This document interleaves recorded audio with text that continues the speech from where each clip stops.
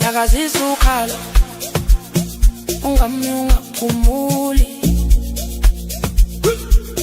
uyisele emuva kancane bese wehlisa ngamandla akwes sobunqile nangakwezokudla nyakazisa kanjalo umishaya iphithi baby uyise muva nyakazisa ukhalo ungaphumuli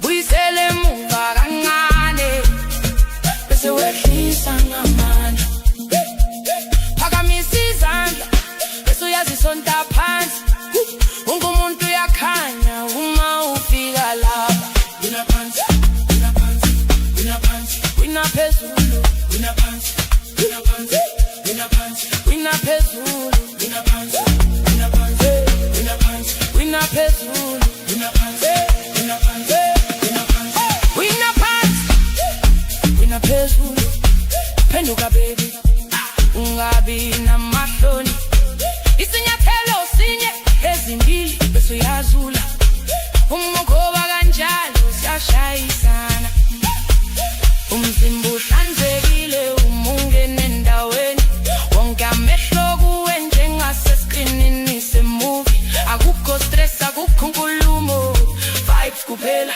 umunyakaza kanjalo konke kulungile DJ spin yenza ibesi ishaya inhliziyo ishaya lapho indawo inyakaza wina kancane kukala bese uyashesha umwehlisa kanjalo wonke umuntu uyabambeka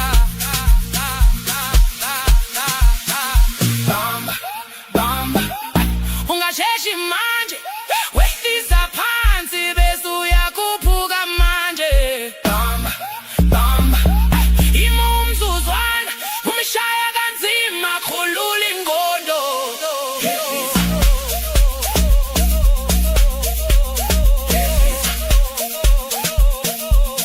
uyise muva wina phansi phansi phansi akukho control akukho control akukho control unyakaza kanjalo thatha ishoti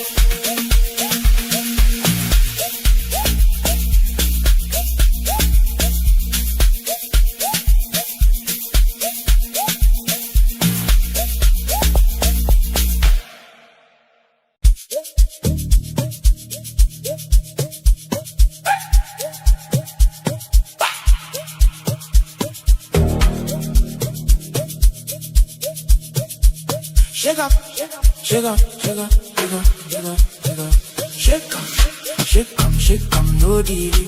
Wine go down and rotate. Turn around, make the waistline play. When you drop like that, we go insane. Shake up, no delay.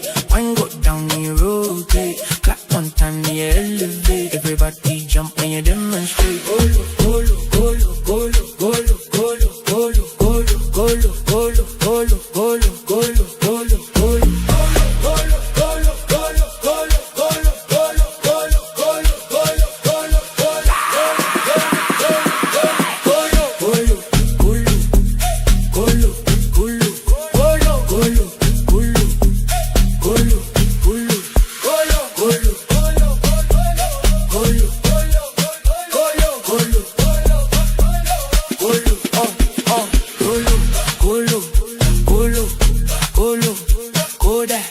Bring it up slow, then you throw back. One step, two step, sliding. When you hit that move, go we diving. Fine silhouette when you cross my lane. Body language got me going insane. No talk too much, just vibe and move. When the rhythm catch you, got nothing to prove. Lights go flash when you touch that floor. Energy rise, now they begging for more. Slow wine first, then you switch that pace. When you rock that move, everybody gaze. Easy, easy, take your time. Wind it slow, let the baseline guide. Easy, easy, now release. When the drop coming, bring the heat. Back it up, back it up, back it up, back it up, back it up, back it up, back it up, back it up. Drop real quick, turn around. Back it up, back it up, back it up, back it up, back it up, back it up. Don't you stop when the beat restarts.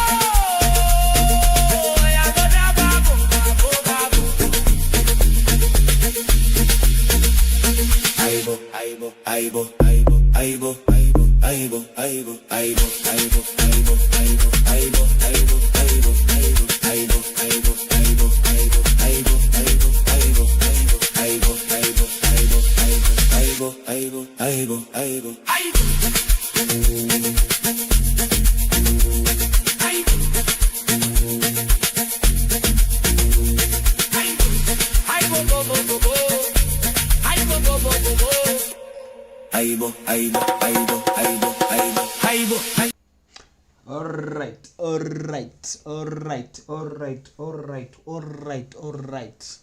Welcome to my YouTube channel. Guys. Just set up my camera real well. Yes, I think that's what's up. So welcome guys, welcome to my YouTube channel. YouTube, what's good? Facebook, what's good? TikTok, what's good? I think we are live. Alright. Let me check my audio. Let me just check if I'm live. Let me check if I'm audible. We are about to stream France versus Sweden tonight. Last time we streamed France, they ended up scoring, manze. We got a hat-trick. Ousmane Dembele hat-trick. So I don't know how tonight's game will be, man, but itakambaya, guys. So welcome to my YouTube channel. It's a live watch along. I cannot stream the game due to copyright issues, but if you're here with me, come, let's enjoy this match. Let's enjoy the reactions. You can just set it aside and then while you stream your match, okay, so that we can enjoy live. But on my live, I'll be able to put the live widgets so that you can watch real time what's happening on the pitch in case you are unable to stream. And for dummies, I'll be able to post the YouTube link, okay? So feel free and welcome. Let me check if I'm audible enough, and then we check the squad. Let's check the squad. But France must win tonight. Definitely a win. Gyökeres must score tonight. I don't know, for some reason. W is for Gyökeres and France. Let's go. Check out these 4 tips to make better songs on Suno. Number 1. Just check. Let me just check if I'm audible enough. Try something like definitely a win. Gyökeres must score tonight. I don't know, for some reason. W is for Gyökeres and France. Let's go. Yes, nice, awesome. So I'm audible. So again, welcome to my YouTube channel, guys. Welcome to my YouTube channel.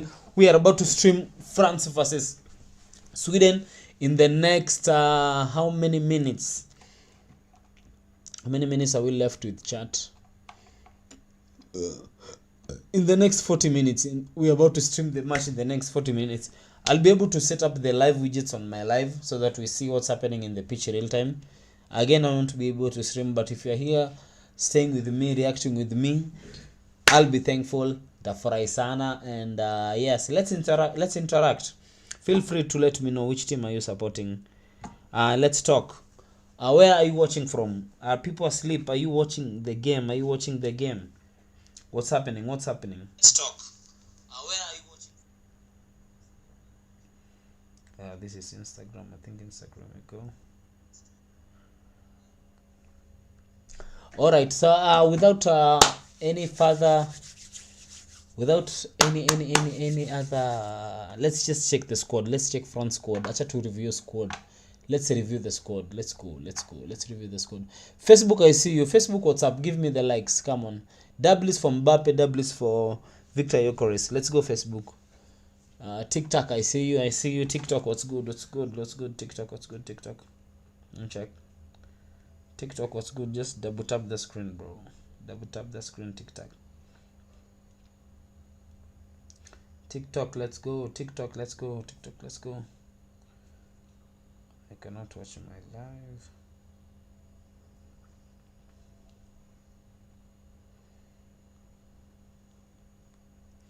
So let's check out the squad. If you're here with me, I'll appreciate big time. IG, I see you all. IG, I see you all. IG, I see you all. IG, I see you all. I see you all. I see you all on IG. I see you all. Let's go. Let's go. I see you all. It's my live.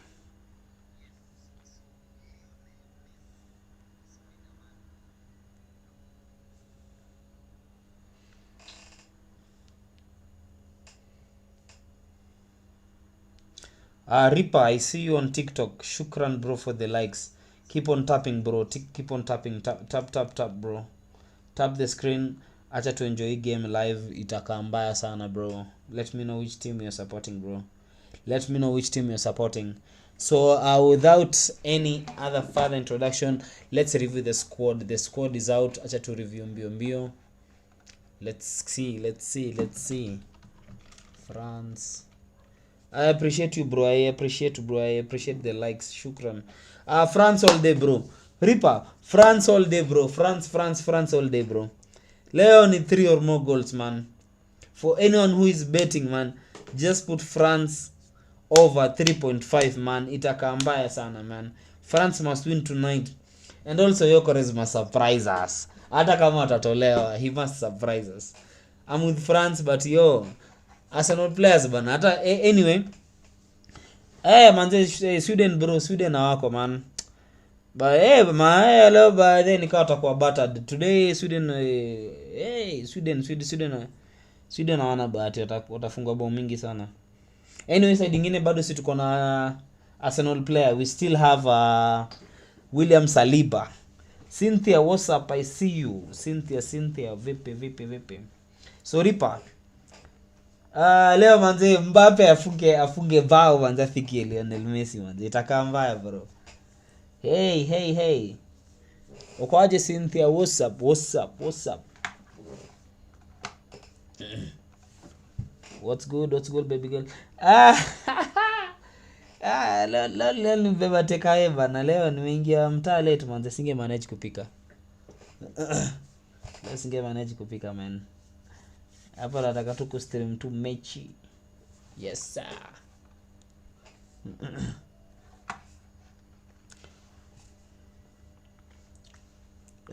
Hapa usichukie hivyo Messi sana, bro. Acha Messi bebe flash zake kenda kama ameretire, man.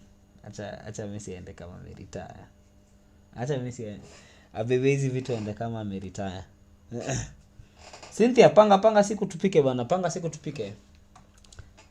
siku. Nice. Tap the live. Nashukuru sana. Facebook, I see you. Msiniache man. Double tap. Acha tu review squad haraka bro. Acha nione vile squad inakaa. Cynthia hapo, shukran sana.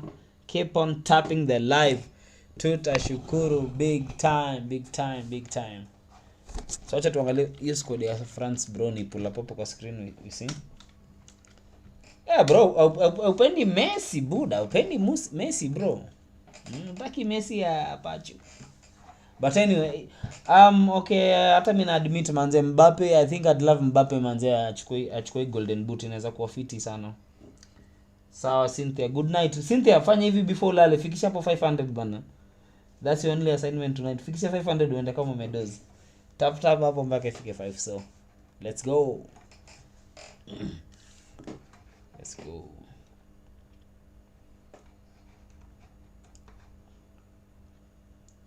Miss Anderson, what's up? France all day, bro. France, bro. Nice. Hapo sawa. Acha tuangalie squad, mbona inakoya kufungua. Why do you fail?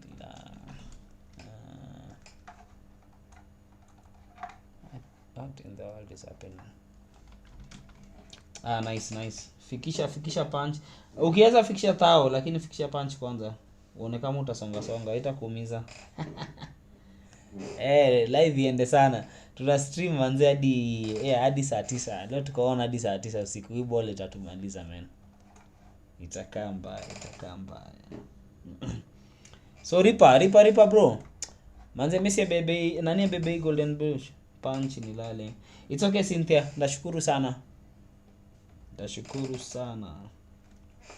Alafu lale poa, make sure umelala fiti, udoze fiti.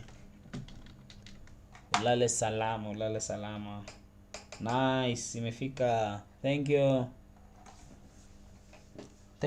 Ciao. Adios. Good night. So bro, acha tuchukue kwanza squad. Ni bebe squad yote. Sasa tunaweza beba tu squad yote. No worries.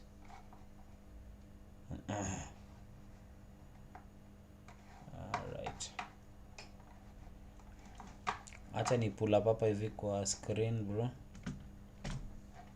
Sijui kama ita paste. No, nimekata ku paste. So let me just pull it up manual kwa screenshot. Much love Cynthia, that's what's up. Bro, Mbappe bebe manze. Haaland haizifika hapo bro. Haaland haizifika master. Haaland atamanage kweli. But leo na amefunga kabao kamoja bro. Hakuna mano. Haaland akona bao ngapi sasa? Si akona 5 goals bro.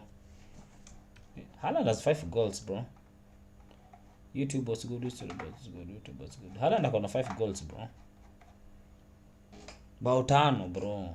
5 goals bro. 5 goals bro. Kushua atamanage.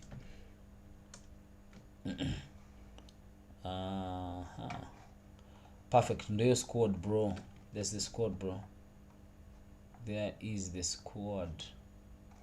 Acha tuke squad somewhere hapa katikati. Somewhere there.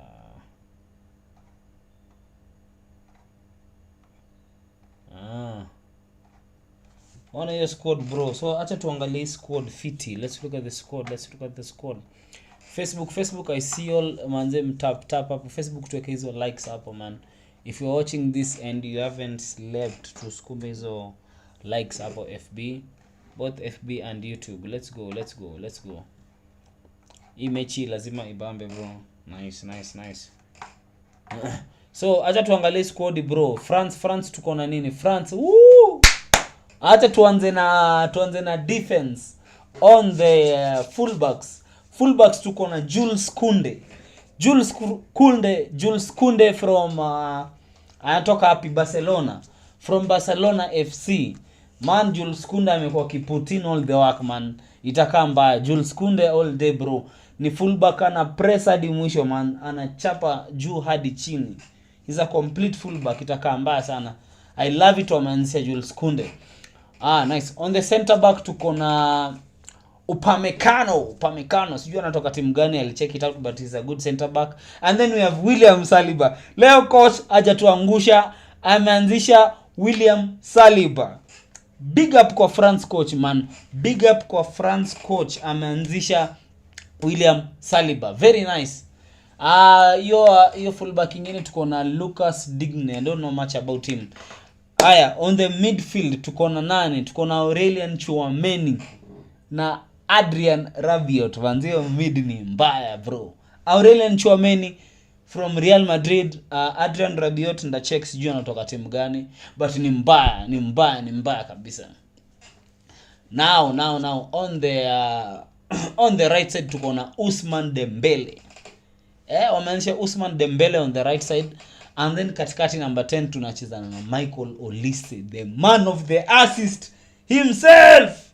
Michael Olise itaka mbaya leo, lazima provide assist. Side ya left manzo maanisha Bradley Bacola. Why? Mbona mjanzisha Desire Due? Coach, mbona mjanzisha Desire Due? Why? But it's okay, we take it. Ni France itaka mbaya bro. Sub tuko na Ryan Chaki, tuko na Desire Due. Itaka mbaya. Squad iko and then number 9 last but not least Kylian Mbappe. God of goals tonight. Come on. God of goals tonight. Mbappe, we need a hat-trick from you bro. a hat-trick from you, but fuatana na hiyo pesi ya Messi. Alright, iko sawa. On the Sweden part tuko na Alexander Isak anacheza on the left wing, and then Gyökeres kwa number 9 pale, and then Elanga on the right side number 11. Itakaa mbaya bro, itakaa mbaya. I think hao watatu tumetosha, Isak, Gyökeres and Elanga. Hiyo ni mbaya man, hiyo squad ni mbaya bro. So what do you think chat mnaonaje chat, what do you think? Mnaonaje France inafunga bao ngapi leo? Me, I need 5 goals from France today. 5 goals bro, in the next 30 minutes. Tunacheza na bao 5. Yes bro, Mbappe, Bebe, Haaland pia on top bro. I hope bado uko kwa live.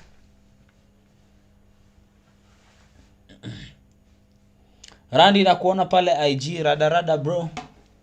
Rada bro. Facebook where you at? Facebook nipatieni likes. Kama una stream game na haujalala man, tusukume sana. Let's push. Game leo lazima ibambe. World Cup manze ndio inabamba man. Watu wasilale. Hii game inataka kuwa fire. Si fire. Itakuwa moto sana. YouTube was good. Where are you watching from? Let's go. Where are you watching from YouTube? Where are you watching from? Let's go YouTube.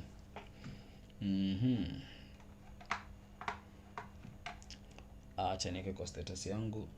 Nice. Bro, unaonaje man, France wafunge bao ngapi leo bro? Mimi naona ni kama watafunga bao 5 master. Bao 5 bro. Bao 5 bro.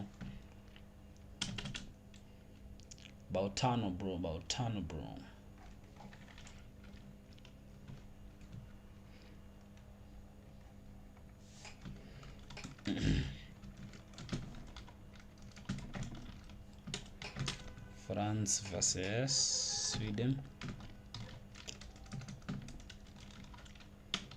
Live watch along. Jackman.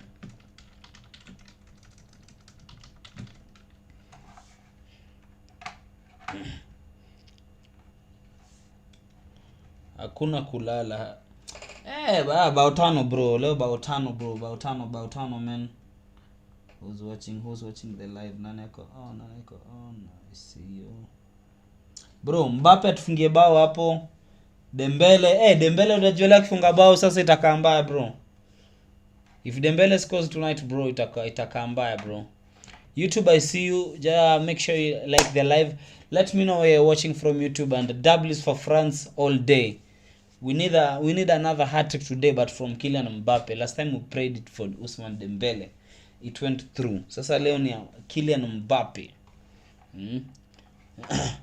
Let's go. We can do this. What's up?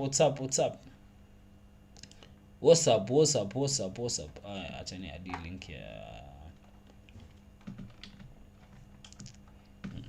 watch on YouTube.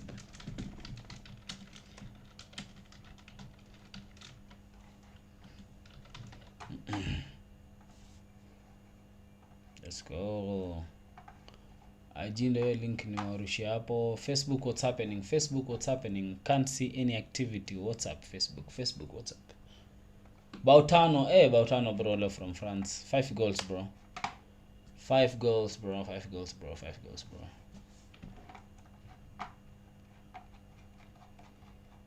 5 fucking goals. 5 goals bro.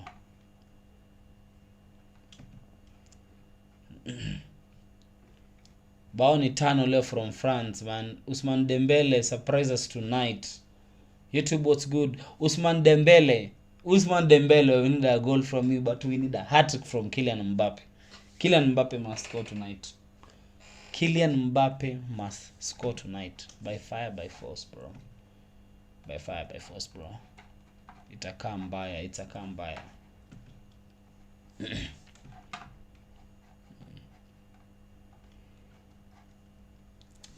mbaya bro. Hiyo squad iko sawa. Michael Olise must assist tonight. And we need a hat-trick.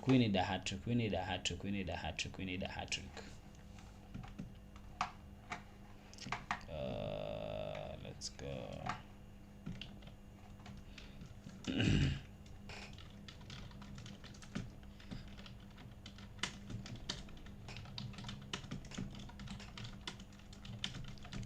France versus Sweden.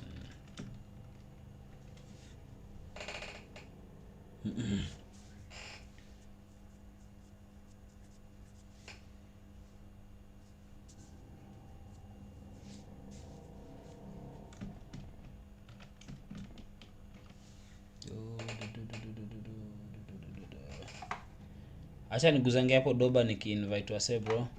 Tukingoja hii game man. Ni mbaya bro.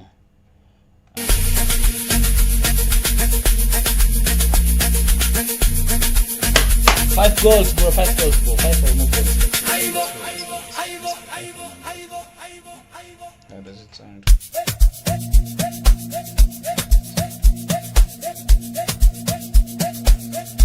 Shaka bum bum bum bum. Shaka bum bum bum bum bum. Shaka bum bum bum. Shaka bum bum bum bum bum.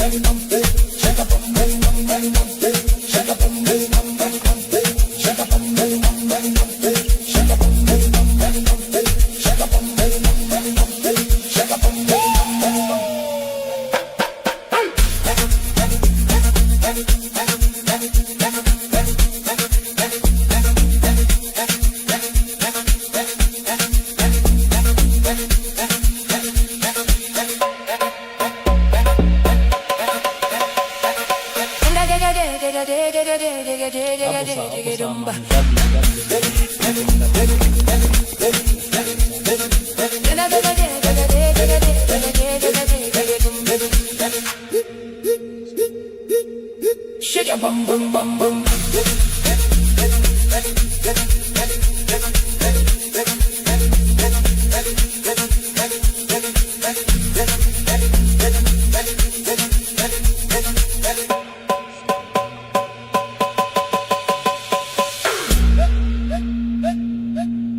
Shake a bum bum bum bum. Let's go.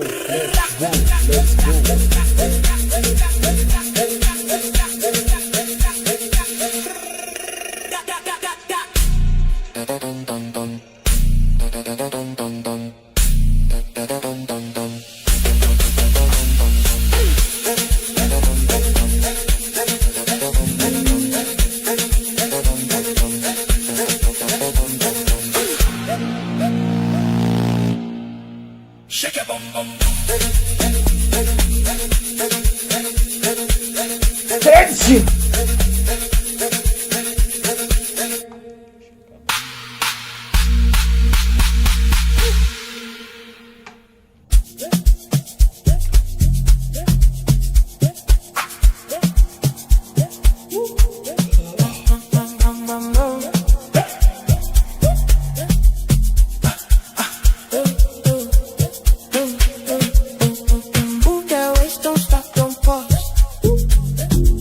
Get up slow, then you drop that force.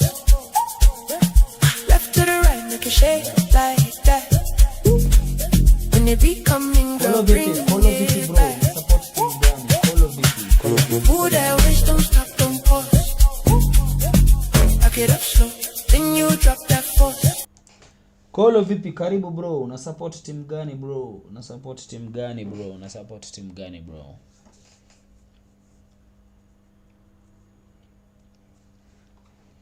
Which team are you supporting, bro?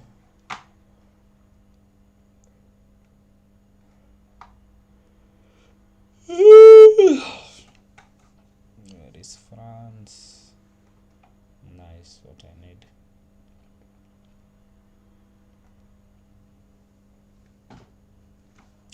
5 goals, chat. What do you think? 5 goals from Kylian Mbappe. Let's go. We can do this.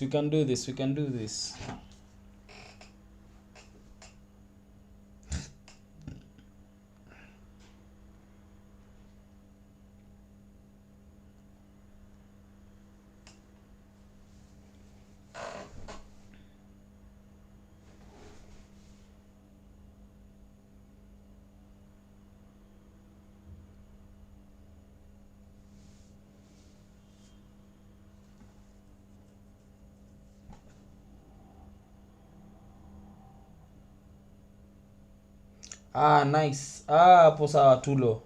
Atulo unanipata bro. Nakuona master. Uko on bro.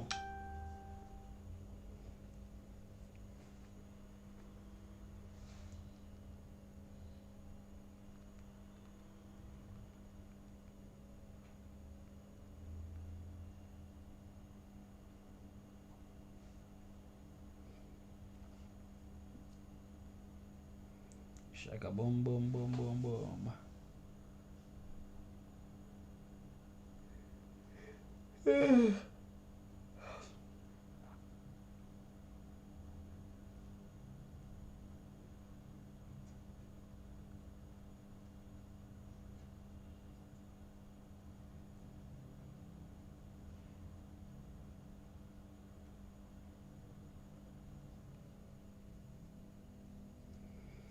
Man, Sweden aje bro. France bana itanyorosha hii team man. France itaua bro. Na watu watauliwa master. France wataua bro.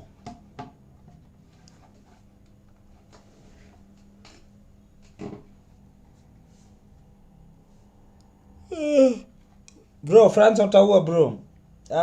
Sweden wana bahati bro. Sweden leo nakula kata Dembele bao 3 na nini Kylian Mbappe bao 3 bro. Itakaa mbaya.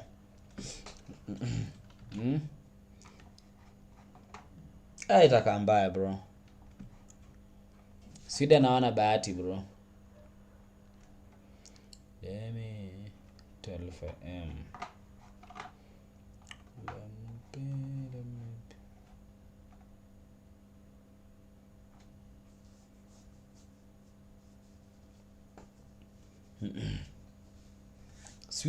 Sweden hapana. Sweden not here bro. Sweden anapa. Chatuguzange dogo. Sweden no way bro. Sweden no way bro. Sweden no way bro. Wine I'm low, wine I'm high. Turn around girl, don't be shy. Step 1, 2, then you glide. When you dip like that, we collide. Wine I'm low, wine I'm high. Turn around girl, don't be shy. Step 1, 2. Maana kuna kukaza bana. France utakazaji France na wanafunga more than 3 goals. Aje. Na wanafunga more than 3 goals. Hawezi bro. When you move like that, everything right. Hawezi bro. DJ spin, make your bassline up. Heartbeat sing. More than 3 goals bro. So I first and you speed it up. When you drop that thing, everybody stop. Hold it, don't rush now. Bring it down low, then you rise up now. Man, unajua France kila mtu lazima afunge. Freeze one time when the beat drop hard. Yoko Odedo lazima ifunge. Mbappe afunge, Olivier assist. Na Dembele lazima pia. Juu wako ready kwa race ya golden. Already wako kwa race ya golden.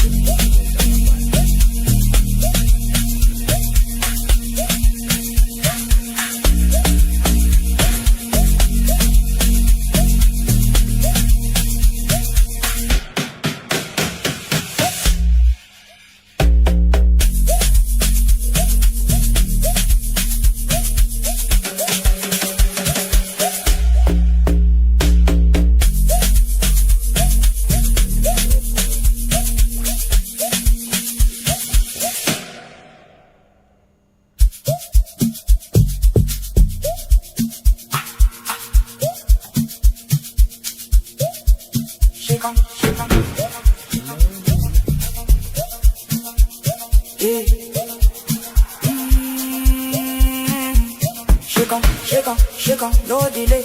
Wine go down, then you rotate. Turn around, make the waistline play. When you drop like that, we go insane. Shake come, shake Wana support come, yo chorus afunge leo bro. Wine go down, then you rotate. Clap Nasema one yo time, chorus then you atafunga leo, elevate. bro. Everybody jump when you demonstrate. Ulu, ulu, ulu, ulu. Nasema Victor Gyökeres atafunga leo na support our Arsenal champion striker to score today. Fine silhouette when you cross my lane. Body language got me going insane. No talk too much, just vibe and move. When the rhythm catch you, got nothing to prove. Lights go flash when you touch that floor. Energy rise, now they begging for more. Slow wine first, then you switch that pace. When you lock that move, everybody gaze. Easy, easy, take your time. Wind it slow like the baseline vibe. Easy, easy. Now when they drop, come and bring the heat. Get up, drop real quick. Janet, unanipata sahi? Janet. Janet, hebu niambie kama unanipata sahi, ndio unaona chat yako man, siko nimecheki. Janet, are you there ama ulienda kudoze? Jano.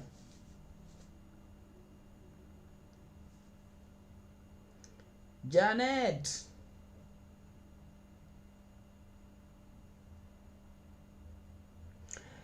Janet, hebu niambie kama unanipata ama ulienda kudoze.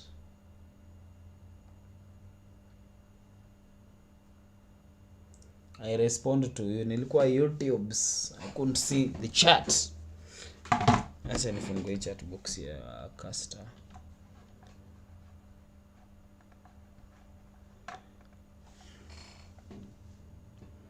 Raymond, vipi bro? Vipi Raymond? Vipi bro?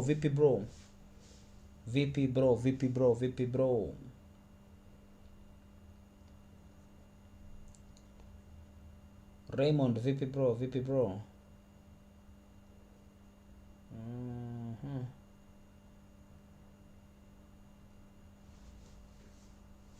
Who's on?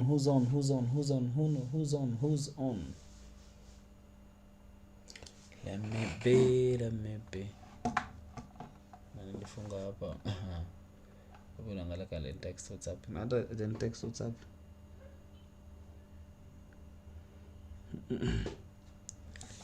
Janet, what's up? Where are you?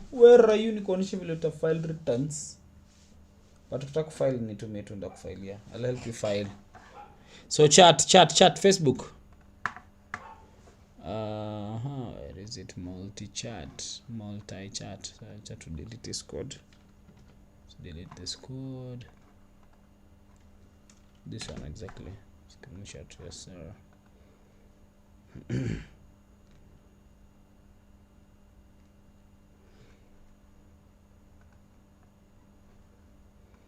Baby, let me be. Atulo bana, unaonaje? Multi-chat. Taleta kweli hizo chats.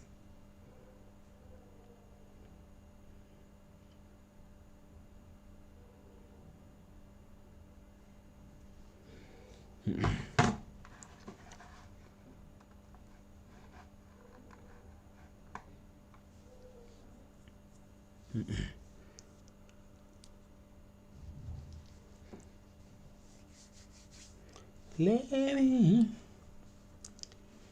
me be.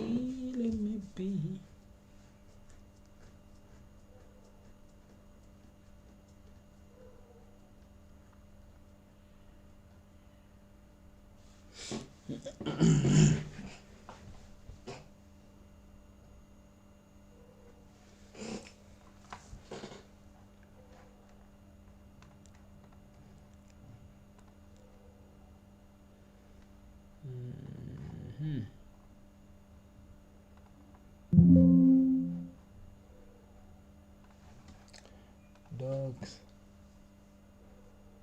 Video glove control chat.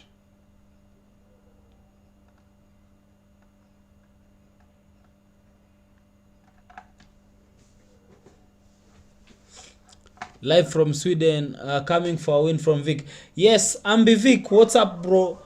Yes, man. Gyökeres must score tonight, bro. Gyökeres all day, bro. Shout out to Sweden, bro. But are you sure Sweden is going to win, bro? Are you sure Sweden is going to win, bro? Bro, what's up? Are you sure Sweden is going to win? Okay, not that I don't want them to win, but okay, with the current France squad, man. What you think? What you think, bro? That's Ambevic. Ambevic, what's up?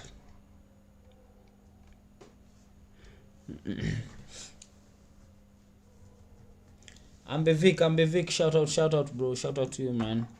Shout out to you, bro. Members only live stream.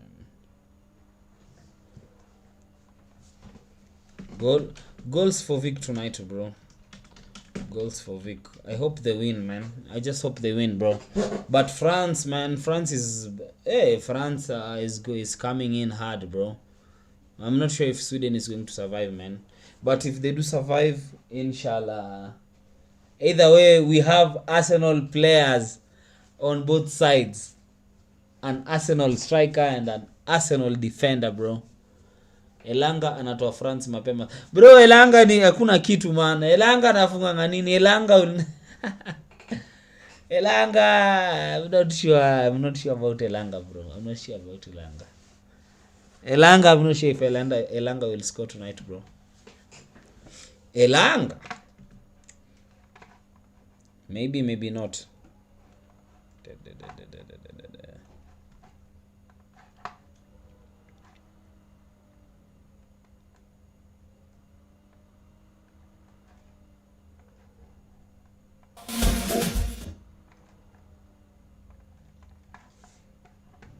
Oh shit. Man, nacheza na Adoba. Oh my, come on. Guys, I'm sorry.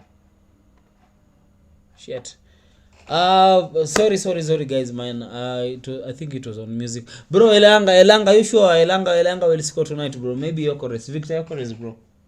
All day, bro. Victor Gyökeres. A shout out to you, Ambevic from Sweden. I'm not sure if Sweden will win tonight because France is coming in way hard. Not that they can't win, but the pace at which France is coming at, bro. I don't know, man. I feel France is gonna batter down Sweden like way so many goals, bro. But shout out to you, bro. Shout out to you, Ambevic, and more goals for Victor, man. W's for Victor Gyökeres. Come on, let's go. Victor Gyökeres all day. J-Max, VP, bro. J-Max from TikTok. What's up, bro? Which team are you supporting tonight? I hope it's France, bro. How many goals do you think Kylian Mbappe will score tonight? How many goals do you think Dembele will score tonight? How many assists do you think Michael Olise will provide tonight? Or Kylian Mbappe, man? We must have a goal and an assist for France, bro. A goal and an assist is a must. Right? A goal and an assist is a must. J-Max, where are you watching from, bro? VP, bro. J-Max. J-Max from TikTok. I see you, bro. I see you, bro. Talk to me. I want us to stream this match, bro. Let's stream it, bro. Boom. We need an assist, bro. Assist and a goal. Either Kylian Mbappe, Michael Olise, and Ousmane Dembele. Last live, we prayed for a hat-trick and it happened. Ousmane Dembele scored a hat-trick in France for the first time, bro. So tonight we need an hat-trick from Mbappe, bro, and an assist from Olise. Not anymore, bro. We need an assist and goals, bro.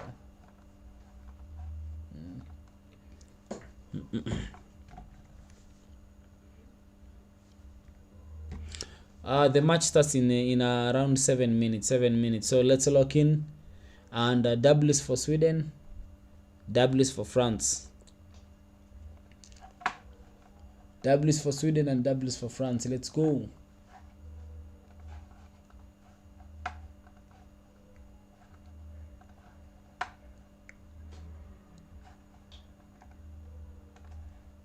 W's for Sweden and W's for France. Let's go, chat. Let me play the music one more time before the game starts in 5 minutes. Let's go.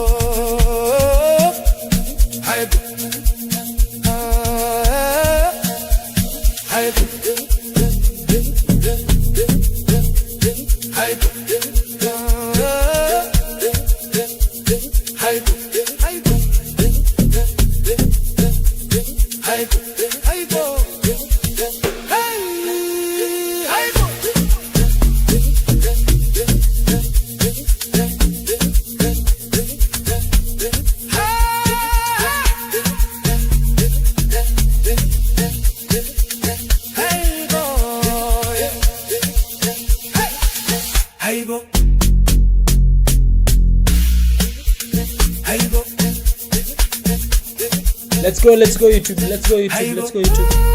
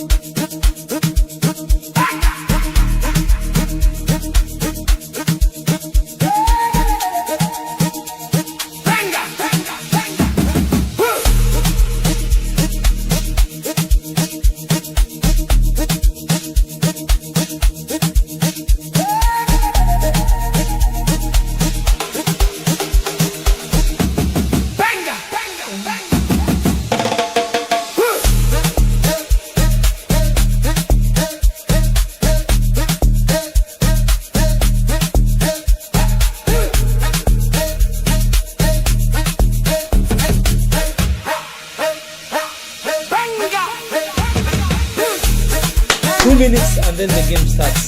W for France. 2 minutes and then the game starts. YouTube, I see you. Let me know where you're watching from. Let me big you up big time. Yes, and in 2 minutes, your team France all day. Team Gyökeres, team champions all day. How many goals do you think Haaland? How many goals do you think Kylian Mbappe will score tonight? How many goals do you think Ousmane Dembele will score tonight? Come on, let me know in the chat where you're watching from. Like the live, share the live, comment with me real time. I am on Let's Talk Football real time. If you're not asleep at this hour, come on, let's enjoy football. Let's go. In 1 minute game, I promise I'll put up the widgets. So if you are watching the live, man, like you're hearing me right now, no worries. I'll put up the widgets so that we see what's happening on the pitch real time, and it's a live watch along. Let's enjoy reaction and all the buzz. Come on, let's go. W's in the chat for France. Let's go.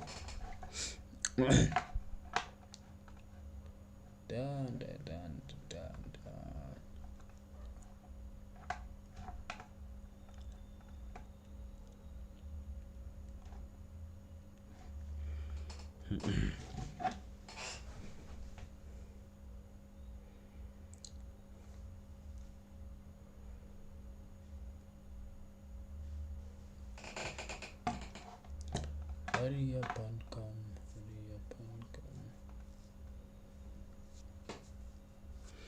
All right, in 1 minute. The game starts in 1 minute, guys. The game starts in 1 minute.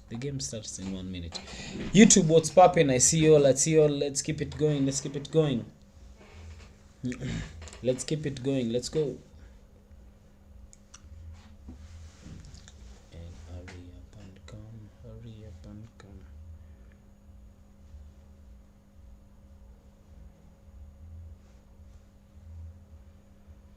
In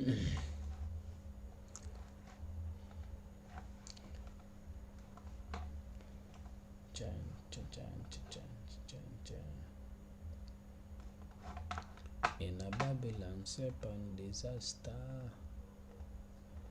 Gets up and come, gets up and come, gets up. Ah, guys, the match has started. The match has started. Come on, W's for France. Let's go. Let's go. W's for France. Let's go. Let's go. 费了7年的时间，帮助这个小俱乐部连跳3级， English today. 瑞典杯的冠军，出征欧战，所以在瑞典足球界。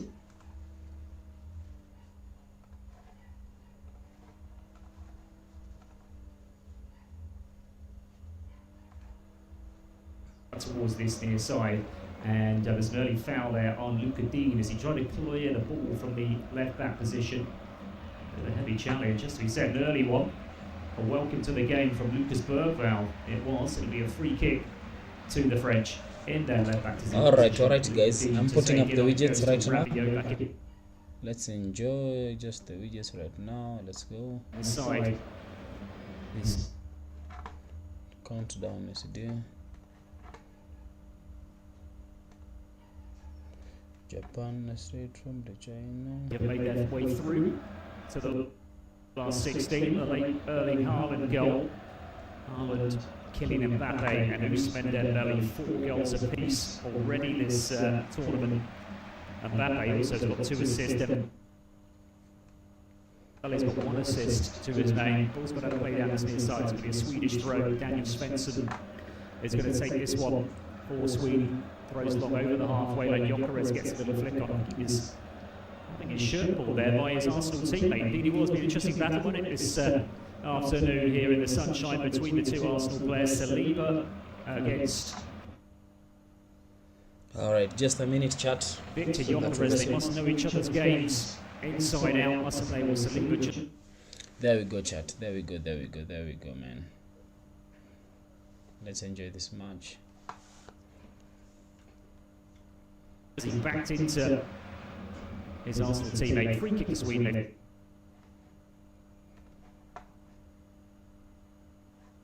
Taking it, they've gone all the way back. So he gives possession back to Bergvall. Bergvall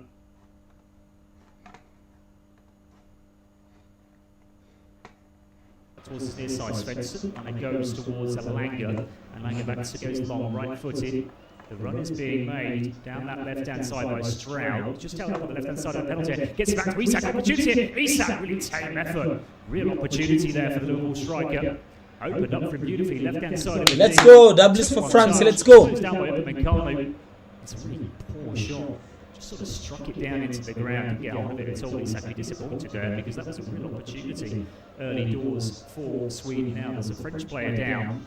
It's going to be a free kick, edge of the penalty area, and that French player that's down is Chouameni. It's going to be a free kick to the French.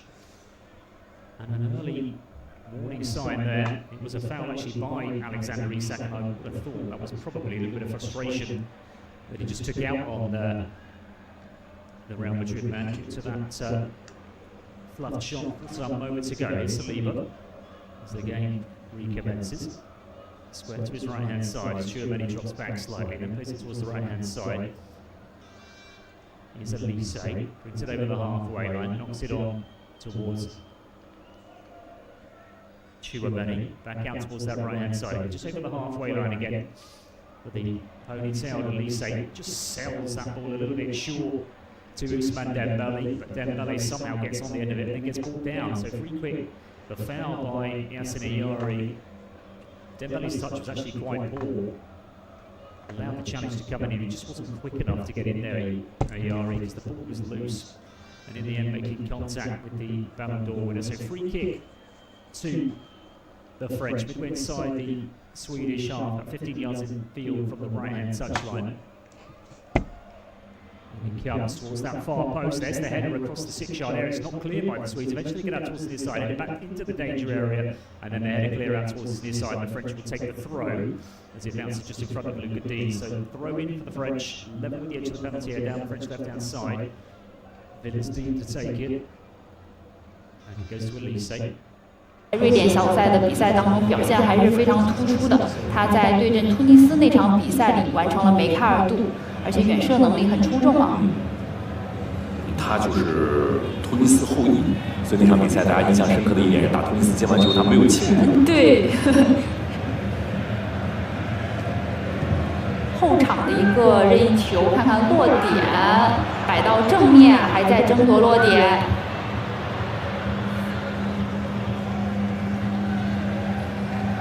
今天选择了楚阿梅尼和拉比奥的中场配置，这是小组赛第一轮德尚所使用的搭配，看起来可能也是目前他心中的最佳选择。拉比奥确实在前场的能力是比较全面的，有身高，有冲击力，各方面的能力比较全面一些。就是在球队的左边路的话，我们可以看到刚刚既能够在禁区里面争头球，另外他在中场也有不错的传球的能力。Come on, let's go, chat. France need to score tonight. Let's go. W's for France. Let's go. 先塞正面。你看瑞典队中间的人是真多，真多呀！而且拿到球权之后，迅速的推反击，一脚出球，埃兰加先控下来。另外一侧的队员已经前插完毕。再想往左路分，被抢下来了。开场5分钟，双方攻防转换的回合很多啊！这脚出球想直接打瑞典防线身后。赛特斯特伦这位球员是效力于德比郡。其实在这之前代表瑞典队的出场也仅仅只有4场而已。Let's go, chat. W's for France. Let's go. 今年在英冠是打了一个赛季的主力。镜头给到的是荷兰名少丹尼马克列，今年43岁，他从2011年开始就成为了W's for Dembele. Let's go. Let me know in the comment section where you're watching from. Let's go. France must win. France must win tonight. Let's go. 看看这次楚阿梅尼受迫的情况下，先把球权给控好。拉比奥再转左侧。法国队这边还是要注意啊，互相之间前场传接球的一个精准度的问题。瑞典队在落防。Eh manze, elanga na skuma bro, rada. 所以对于法国队来说的话，想要打透这条防线，可能会需要更精密的配置才可以。是的。Eh bro, elanga na skuma bro, rada. 所以实际在防守的过程当中，我们可以看到，无论是这海兰什也好，还是 Let me know in the comment section where you're watching from. YouTube, let me know if you need links to stream this game. Let's go. Let's enjoy the match. Eh bro, elanga na skuma bro, rada. Let me know where you're watching from, your name and where you're watching from, bro. Let's go. 阿亚里和贝里瓦尔今天2个人的 France must win 夹 tonight. 抢 W's 都 for 非常 France. 的 Let's 明 go. 确啊。这次是面对奥利赛，因为开场阶段贝里瓦尔和阿亚里2个人突然收紧空间完成上抢，这不止一次了。这是今天瑞典非常重要的一个策略。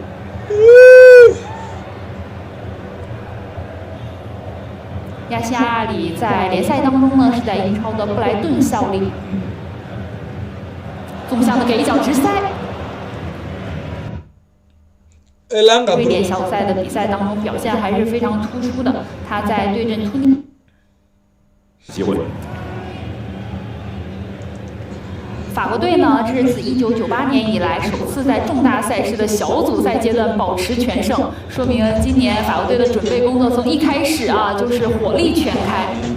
当然，从1998年以来，法国在世界杯淘汰赛的胜率是非常高的，18次淘汰赛赢下了15场，高达83%。看看这次。瑞典队有机会的时候，那么从后向前的手转攻目的也很清晰啊，尽量打一些简单高效，那么击穿法国队防线身后的这样的传接球的机会。刚看到就是拉比奥在中场他是有持球推进的能力的，在从防守转进攻的时候，可以看看他在中场中路的发挥。登贝莱在今年世界杯当中也是斩获。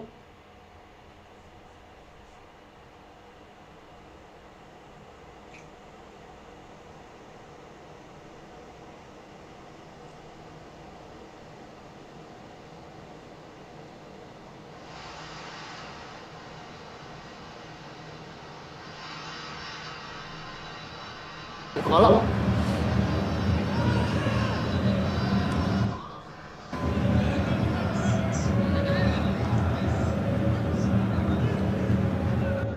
这段时间法国队有一个比较好的球权的控制，而且呢踢的也是比较有耐心的。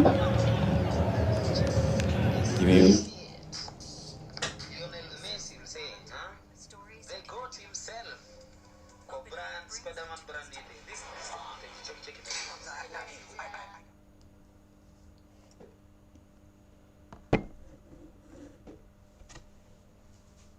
Hey, Elanga bro.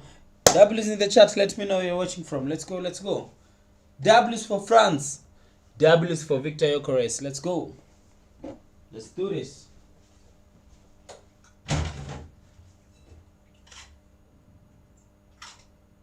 "刚才来看的话，于帕梅卡诺是在中后卫位置上面很关键的一个点，因为他的位置他不是一个蹲坑型的这种打法，他有的时候扩防出来之后能够有覆盖很大的面积，敢于顶出来去防，把问题解决在第一条线上面。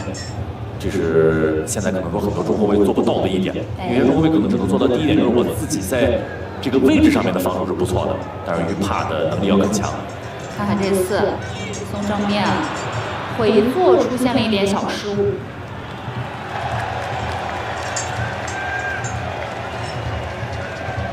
于帕会有一些打疯了的场次，你就感觉他这个类型就有点像是早年间那个卡拉瓦罗一样，就是平时联赛的话呢，Let's go. W's for France.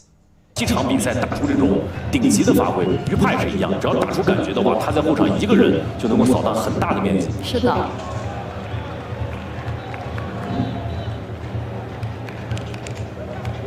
今天看台上也是名宿云集啊，我们看到了温格现在国际足联当中也是非常重要的这样的一个参与者包括一些规则的制定啊、讨论啊。比如大家期待的这个新的越位规则，当然这个可能性不大，是有的。这次左路。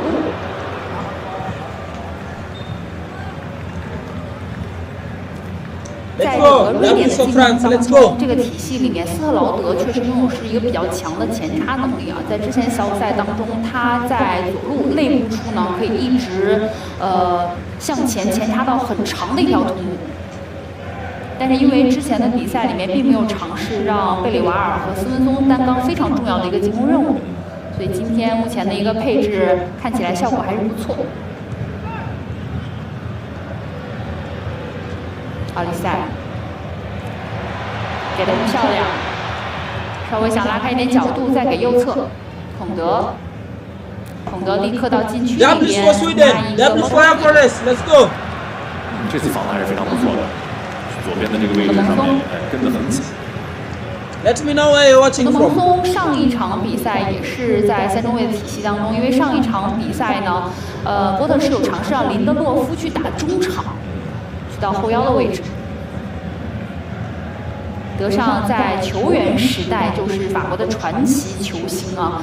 那么在法国队呢，一共效力过103场比赛，和球队一起获得了98年世界杯的冠军和2000年欧洲杯的冠军。98年法国黄金一代，当时呢在欧洲是。How many goals do you think Kylian Mbappé will score tonight? 在那年出生了。没错，那年年底出生，就是1998年，对于法国足球来讲是一个很重要的一个年份。德尚也是世界杯历史上面的话，除了扎加洛、贝肯鲍尔，又一位能够以球员和主教练身份都拿到了世界杯冠军的这样的，我们说不能说是教练或者球员，就是足坛的大名宿，传奇。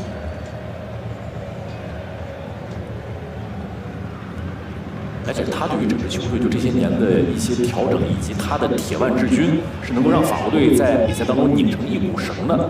而且像他中间也经历过像21年欧洲杯那样第一轮被瑞士队爆冷淘汰那样的情况，但是球队并没有崩盘。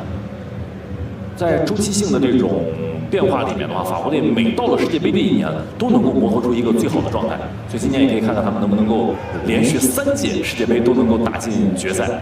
是的，因为之前在16年的时候，我也采访过德约卡夫，让他评价过布兰科和德尚。他说德尚这个人其实是一个非常严谨这种类型的，所以呢，就是相对而言，他来管理球队的话，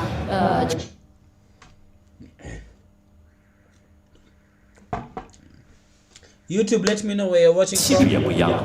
想抢登贝莱，登贝莱这个球权还是控得非常好的啊。登贝莱的双足能力很强，就我们看到他是没有惯用脚、非惯用脚之区分的。双五脚，突然调整一个节奏，姆巴佩再扣一步，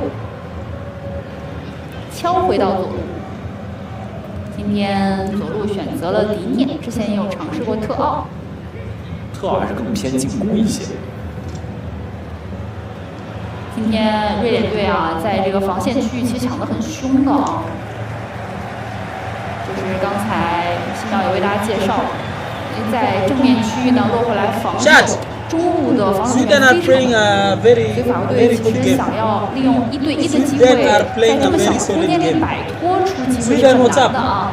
刚才这次呢也是制造出了一个角球，看看全场比赛的第一个角球，角球开出来，第一点没有抢到。直接再尝试一脚，来自于迪涅的打门，这脚打正了。力量不是很足，这个球并没有给到门将太大的威胁。这个角度来看的话，还是没有能够打出一个特别刁钻的角度。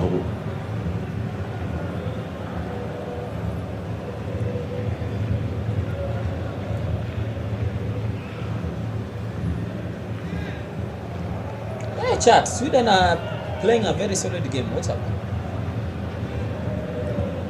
But we are supporting France to win tonight. 伊萨 Let's 克， go. 伊萨克的过渡球是很不错的啊，因为他是一个脚下很出众的前锋。说到他在纽卡时期的话，在前场真的是一人多能。他虽然说身高比较高，但大家通过他的体型也能够看出来，他是一个瘦高个这种类型的，前场是有很强的跑动能力。大家看他带球的时候是喜欢这种弓着背、加重心这样来去跑。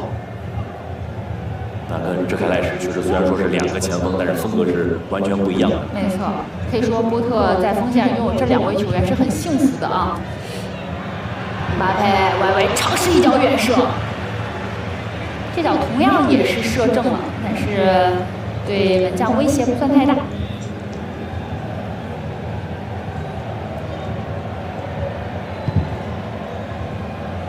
姆巴佩在上一届的世界杯当中是打进8球啊，其实是我们印象中近些年来这个单届世界杯进球也是非常高的一届了啊，因为之前大家感觉印象中这个金靴都是6个左右哈。甚至06年跟10年连续2年的金靴是5个球，这是02年之后第一次把金靴的数量给这个拉到8个金球。02年大罗当时是8个进球带领球队夺冠。今年现在小组赛结束，姆巴佩有4个进球了。哎，这下上抢效果不错，赶紧把球出来。于帕刚刚这下很聪明啊，他知道这下。因为哪怕这个球哲凯莱什能够背身控住的话，其实伊萨克已经被中间拉倒了。这就是刚刚于帕很聪明，因为那个球也不可能。 Thank you for the likes. Thank you for the likes, 这会儿 YouTube. 哲凯 I 莱什陷入了一 appreciate 个 it. 单打独斗的一个境 Thank 地 you for the likes. 这 W 还 for 是第一 France. 下，其实这个球 France 停 must 得 win 不错， tonight. 控 Let's 制 go. 在自己的可控范围之内。 Let me know 身 where 后 you're 呢， watching 萨利巴 from. 对他 Let's 有 go. 持续的拉拽裁判名上，这样的话，瑞典队获得了一个前场的任意球的机会啊。今天我们也说了，俱乐部的这对队友哲凯莱什和萨利巴两个人对位的场景非常的多哈。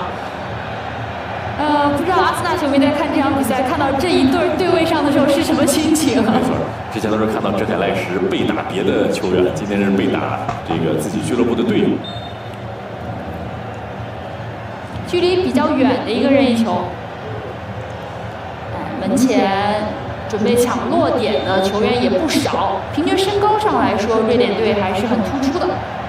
这个球让斯文松来开3个中后卫都来到禁区里面了。看看任意球开出来，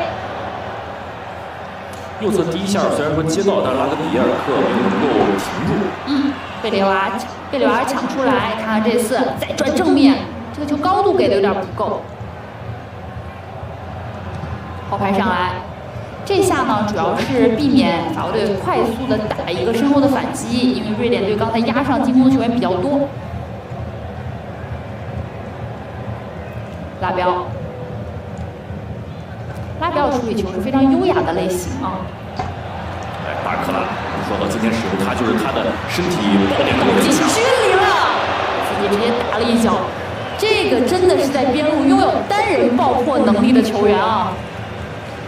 可以说开场阶段他有球的时间不太多，但这次拿球就展现出了他的威胁，稍微摆脱开纵向很长的一段距离到禁区，一个假动作晃过之后直接打门。法国队对他的选择和杜埃的选择其实跟巴黎圣日耳曼是有点类似的，因为巴尔克拉和杜埃在俱乐部也是队友，在欧冠比赛里面面对不一样的对手，这两个人也会可能先发会有一些不一样的选择。好球！这应该是没有越位的。看看到禁区里了。上半场，哎， Was that an offside? 看一下 Chat! 啊，助理裁判。Mbappe scored an offside. What the? 启动的瞬间非常的快。What the? That was an offside, but that was a nice try. 哦，这个球可能要看一下啊。膝盖和拖在后面的脚。但姆巴佩打这种球是真有谱啊！哎，转换的一瞬间，启动的速度非常的快啊！看台上的法国球迷也是有一点点失望。助理裁判刚才非常坚决，因为今年的可视化的半动越位系统是很快的，应该刚才已经快速的发起了一下，但从我们刚才看的那个线路来说也不多哈。对，一点点。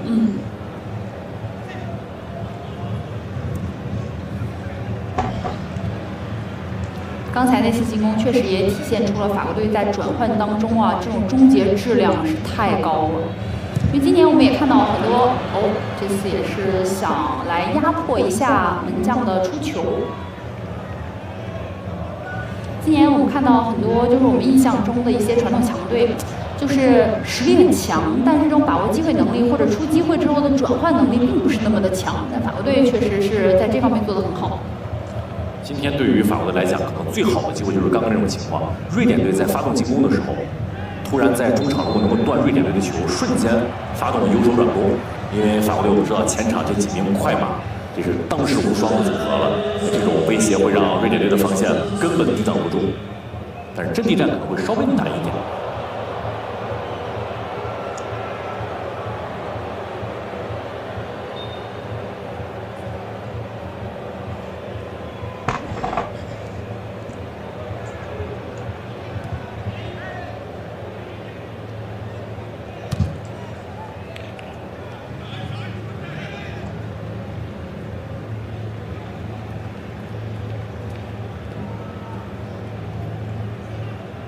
再看啊，板凳东西给出来了。哇，这样看的话，大约半个身位，这个球打的还是非常好的啊。这就是姆巴佩最强的一点，他在门前打门这下的话，脚头准，又能够踢上劲儿，角度也会选得非常的好。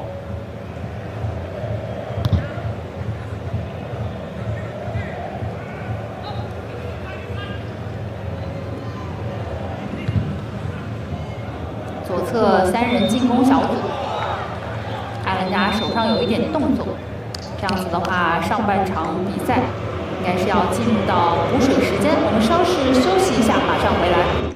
All right, chat. Hydration break. So far so good. The game is it's tight. I think it's tight, but France again they're really trying tonight, and Sweden is also pushing a lot, but I believe France will win tonight. Definitely, it's a definite win for France. So where are you watching from? Let me know your views. Which team are you supporting currently? Do you think France will score more than 3 goals? Let me know in the comment section and let's interact. Let's go. I believe France will win. Mbappe will score 3 or more goals. Assist will be from Michael Olise, and Dembele will score a goal, okay? Just like that. And also Gyökeres, come on, let's go. Gyökeres must score. So welcome. Thank you for the likes. Like the live. That's what's up. And let me know where you're watching from. Let's go.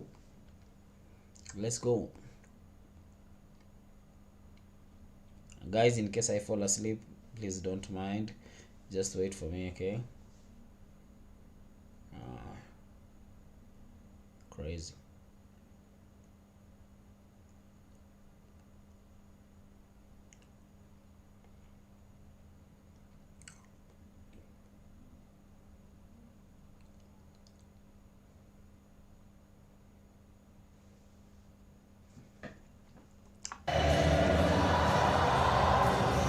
今天能够感受到哲凯赖什他其实在两线之间的这种任务还是挺重的。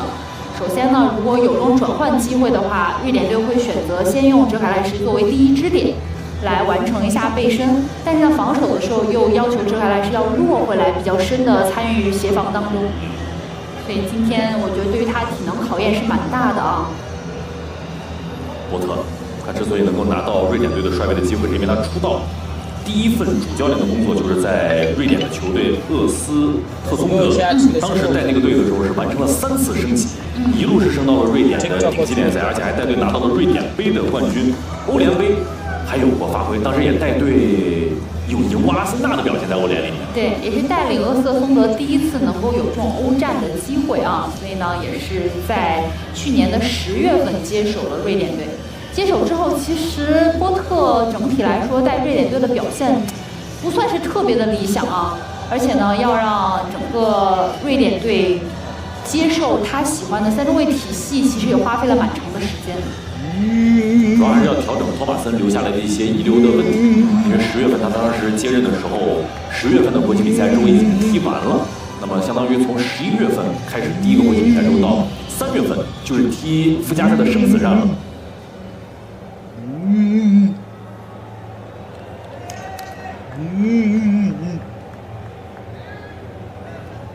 Atulo umedosa吗？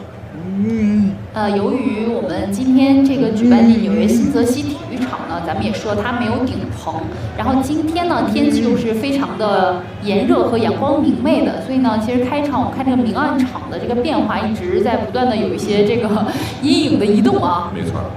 对于双方落点的判断来说，今天也是有小小的考验。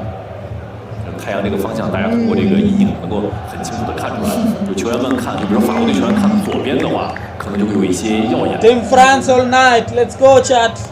巴尔克拉在刚才展现出了一次单兵突击的能力啊。France, let's 他 go。在今年的欧冠2回合巴黎圣日耳曼对阵切尔西的比赛当中发挥是非常关键的，是上演了那种一次触球就能进球的这种现象级的表现，所以他是一个把握机会能力很强的类型。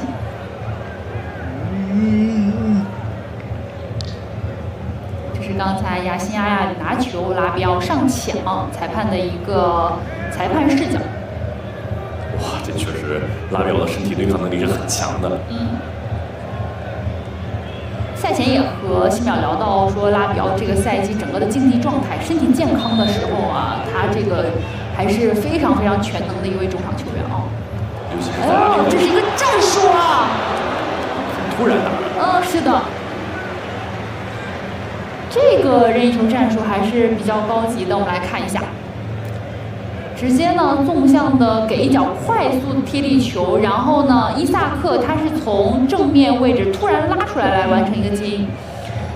说实话，现在这种配合的定位球战术呢，现在看的比较少。今年小组赛当中，伊朗有过一个，就是被吹掉的那个，没错啊，那个是非常高级的一个配合啊。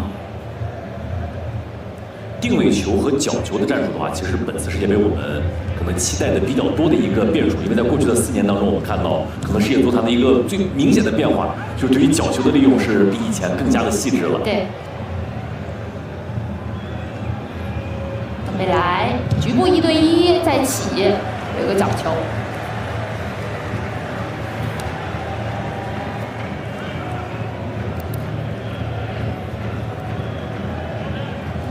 上半场比赛，法国队获得的第2个角球的机会。突然，奥利塞绕了一个前点，再起。法国队上半场几次起这种禁区内的高球，感觉这个落点给的都不是太准啊。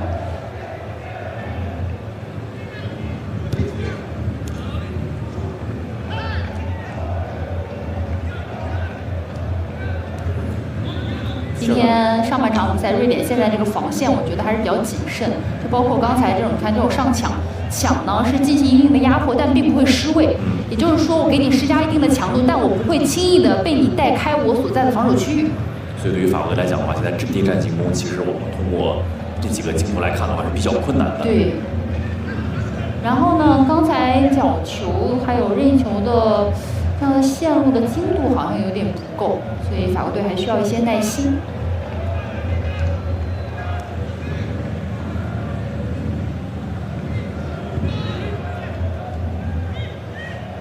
在围着打没有什么太好的办法。对因为如果说去选择传中 Let's 的话 go Team France all day, let's go 好的点。 Legs up for 关键 Team 的这一 France 下爆发，由 Like the life 如果 for 说 Team 一 France, let's 个 go 关键的传球由谁来做出来？是的，主要是由于瑞典队这个防线 Kylian 收的 Mbappe 比 must 较 score 深， first 也比较 tonight 紧凑啊。看看第一面， Dembele must score tonight 但面对这种比较密集的防守的话，比较不适应的，我觉得可能是巴尔克拉，因为他需要空间。奥利赛起到禁区里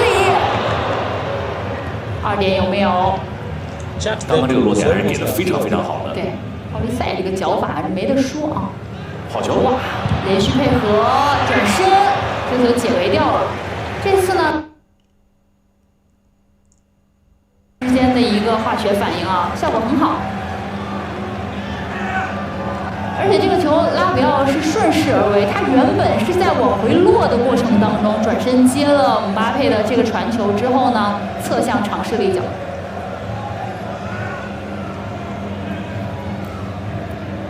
另外一侧的角球开出来，传梅尼过渡，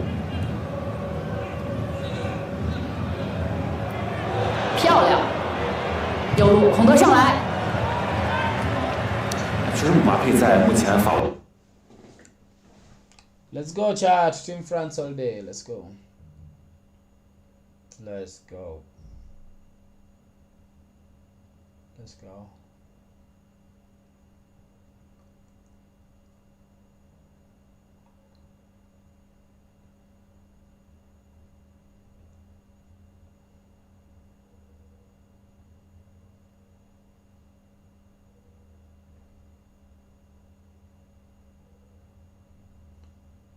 Let's go chat Team France all day.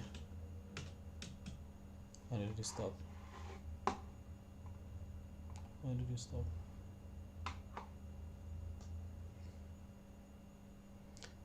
France all day, let's go. France all night, let's go. Let's go France.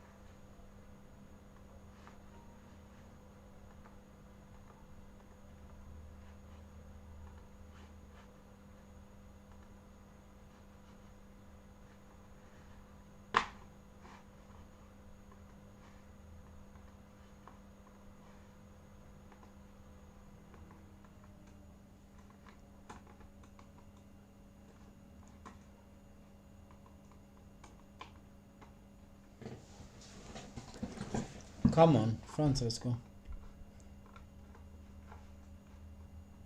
Mbappe off the post, you can see Lindelof he's trying out the way, but just hit him in the legs and the keeper's had to react to it again. There's the reaction of the French fans in the stadium. They felt that was going to be the opening goal of this game. Almost another World Cup goal for the France captain. And for a few years was chasing Giroud and chasing Henry. He's passed them both. Last 5 minutes or so have certainly been France's Let's go, best chaps. game, isn't it? And they're in total command at the moment. Looking at Sweden, they're just trying to get numbers behind the ball. They can't hold on to it for any period of time to take the pressure off. Keeper comes for this one, could have picked it, and Lindelof making that point. Yeah, I think if you're not sure, Lopez, play the danger, just get back into your defensive position. He wasn't confident enough there. Zetterstrom to come out and collect it. He's had to make a decision there, Graham Potter. The long-time #1 Robin Olsen retired. He did play in the qualifiers, at least the start of them. Next to Nordfeldt, the 37-year-old veteran. Started the first two in the group, but Zetterstrom of Derby County then brought in today just his 5th cap. Dembele. That was the one around the corner with Olise. There goes on the outside. Takes one away from Olise. First up by Gudmundsson. Mbappe. A little bit loose that one, and Gyökeres got a foot in. And will relieve the pressure, at least for now, for Sweden. Yeah. It's a poor ball from Mbappe. I think I can feel trying to pick out one of his teammates like Tchouaméni was going for it as well. But once again, look how deep Gyökeres is defending. 5 yards outside his own 18-yard box, helping out the rest of his team. And for the players now, we've almost half the pitch covered in shadow, which will be a mercy. Just looking at the possession stats, it's total for France at the moment. The best part is 70%. We've got possession at the moment. There's just waves of attack now. Mbappe flicked by a lovely ball into feet from Rabiot. Then they almost got Barcola in. Desperate touch there. Oh, off the post, Olise! And the follow-up put wide by Ousmane Dembele. Well, that would have been something else. And maybe not surprising from a player of the unpredictable brilliance of Michael Olise. I'm just going to sit back and applaud him. This is absolutely wonderful ability. He watches all the way. The technique is incredible. The goalkeeper's been, he's delighted. Sets a stroke to see it come off the post, but then it falls to Dembele, and you think he's just going to curl it into the far corner. We've seen him do this many times. He's done that with his hat-trick, and that is only a few inches away from giving France the lead. To the other end, a rare chance for Elanga to cause a problem here. His ball in towards Isak. I think he's missed it. When he touched it there at all, he or indeed Upamecano might have put Sweden against the run of play into the lead. Oh, he's not got many options there to hit. Is it either Elanga just went through the legs, I think, of Alexander Isak and of Upamecano. You can see the goalkeeper, he can't react. He's got to wait in case anyone gets a touch and he gets to make a save. And that's just when a yard or so wide of that far post. How telling, as soon as they got into Elanga into that position, there was a threat at the end of it, fizzed it in low towards Isak. But that should give him encouragement to get the ball out to Elanga. He's up against Digne and he's got the pace to beat him. Lindelof lost it, then went into a tackle with Olise in France, led by Mbappe running towards Danny McAlee. I think there's some chance in here for Victor Lindelof. I don't think the referee's seen it, because he was allowing play to continue when the challenge came out. It was a poor touch from Lindelof. Yeah, I'll tell you, that's a poor challenge. I'm just worried about the height of that. I'll tell you, they'll have a look at that. I'll certainly have a look at that. Because his studs are showing and it's over the top of the ball. That's the concern. Well, there's definitely cover there in terms of potential red card for denying a goal-scoring opportunity, because Lagerbielke was around. Yeah, but it's not so much that. Is it reckless? Are you endangering an opponent? Look at that for technique. Absolutely brilliant. Player of the year in Germany last season. That would have taken some doing even just in that Bayern team alone. But listen, we've seen Dembele in this competition score goals in that very area where he's just curling it into the far corner. On that occasion, he just got a little bit too much on it.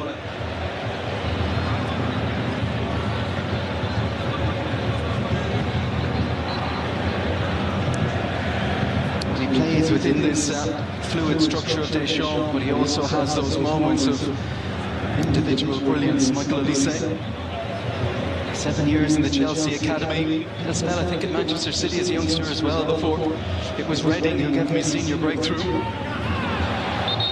And then an end made at Crystal Palace, trajectory always rising. Well, was the oyster for him now, is it? He's playing he's had such a fantastic season, and he just looks super confident in everything that he does. Glad that challenge there from Lindelof, there was no effect from it on Olise. He's got up, he's allowed to play to continue, and obviously it wasn't bad enough for VAR to get involved in it.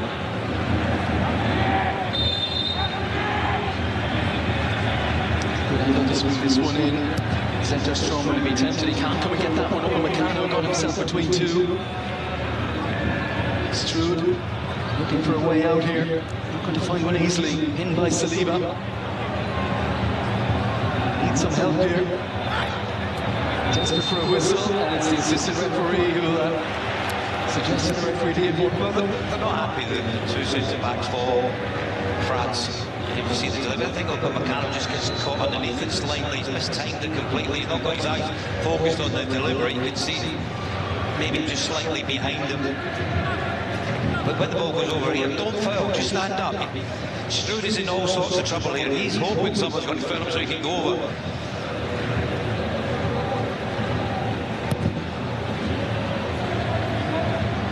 Plays in his homeland for Mjällby, who won an historic first top-flight league title last season, added the cup earlier this season.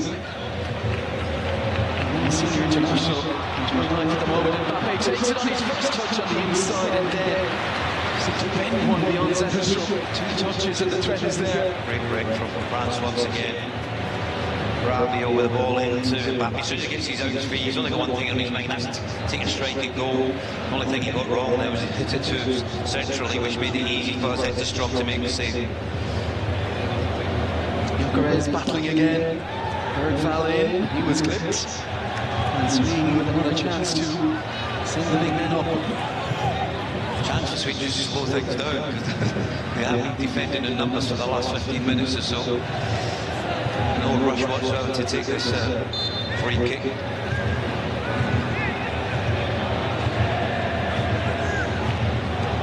This time it's Yassine Ayari. Biden standing over it.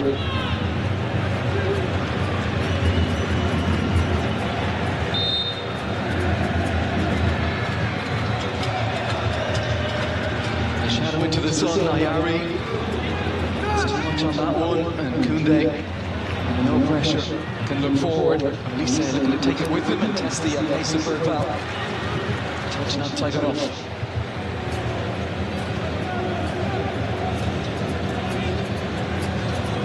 Inside the last 5. First half, the France have had the better of, but no breakthrough. At the post-wise of them, you can't come much closer than that. Even the follow-up from Dembele, you're waiting for the back of the net to bulge. He's finished off, but just got too much shot on the strike. He's off and running again. Options left and right here now for Mbappe. Dembele to his right, Radi Barcola to the left. It's Barcola, pulls it back. And desperately away by Gudmundsson and then by Stroud. Olise. Oh, Olise not too far away either. Well, that front 4 carrying a real threat as we expected they would. I think Zetterstrom had it covered though. If you looked at the strike when he came in and keeper read it, moved sharply across to his right. I think he would have got there if it was on target. But how quickly they turn defence into attack, the numbers that they get forward. You can always tell by a goalkeeper's reaction, and Zetterstrom was certainly interested and for a moment worried there. Foul, which is into the corner. Isak will give chase. Morgano away. Nice turn from Saliba. And now it's Adrien Rabiot. Looking for the pace of Barcola. He's eating up the ground and going beyond Svensson. To his credit, stuck to his task. Often plays as a left wing back for Dortmund, but it's a right wing back for Sweden. Yeah, I noticed when he took the free kick earlier, he's very much left-footed, isn't he? He played on this right-hand side. In the pace to get back there to put Barcola under a bit of pressure. Another opportunity for France. And Sweden hold out to half-time. Upamecano and Saliba just outside the penalty spot. Dembele looking around the back. There's the delivery. Excellent header from Lindelof again. Koundé. And Dembele. Right-footed, looked to pull it to the edge, but he had Tchouaméni and Mbappe. He's been a bit wasteful with his final ball, Dembele, on that right-hand side, isn't he? Not really picking anyone out. Really interesting to see where Mbappe went for that corner. He was outside the penalty area. I don't know if that was a ploy of theirs, that maybe they were going to play short to get it to him. Koundé setting off again from right back. Making that inside supporting run to be found by Dembele. Jules Koundé. And another like Digne on the other side, who gets forward so often, but also doesn't have a senior goal for France.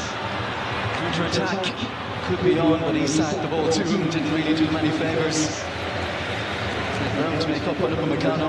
He done well though, Upamecano, no panic at all there. 1v1 situation, just dropped the shoulder, feinted to go forward and just went back towards his goalkeeper. Sweden holding firm. Mbappe and Elise denied by the woodwork. A few saves from Zetterstrom that you'd expect him to make.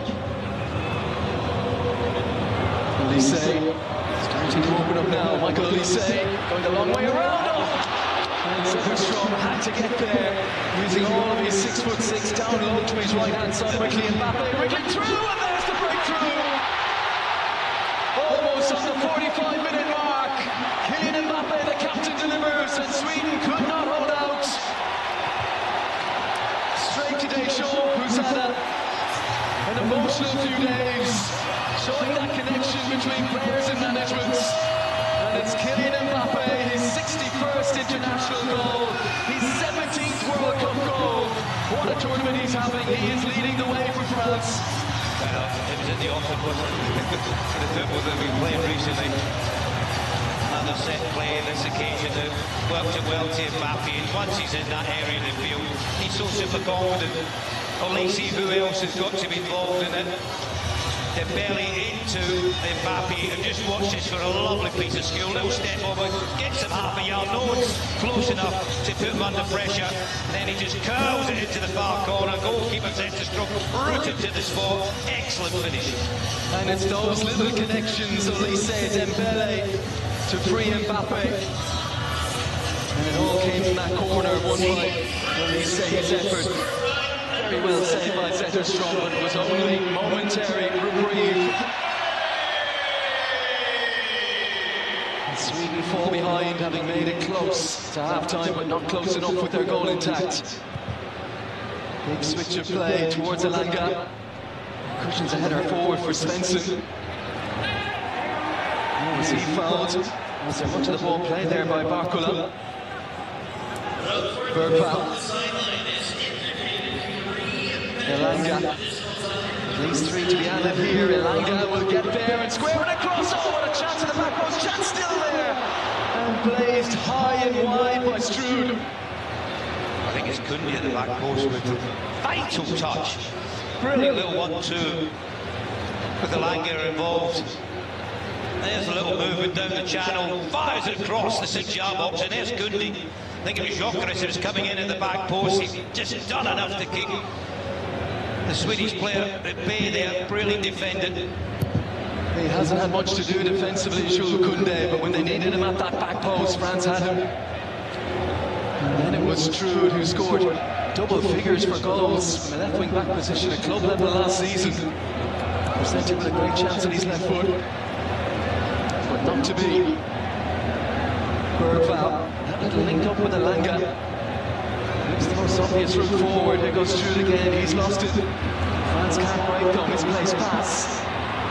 Bergvall to Elanga. Can he provide a threat again this time, Digne? What's his charge? Elanga goes again, oh, he's pulled down! Time's up. Given it's offside, there was certainly a tug on the jersey of Elanga from Digne, I think it was. Well, you're very fortunate here. There's the ball here. Svensson is in an offside position, but once it's reversed into the path of Elanga, was it inside box or out? Very, very tight, was it? I think it would have been given if he was Svensson had been onside a little bit earlier on, but that's He's the threat, isn't he? He's the threat. You need to get the ball. I just wonder if Deschamps might have a little look at that. As we said, there's the two Fernandez brothers on the bench, so a bit of depth in the left back position. They've had a couple of sights of the goal of Mike Maignan. On a day though when you feel France will create so many chances that any that come at the other end, Sweden have to take them.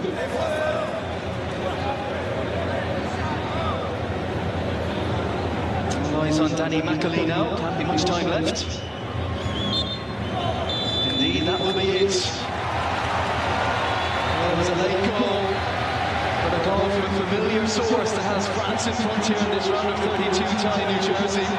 Olise sparkling, Kylian Mbappe delivering. And at half-time, MetLife Stadium is one of the tournament favourites, for many the tournament favourite, France leading Sweden by a goal to nil.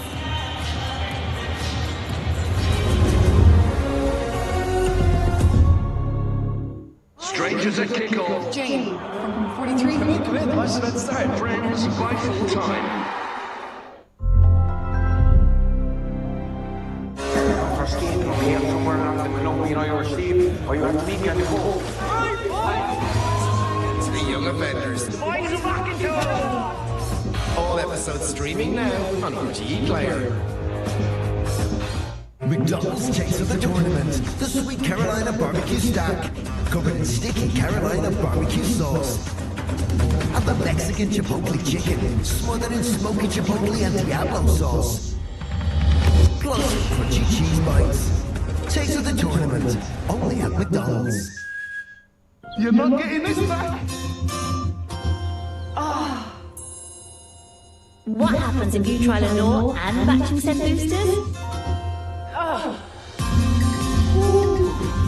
What is it? It's Lenore. Use our new even fresher conditioner. Boost with a matching scent and go. Mine.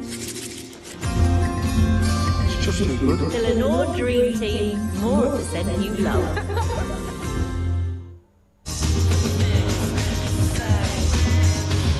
You're unbelievable.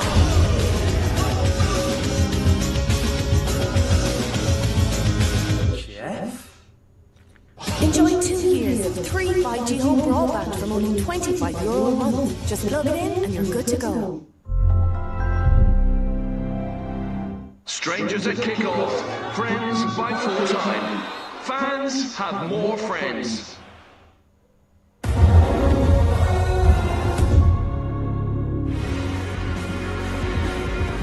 Well, it was on the cards for quite some time during that first half. First half dominated by the French, and a spectacular finish from Kylian Mbappe has the goal up at half-time. And Stephen, very much deserved total domination from the French. It is, but Sweden have had some chances, and it's exactly the game we would have wanted. France just being incredible. Like when they move through the gears, the speed they turn over the ball. The balance they have in the forward areas, it is, you're watching it go, this is football at the highest level. And then on the other end, Sweden on a couple of occasions, Alanga getting in, Isak making good runs, Clever showing that they still have a threat. So, at one point I think this might not go for France. They're having so many chances, they're hitting the post, they get opportunities, and then one break and they get away. But McCann and Saliba have been brilliant. Mbappe, Elise, Dembele, Barcola, just incredible football, and this is the game. This is the game we want. This is literally the game we've been looking for. It's been brilliant. Yeah, it's been a fantastic performance so far, and so many chances created for Richie, and finally the goal came. Yeah, it's been a really brilliant game, and Sweden have more than played their part in it. But the moment of one of the several moments of real quality we've seen in that half brought about the goal just before half time. They always look as if they're. Like Stephen used to phrase moving through the gears, as if they can just have this explosive change of pace, whether from a slow start or a standing start. You think you've got them, you think you're standing up, you think we've enough players around them, but you don't. Like the speed of the movement of his feet, the accuracy, the finish, and the power, the balance, everything about it is top class stuff. Like this is a brilliant game. Up until that goal went in, you could sit here and pitch an argument saying this is all set up for a smash and grab here. Sweden, Sweden are doing what you need to do. They're, just somehow surviving and looking a threat. But France are a level above. Yeah, and we got to remember as well that Kylian Mbappe had a goal ruled out for offside. We don't even have time to show that because there's so much else to show, including 3 attempts where they came extremely close. 2 of them hit the post, did he? And one was very spectacular. Yeah, it's just breathtaking what they've got to offer. And I'm not even sure we saw a team in the past, in the last 30 or 40 years, with the attacking power they've got here. Mbappe is probably a bit too early to celebrate. And this is just what they do, and I think nobody expected this, even with this team. So he's 16 yards out, and he just takes the scissor kick or the bicycle kick. Dembele follows it up, hits it perfectly, just misses by a foot. And then another great save here by Zetterström, and it's just scintillating when they go forward. And you know, I was thinking in the last 20, 30, 40 years since I watched football, has there ever been a team? You know, I was fortunate or not so fortunate to play against some of the best players. But to have 4 players, and with Doué on the bench, there 5 world beaters in that squad, I don't think there's ever been. You can't focus on any one area. Like, if you're up against someone who's got a main man, you can go, right, we can double up. But if you move anyone over to the right, they'll switch it, you're done on the left. If you try and close down the centre, they'll kill you out wide. And if you leave any space in behind, they're all too quick. You just won't catch any of them. When you think of teams, you think of like that Brazil team, Ronaldo, Ronaldinho. But the focal point was him. But he's going to basically kill you with this. It's the speed in which they move between the balls, and the control, the comfort, the balance. Like Elise was player of the year in Germany, and Harry Kane scored 60-some goals. Like, that's ridiculous. Yeah, they pose so many threats, and we have to break our chances package up because there are so many. We're going to have a look at a few more of them, Stephen, and you can take these for us. Yeah, it's. Again, when they turn the ball over, this is early on, Didier taking a shot from distance. This is what I like about them as well. They're willing to try and kill your passes, to try to runs, but then when they get an opportunity, it opens up. They're not afraid to hit it or pull the trigger. Mbappe disappointed that doesn't really get hold of this. Barcola skips past the first player, goes inside here, then drop a shoulder. And you're willing this to go in because you want to see these finished off. And this is a great save again. Rabiot on the spin. Dembele inside here again to Rabiot, little pass out wide, and the strikes, I mean, everything they do has got, it's just oozing class. It really is. This chop back inside from Mbappe, first time touch to set the shot. Again, the defender, there's no way of reading or being able to do it. Elise gets really unlucky here, bending around the corner. You know, it was wave after wave after wave when you're thinking, Sweden are going to nick this. They're hitting the post, they're hitting chances to keep pulling off saves, and you see Isak going through, just missing it, back heel by a few centimetres, like keep pulling off a save, you're thinking they're going to be a special grab, but the class has come through. It was a lovely moment then in the celebration for the goal. So Mbappe very deliberately go to the shot, which is the question you asked at the start. Yes. Something special there. Yeah, you can see there's a great unity within the side, so it's all going well for them. But at 0-0, Sweden had a few chances, and even at 1-0, they came close again. So I suppose they'll say at half time in the Champions dressing room, we're not out of it.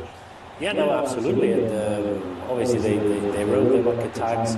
Well, this is early on, Isak with a chance. This is a well taken free kick routine. He's just a bit too far away out of his reach. But they showed with the 2 lads up top in the Langa.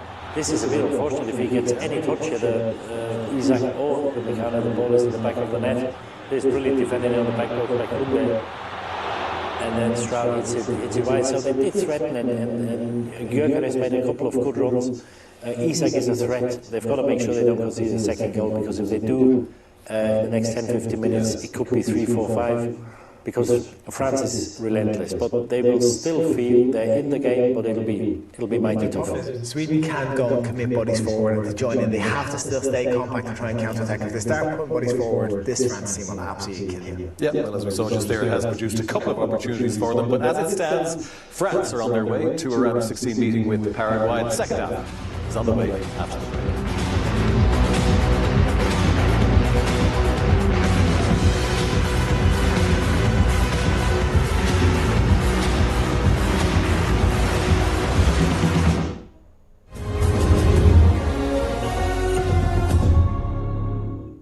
Strangers at kickoff. Jane, from 43. Come in, the match is about to start. Friends by full time.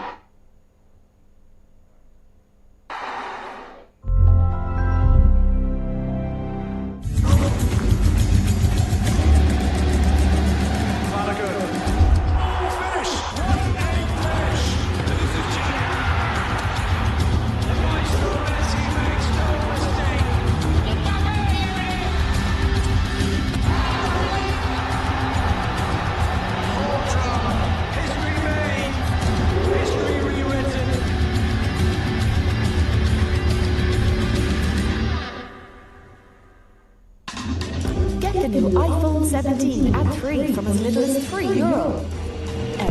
Jeff, you're blocking the... Yeah, thanks. That's right, from only €3, as well as 3 plus rewards like pre-sale codes to Ireland's biggest gigs. Simply switch to 3 today for a better connected life. McDonald's Taste of the Tournament, the Sweet Carolina Barbecue Stack. covered in sticky Carolina barbecue sauce. And the Mexican chipotle chicken, smothered in smoky chipotle and Diablo sauce. Plus crunchy cheese bites. Taste of the tournament, only at McDonald's. We go. It's what we do. And it's always been this way. Must be in the blood. And if it is, then it's no wonder that more often than not, we end up back where the heart is.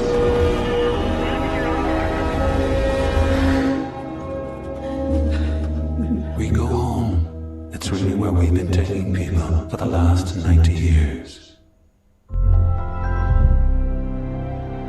Strangers at kickoff, friends by full time. Fans have more friends. The football organization. Elle serait la plus grande du monde si el fútbol fuera un idioma.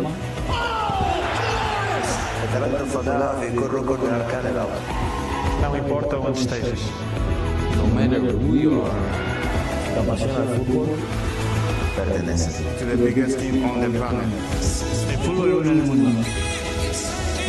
Football unites the world.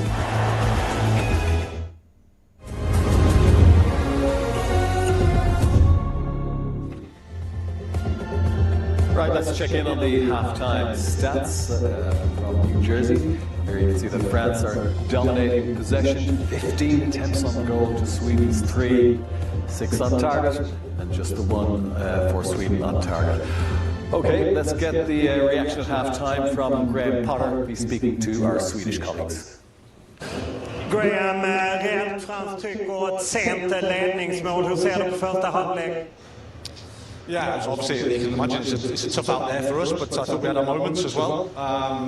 Disappointed with to concede the goal, but the reaction of the team was fantastic. We probably needed a little bit more ourselves in terms of attack and have the ball to just try to force them back a little bit. And when we did that, we've looked good. Vad kan ni göra i paus för att skifta antingen byten eller taktik eller någonting för att ändra på det här? Yeah, that's what we'll look at, just slight adjustments. But obviously we're playing against a good team as well, but nevertheless I think we can do a little bit more. I think we can connect a little bit more in that midfield so that we can maybe have a bit more of the ball ourselves when we attack. Hur påverkas ni av hettan och planen?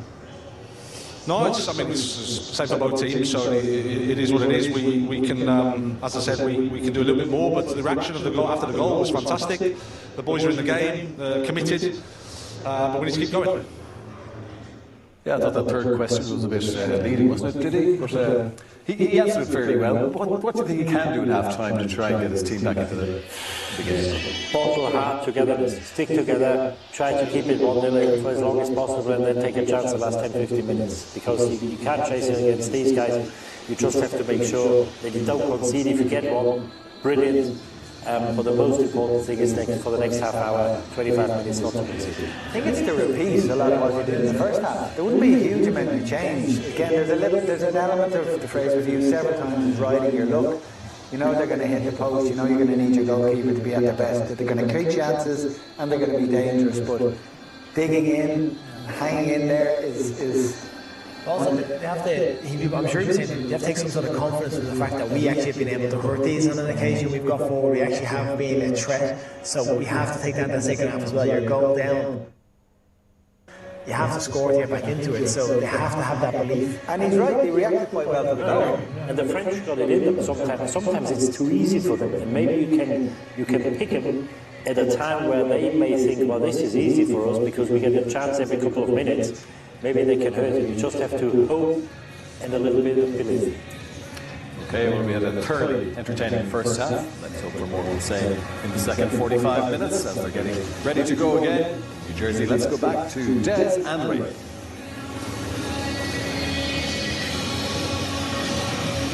Thank you, Peter. Welcome back to New York, New Jersey Stadium, where France began their bid for a third World Cup title with a 3-1 win against Senegal. And Mbappe got a couple in that one. And he's got the only goal of this one so far, the round of 32 knockout game against Sweden. First half, I think, created so many chances. It would work on a couple of occasions, but easily had more. I heard Graham Potter at half-time suggesting they had a couple of little looks as well, and the positive for Sweden, it's 1-0. Yeah, I said you're still well in the game at the moment. It's, France were to get to second. There's only going to be one winner, and that will be France. Kick off, that restart of the game is very much in vogue these days, just launching it and making the opposition start with a throw-in deep in their own territory. No changes to report incidentally at half-time, the same two starting 11s remain out there. Gudmundsson. Out in Isak's direction, here is Lucas Bergvall. Takes it out to Svensson. Now Elanga. Top man for Sweden in the first half and advancing with purpose here. And that has to be clear to safety. He wasn't ready for it. Gyökeres anticipated that Elanga was going to go down the right channel, take on Digne and maybe get the ball into the box, but Elanga had different ideas, tried to play it into Gyökeres, who was actually looking, he was in a good position to receive it. Big money Newcastle United played to bring in Elanga for us last season. He didn't deliver the consistency they were hoping for. It's a good World Cup, and they're starting off the bench. It's headed away, picked up by Ayari. Lifted back in by Stroud. And just eases up the gears to see up Isak.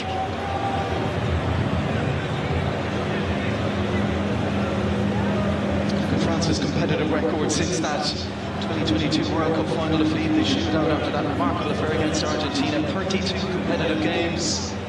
Prior to today, only 4 defeats. That Euro semi-final loss to Spain in Munich that we were at, and 3 games in the Nations League, including another semi-final against Spain by the odd goal in 9. It's the ball here, though, this has been excellent, isn't it? They've scored 11 goals in the 3.5 matches that they've played so far. Super confident. It's a big issue for any opposition. You might score against them, but how many can you limit them to at the other end? And not able to take that one out the far side, lovely spin and turn and run away here from Olise, gliding across the ground and setting it for Dembele. They again there in support. From Mbappe. There's the issue Sweden have, the ball up, snaffled up by the French again in the form of Upamecano. It's even the starting positions, the two centre halves for France, they're inside the Swedish half. So much confidence and belief that they're going to win the ball back in good areas to affect the opposition. Olise is running the game for me in midfield. Just every position he takes up, there's no one getting close enough to him. He looks so confident in possession of the ball. Really high vantage point here, and as you mentioned, we can see when Sweden turn over possession, just the space in front of them, swamped and suffocated by French jerseys. They just can't find a way out. Barcola, as Digne drops it over Svensson again. He's got the pace, Barcola, but Svensson is stuck to his task. Yeah, he sort of telegraphed where he's going, though, and he wants to get over to his right side more often than not. Svensson is stuck to his task very well there as far as the 1v1 situation.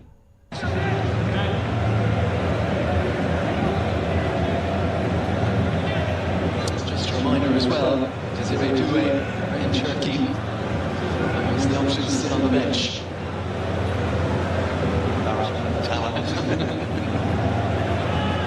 Why is Deschamps giving it up? You'd wonder, about 14 years probably enough for him.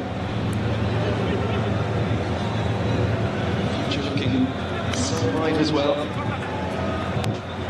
You look at the average age profile, 16 of the squad, 26, 27 or under. So in the prime of their career are yet to hit it.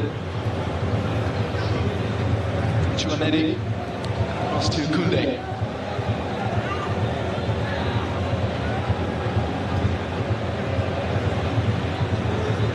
That's of course the issue. Digne has made a run from left back into a normal centre-forward position, space here for Barcola. Mbappe rolls it back to Chouameni. Fancy a crack here. He's capable from there, as Republic of Ireland fans will know well. I don't think it was the right option to take the strike on from their standing position as well. This is the goal. Look who was trying to make the challenge, it was Gyökeres. back inside the 18-yard box, trying to put Mbappe under a bit of pressure, just a little sidestep, lovely bit of foot control there from him, and then the finish to match. He's loving life at the moment, Kylian Mbappe, and so too are those French fans. Golden boot at the last World Cup, including that final hat-trick against Argentina. Started this World Cup with the braces we set against Senegal, and then added another brace against Iraq on his 100th cap. Haaland scored today. Messi on 6, Haaland on 5. It's been really good, hasn't it? All the big players, all the superstars as such have come and they've done what they've had to do, which is find the back of the net. It's a real head scratcher what happens to Mbappe once the Euros roll around. I'm sure that will remedy itself in time as well. Gyökeres batting in against Upamecano this time. A little change from him, and not just him, you've got Tchouameni and Rabiot around Gyökeres as well when that ball comes in. Olise pings one out to Dembele with absolute precision. And more space for Frank to work with on his right-hand side as a result. Koundé with the ball back. And anticipating Olise would be there, it was Yassine Ayari back in his own penalty area to avert the danger for Sweden. Ball through to Dembele. Trying to get it to Mbappe on the edge. Side flag up. Yeah, some of the passes are so crisp. No, they don't play backwards and squares if they don't have to. They're looking to penetrate the back line, get the ball in the areas where you're going to get your strikers onto it. Olise's vision, awareness and where pass is absolutely brilliant at the moment. Koundé just there after really good work from Dembele, because two of the Swedish players came out with Dembele, who's left the space to play into Koundé, but then he never looked, he just tried to pull it back, hoping that one of his teammates was there rather than having a little look to see who was there. Olise, or just looking to slip that into the channel for Mbappe. And it found its way there. Lindelof would have had a job in his hands, but France come again. Tchouameni into Olise, and Olise slips it in, and the chance is there, and it's buried. Sensational football from France, and a goal for Bradley Barcola. Cut their way through, and a devilish finish from Barcola to make it 2-0. That's all about Olise, though, isn't it? There's talked about the positions he's been taking up, and it's just his way of pass, his vision, his awareness of playing the right ball at the right time. Just cut that Swedish back line open. Brilliant ball from Olise to pick out Barcola, and then once he's in it, it never looks like he's going to miss. He's just waiting for the keeper to go one way and he put it in the opposite corner. And what now from Sweden, conceding late in the first half and early in the second. Oh, here they're guilty of giving it away there. I think it's Tchouameni picks it up, then he just looked for an option. His option was Olise. What about this for a ball? Absolutely pinpoint accurate. His touch was good. Look at that for a pass, absolutely brilliant from his point of view. And then Barcola, and he gave the goalkeeper, Zetterstrom, no chance whatsoever. For Bradley Barcola, that is 5 national team goals, that is 2 in this World Cup. But that pass, as you mentioned from Olise, surgical in its precision. And Barcola did the rest. And now it's damage limitation, I'm afraid to say. Just the way that France have started the second half, and I'm going to be honest, Sweden came out and they just looked like a team that were ready to get beaten. Well, you're looking at a stadium that could hold 80-odd thousand French supporters in full voice. I think there's a fair few French supporters who aren't French, but could you blame them for adopting this team? So good to watch. Ivanka. This time Tina gets touch tight. A little too close for the referee's liking. Well, I say the competition needs a team like France to showcase their talents and what football's about, not playing a brand of football which is negative, backwards and square. It's positive, it's about picking out the right pass, it's having runners, it's having options, players that can finish, and we've seen that from them in this particular game, as we have done in the other games that they've played as well.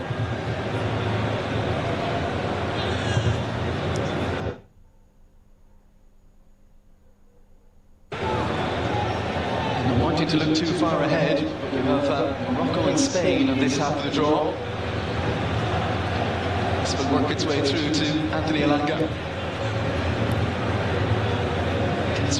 find a chance, fashion a chance, take a chance. And get themselves back into this. Lindelof wasn't a bad ball in towards Isak, who had 2 men in support around him. His touch was loose. Here's Gudmundsson. Gyökeres unable to establish that position against Tchouaméni. Now worked out by Svensson. Elanga backing up Digne. Taking Digne on, looking to get his cross in. He's won a corner. Positive. Elanga should be getting the ball out to more often. Get the 1v1 situations against Digne. He's got the pace to get beyond them.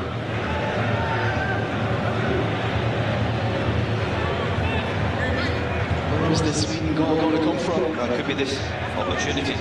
Areas like this, crossing into the box. Look how many players are inside that 6-yard box. Saliba looking to wrap up Jarko Bielka and keep him away from Mike Maignan. A lot of bodies around the France goalkeeper here. If the delivery's on the money, this could cause them a real problem. A lot of wrestling and pushing and shoving for Danny McAlee to try and keep an eye on. There's the delivery. It was Bergvall who got to the pitch of it but couldn't steer it on target. Yeah, not noted for his heading abilities in Bergvall. Just mistake that delivery. If they can get one, they certainly have to get the next one.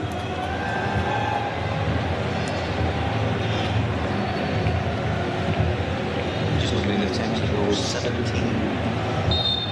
for France, 6 on target, and only 4 for Sweden, 1 hit the target once.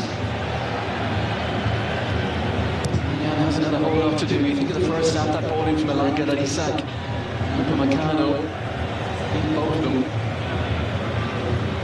A chance for Elliot Stroud as well. Kunde's back post defending against Gyökeres. Bielka. And that one will carry through a little bump from Saliba on a dispirited looking Gyökeres there. Yeah, absolutely. The quality of the ball from Bielka up to Gyökeres never favoured the Swedish centre forward at all. There just far too much pace on it. Olise. Sweden looking to close. He's got that ball glued to his foot. Toying with the Swedish players who are running here and there, and to no avail. The disguised ball to Tchouaméni, Dembele. They're enjoying this now.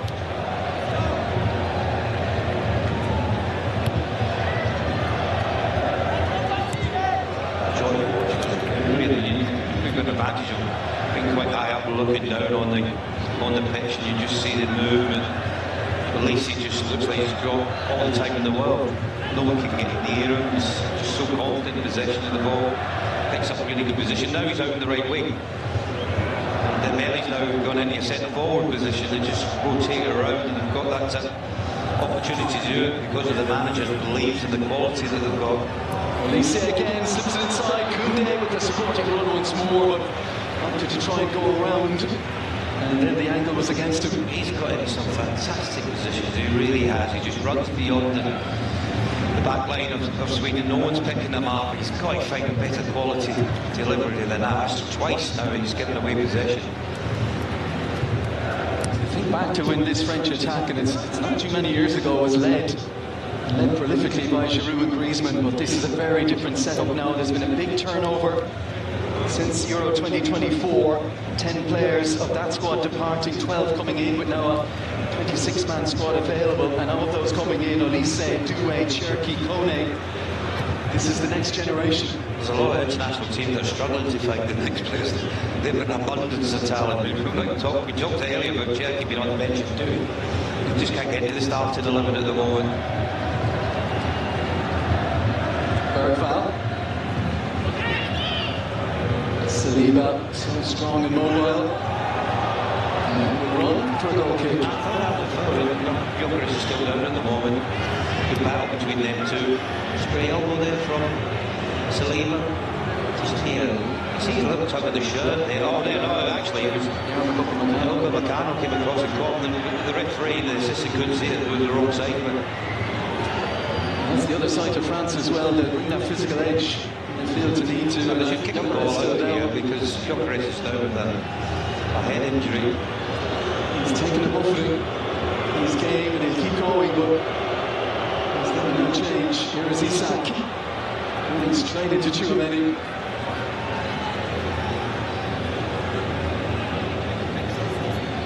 Digne. Now Barcola, straight away, increases the pace.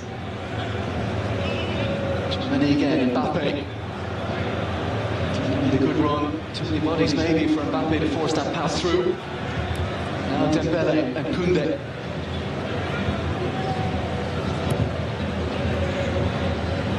Rabiot. Mbappe, Rabiot continues on. Uses that big frame to good effect to keep the attack alive. Back with Dembele. Olise on his left foot, looking for that far corner, beaten away by Zenderstrom. Yeah, really well, the keeper. Moved his feet quickly to the right-hand side there to make it safe from Olise. What about the ball earlier from Mbappe off the top of Rabiot?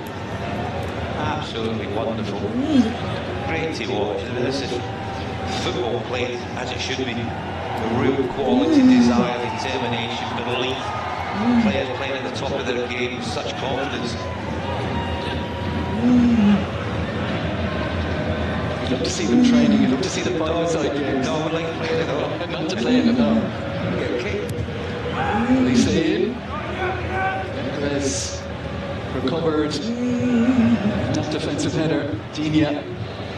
Down to Mbappe for a France side who are looking to move for more. Bring it down to second gear. And then when the moment presents itself, everything quickens up. Mbappe. Dembele. Tchouaméni and Koundé.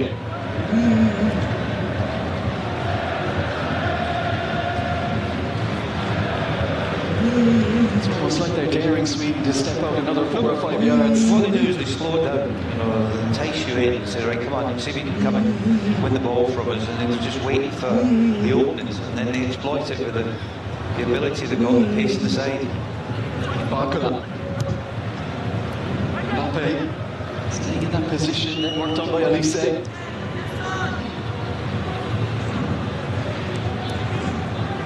This is where it's so difficult for Sweden. 2-0 down, no ball to play with. France opening up the spaces again. Dembele kills it with his first touch. Koundé's on the move again inside the penalty area. Dembele sees the ball of Olise. Really good defending by Lana Bielka just to get across and cut off that run. You get the feeling that it's not going to be too long before the third goal comes, rather than Sweden getting one back to get closer to France. Somewhere the Paraguay manager is watching this. I don't think he will be. I think he would have switched off if he was watching the telly. A heroic defensive effort against Germany. Yeah, they were excellent. The work from Paraguay players was brilliant. You know, you could tell they were playing for what they got, which was extra time and eventually penalties. It was one of those real passionate defensive displays that got them the ultimate reward in the end. As it stands, it will be France for them next. And they're going to have to try and do it all over again. It'll be a bit tougher to stop this forward line, though.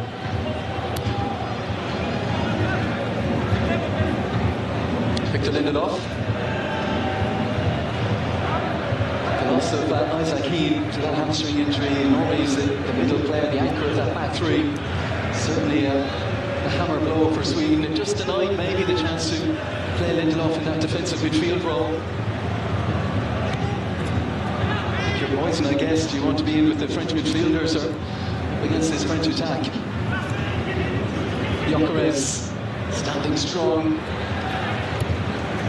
Able to link with Isak. That's been one of the big questions for Graham Potter. The link the two of them together. Off go France again. Slips it through the middle. Chance for Olise. And Goodmanson across in the nick of time to get a toe in. I think Mbappe could have played that a little bit early. He didn't look up at all. The space was there to play the ball into. Watch the run from Elise. No one's picking him up. He's just an extra touch, Eventually he played it into the right area. First touch was good, second one, just try to play the ball across the goalkeeper to the far post, but Gudmundsson just got a touch on it. The changes on the way here for Sweden.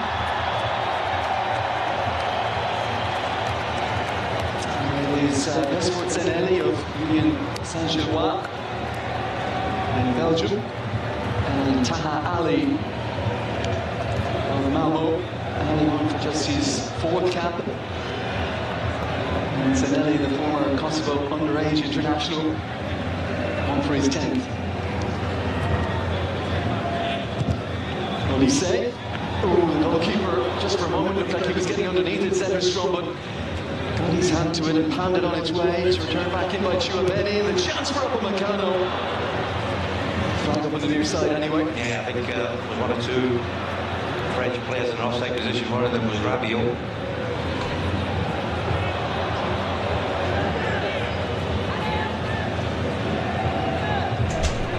Sweden on to a back 4 now. Here is Ali. He's done well here when he's first battled with Koundé and slips it for Isak, and Isak squares it across. And to him, his best piece of defending of the evening. Yeah, really good cover position there from the left full back. For that occasion, the 2 centre halves of France were caught out of position.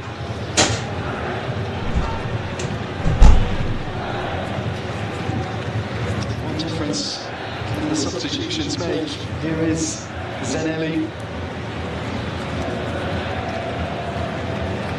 Good start already from Taha Ali on the near side, who's Somali parents, fled the civil war and ended up in Sweden. Came through the lower leagues, Ali. And in his late 20s, now a senior international. You just hope you make a couple of substitutions, you've got a bit more energy. Players that can get around the pitch a little bit more than the ones that you've taken off. France in the position where they can conserve some energy if they decide to do so. Gudmundsson looking to show his passing range, looking to sweep it over the head of Digne with the Lange closing. And safety first from Luca Digne.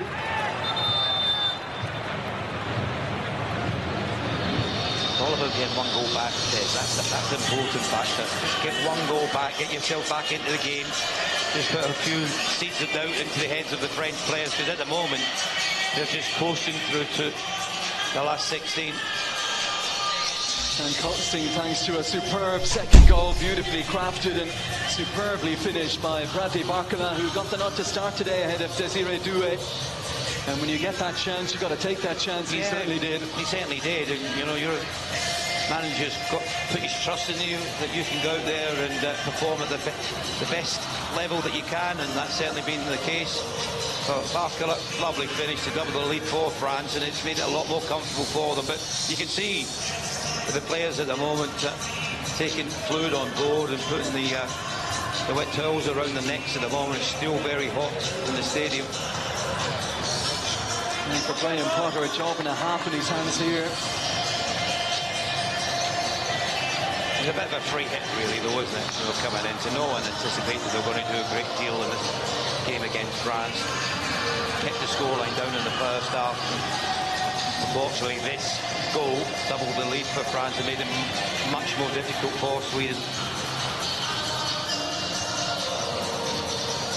Well, they just had maybe the last World Cup, the '94 one, when they got to the semi-finals, beaten by Brazil. With a goal 10 minutes from the end from Romario. They had a side that had Ravelli in goal, Bjorklund at the back, Dahlin, Brolin, Blomqvist and Larsson. They certainly had an attacking threat. And you would have suggested today they have that as well, but we've seen very little of Isak. Gyökeres has worked hard and got no change out of Upamecano and Saliba. I think Elanga's not been fed really in the second half. You just have to look at shots to goal for. That's it. You know, they've had 1 on target. And that's not going to be enough to pose the issue to get yourself back into the game. Graham Potter's trying his very best there to cajole them and reassure them that there's still something in the game for them if they believe in each other.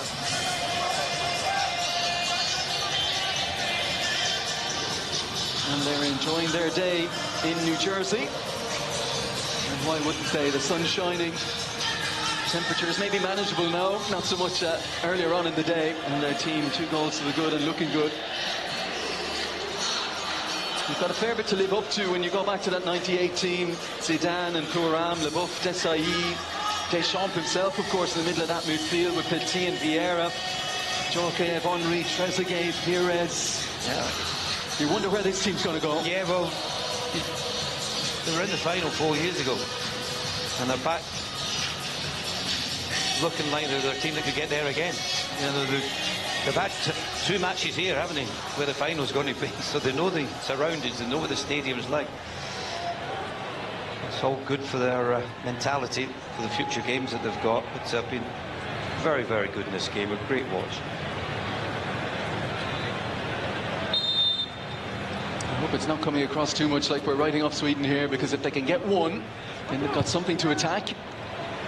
Cleared away unceremoniously by Tchouaméni, and the break is on here. Did he manage to keep himself onside, Mbappe? Support arriving, Michael Olise, good save from Zetterstrom. And there was no flag. Credit the goalkeeper, but I think the touch from Olise's last touch was a little too heavy, which put him right on top of the goalkeeper. You can see he was trying to lift it over the top of Zetterstrom, but the keeper done really well. What a break again. And that's the other issue Sweden had there. They committed bodies forward for the long throw-in. And then France can break so quickly. It's that turnover of possession, isn't it? And then they just turn defence into attack. You've got the pace of Mbappe, then the running power of Olise making that space up. Well, he must have made up 50 yards of room there, didn't he, get up and beyond Mbappe to get the opportunity. Here is Zanelli, passing midfielder, thrust in by Graham Potter. Ayari. Pass it out towards Ali. Have another little go at Jules Koundé here. Dembele there to double up. Nice work from Ali, and still he's going. And eventually, no, he doesn't get his corner. I thought it was a corner. Well, to be honest, I think the referee's got that wrong. If you look to the initial reaction of Koundé, you could tell that he got the last touch on it.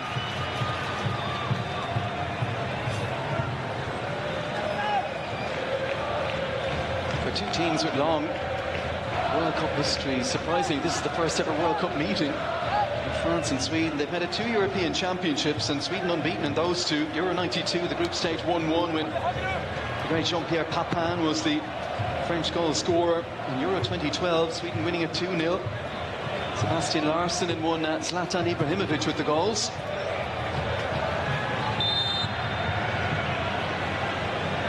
think the handball there with Alexander Isak when he went up for the header there, mistimed it. But just see here, we've got the final touch on it. There's Koundé. Mbappe, off he goes. Hurdling challenges and still driving. Marco Bielka manages to get back goal side, but it's with Barcola now and Olise. Dembele imploring for the ball on this near side, slid in, and Mbappe again, magnificent again. The pass once more from Michael Olise, put it there for Mbappe. And in the mood he's in, once he got there, you fancy that one was ending up exactly where it ended up. That's 3 games at this World Cup now where he scored a brace of goals. That's just world class, isn't it? Everything about that goal is absolutely top quality. The movement, the way to pass, the finish, just mesmerising at times. And you're just looking around the Sweden players at the moment, and they know it's all over. But it doesn't matter what they do, they're just not going to impact this French side, and that man in particular. And he's involved there with a little back heeler. And then watch this for a ball. Look at this for. And I think Gudmundsson may have just been playing the ball, and it's going to be very, very close, whether it was onside or not. But the finish is sublime, isn't it? Touch, and then the pace to put it beyond Zetterstrom gave the Swedish goalkeeper no chance. An immaculate goal from Kylian Mbappe that takes him to 18 in 18 World Cup games, and that's now 1 behind Lionel Messi's record of 19. When they play like this, and with Elise in that position where we haven't always seen him at club level, untouchable. He may be offside there. That's very tight. Very tight. I'm sure it'll be reviewed. Very, very close. The referee looks like very... Yeah, it's going to count. Malo Gusto and Desiree Doué have stepped onto the pitch for Didier Deschamps in France. Gusto of Chelsea, heavily linked at the moment with Manchester City. And Doué, who has so looked the part since his move from Rennes to Paris Saint-Germain back in the summer of 2024. Debut season for him there that ended with 2 goals in a Champions League final. Doesn't make Sweden's job any easier here. 3 down and fresh legs on for France. Here's Ali. Certainly been positive since his arrival. A little bit of dash about him. Facing up Gusto. And Gusto opts for strength. But Ali's back for more. Gudmundsson. Into Gyökeres. Little ball slipped inside for Svensson, but France shut the door, and this is the real danger again for Sweden. Barker at pace, driving right down the middle. Options to his right-hand side, Elise. Still Elise. And the chance might come at the back post. Desperate defending and hacked away in the end by Zanelli.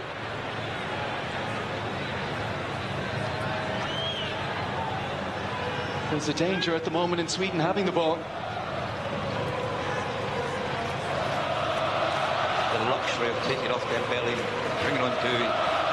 It's just frightening, the quality, the depth in the squad. He's had a relatively quiet day, Ousmane Dembele, and we use the word relatively. The bar is so high. Just seen the offside, and he was just on. It looked like he was just onside. Time to perfection from Mbappe. But what a ball once again from Elise. Just sees things so quickly. Very different players, admittedly, but you look at what France and Deschamps did with Griezmann, converting him to almost a playmaker role, and the effect that had on the French team as they went after the big prizes and won some of them, went very close to winning others. Elise, who we've known throughout his career as a winger, Bayern Munich have used him at times on the inside, but your thoughts on him operating in that area? He can play anywhere at the moment. He just feels that he's one of the best players in the world at the moment, and he's showing it. It's time for Theo Hernandez. Great swap at left back. As a full house is confirmed, 80,663 at New York, New Jersey Stadium. France on course to book a round 16 meeting with Paraguay. I don't think anyone will say they haven't been entertained. It's been scintillating football.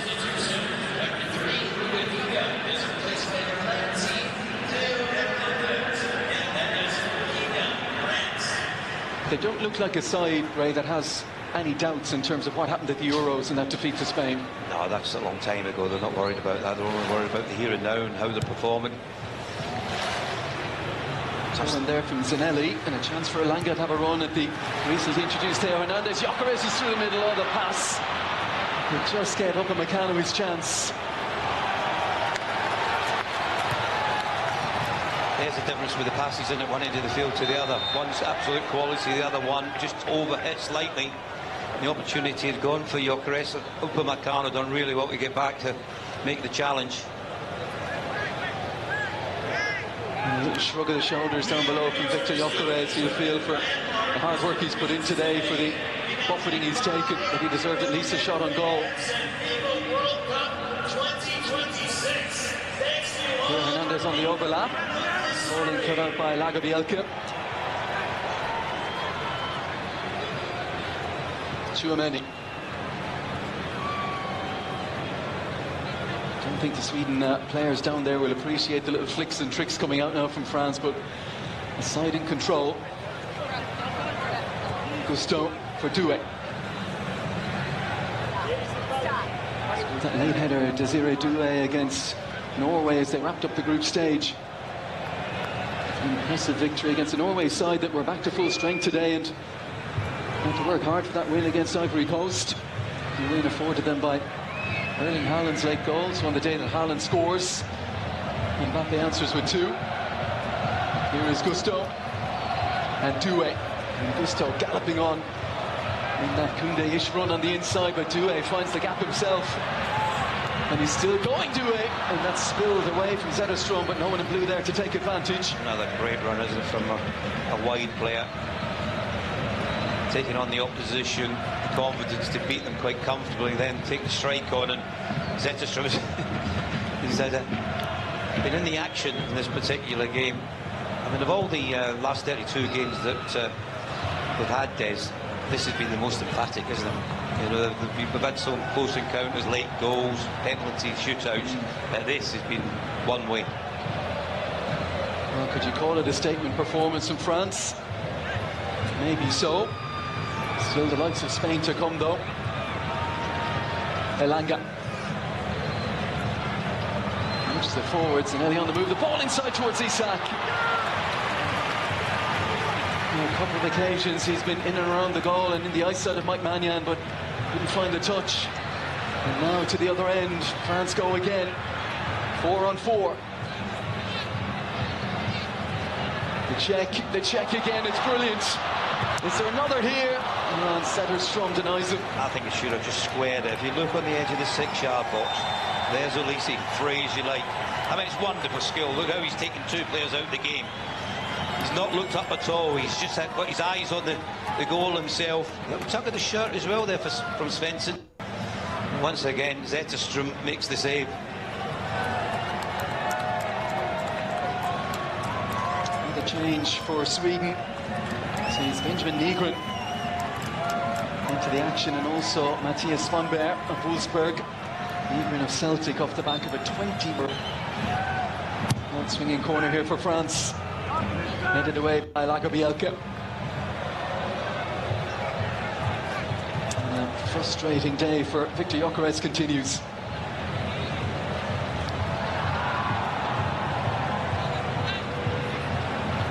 Physicality in the French back 4 serves them well. Doué. Defended by Gudmundsson, who certainly hasn't let the Swedish side down in his performance. It's not just the back 4, Des, for France, it's the 2 midfielders as well. They give them the platform to play for the attacking players. You know, the front 4 are devastating with the quality that they've got. You look at the work ethic of Tchouaméni and Rabiot, they go unnoticed because they're not as good on the ball as the others.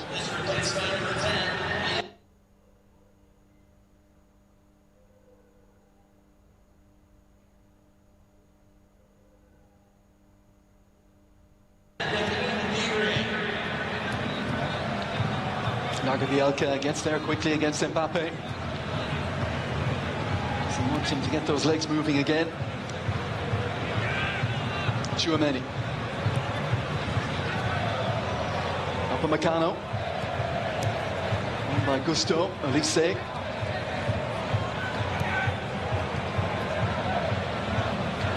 And again. Doué.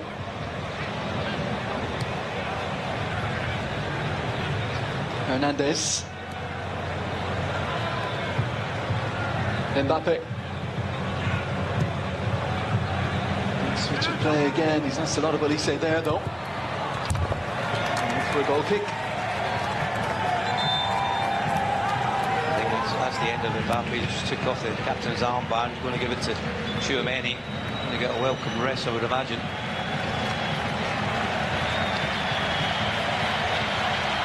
And listen to this ovation as the top 2 today for France make way.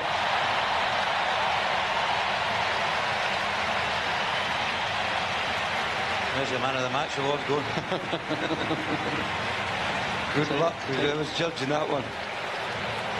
Jean-Philippe Mateta of Crystal Palace, Ryan Cherky of Manchester City, in for caps number 6 and 11 respectively.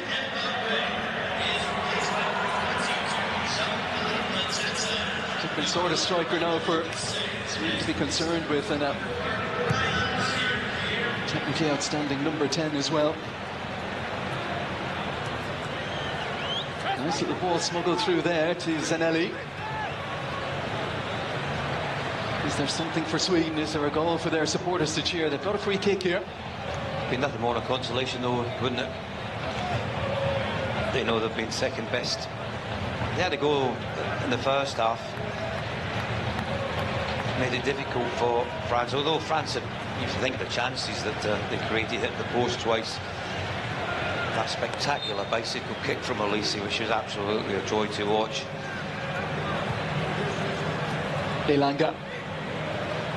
Some big moments in that first half. That's a ball that maybe deserves someone getting across that front post.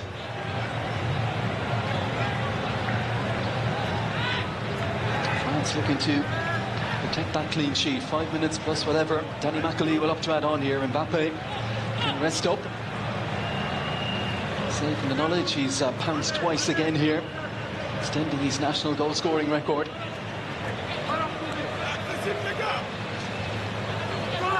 Long throw in. Header one at the near post by Hernandez, on by Mateta. And the effort back in, never really going to trouble the France goalkeeper. Worth looking at these moments again, though. What a ball from Olise, and the finish to compliment it. That's started off, didn't it? Lovely little ball through. Touch was good, finish was excellent. Happy celebrating with the French supporters in the stadium. Big job ahead now for Graham Potter. We'll begin with the Nations League beyond this World Cup. For a side that, for a nation that expects an awful lot more from their national team, there's a rebuilding job to be done for sure. Ali, who showed an appetite for the fight since his introduction, but just possessed by Tchouameni. Doué and Gusto. The beauty for Deschamps is when they get back on the training pitch, there's pressure being applied by those who aren't in the starting 11. Tchouameni makes a pass that slices apart that Swedish defence again. Here is Turkey. The flag has gone up now. Another defence splitting pass as well, wasn't it? That's going to change in the next few weeks. It's going to be really interesting to see who comes out top goal scorer for the World Cup this time around. Who goes the deepest from the nations? We wonder if Vinicius Junior will go up and threaten that 6. We wonder if Harry Kane will do likewise. He's 3 behind, I think.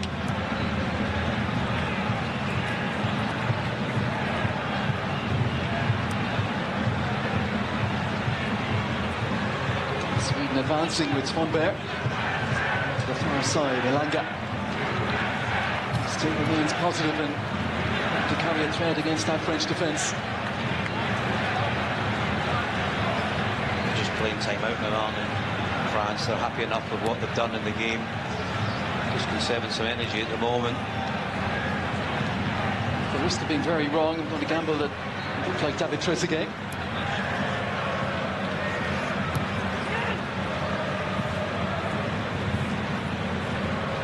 I'm sure I'll hear about it if it isn't. Lindelof stepping in, looking to affect this game going forward. Still going Lindelof, the chance for Gyökeres, denied by Magbanya. Oh, that was the moment for Victor Gyökeres. It certainly was, but that's with goalkeepers earn their stripes. You know, when you've not done anything, you've not had anything to do all game, but you make the save. A little bit of good fortune, good work from Lindelof to get it to Gyökeres, and maybe he's hit it too centrally, not right in the corner, which made it easy for Mannion to make the save.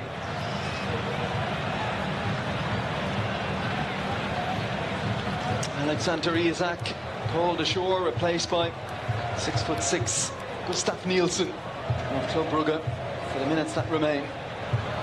Magbanya missed the last World Cup, the winter one in 2022, a calf injury that cost him 5 months of that season. Liverpool fans will be delighted that Isak's got as many games as he has, and got his fitness levels up, and they'll be hopeful that he can start the season on a high. That injury against Tottenham back in December, the collision with Mickey van de Ven as he was scoring, cost him 22 games. How's that game? And it was a really bad injury for a player that's trying to put down a marker arriving at a new club. I wonder how Andoni Iraola is going to look at the Isak, Ekitike, Wirtz equation, how he'll maybe get them all into that team and get playing, because if he can find the formula,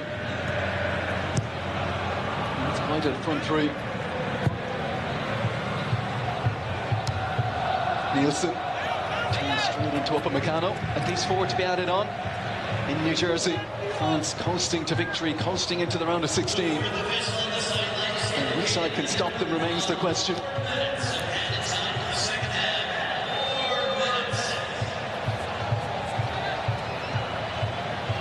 I think, you know, when they play the next game in Paraguay, they'll make it difficult for them. You know, they did that against Germany. They'll get numbers behind the ball, they'll frustrate them for as long as possible. I just think this French side, I hope we're not going on too much about them, but there's just a certain quality that other sides haven't got. Look at the games still to come here. With Mexico, Ecuador tonight, that would be an intriguing one. England to come against Democratic Republic of Congo. You've got so much hype over here about the US at the moment. They take on Bosnia-Herzegovina. Spain against Australia, or Austria rather. Portugal against Croatia.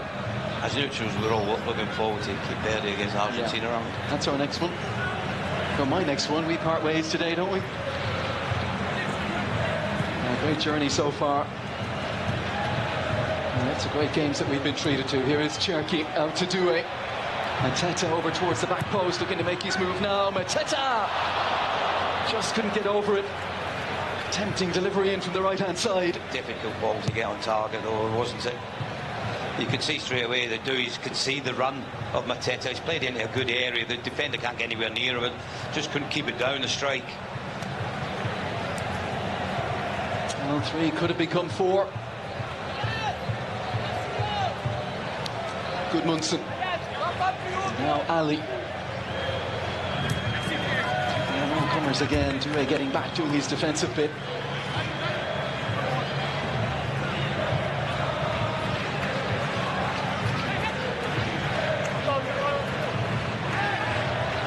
Throw in. A bit of confusion there for a moment, but Saliba just eases across and deals with it.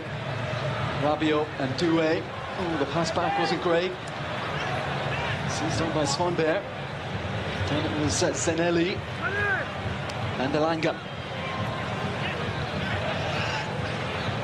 Ball slipped in for the run of Zenelli into the penalty area, and Saliba. He gets again, makes it look so easy. Yeah, I mean, reading the game is an art form. You know, it's great to see defenders doing it properly, as Saliba did on that occasion.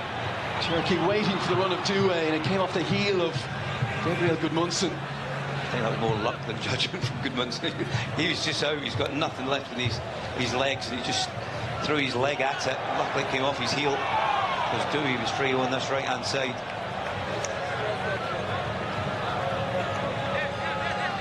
And Cherki looks a little disappointed with himself that he couldn't execute that pass.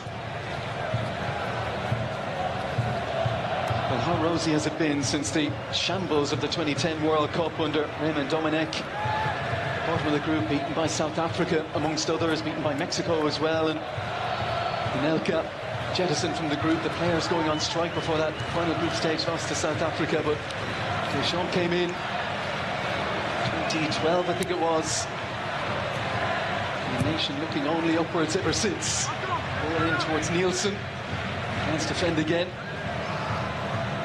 Maybe on course for the clean sheet. Or are they? The shot dealt with again by Mania.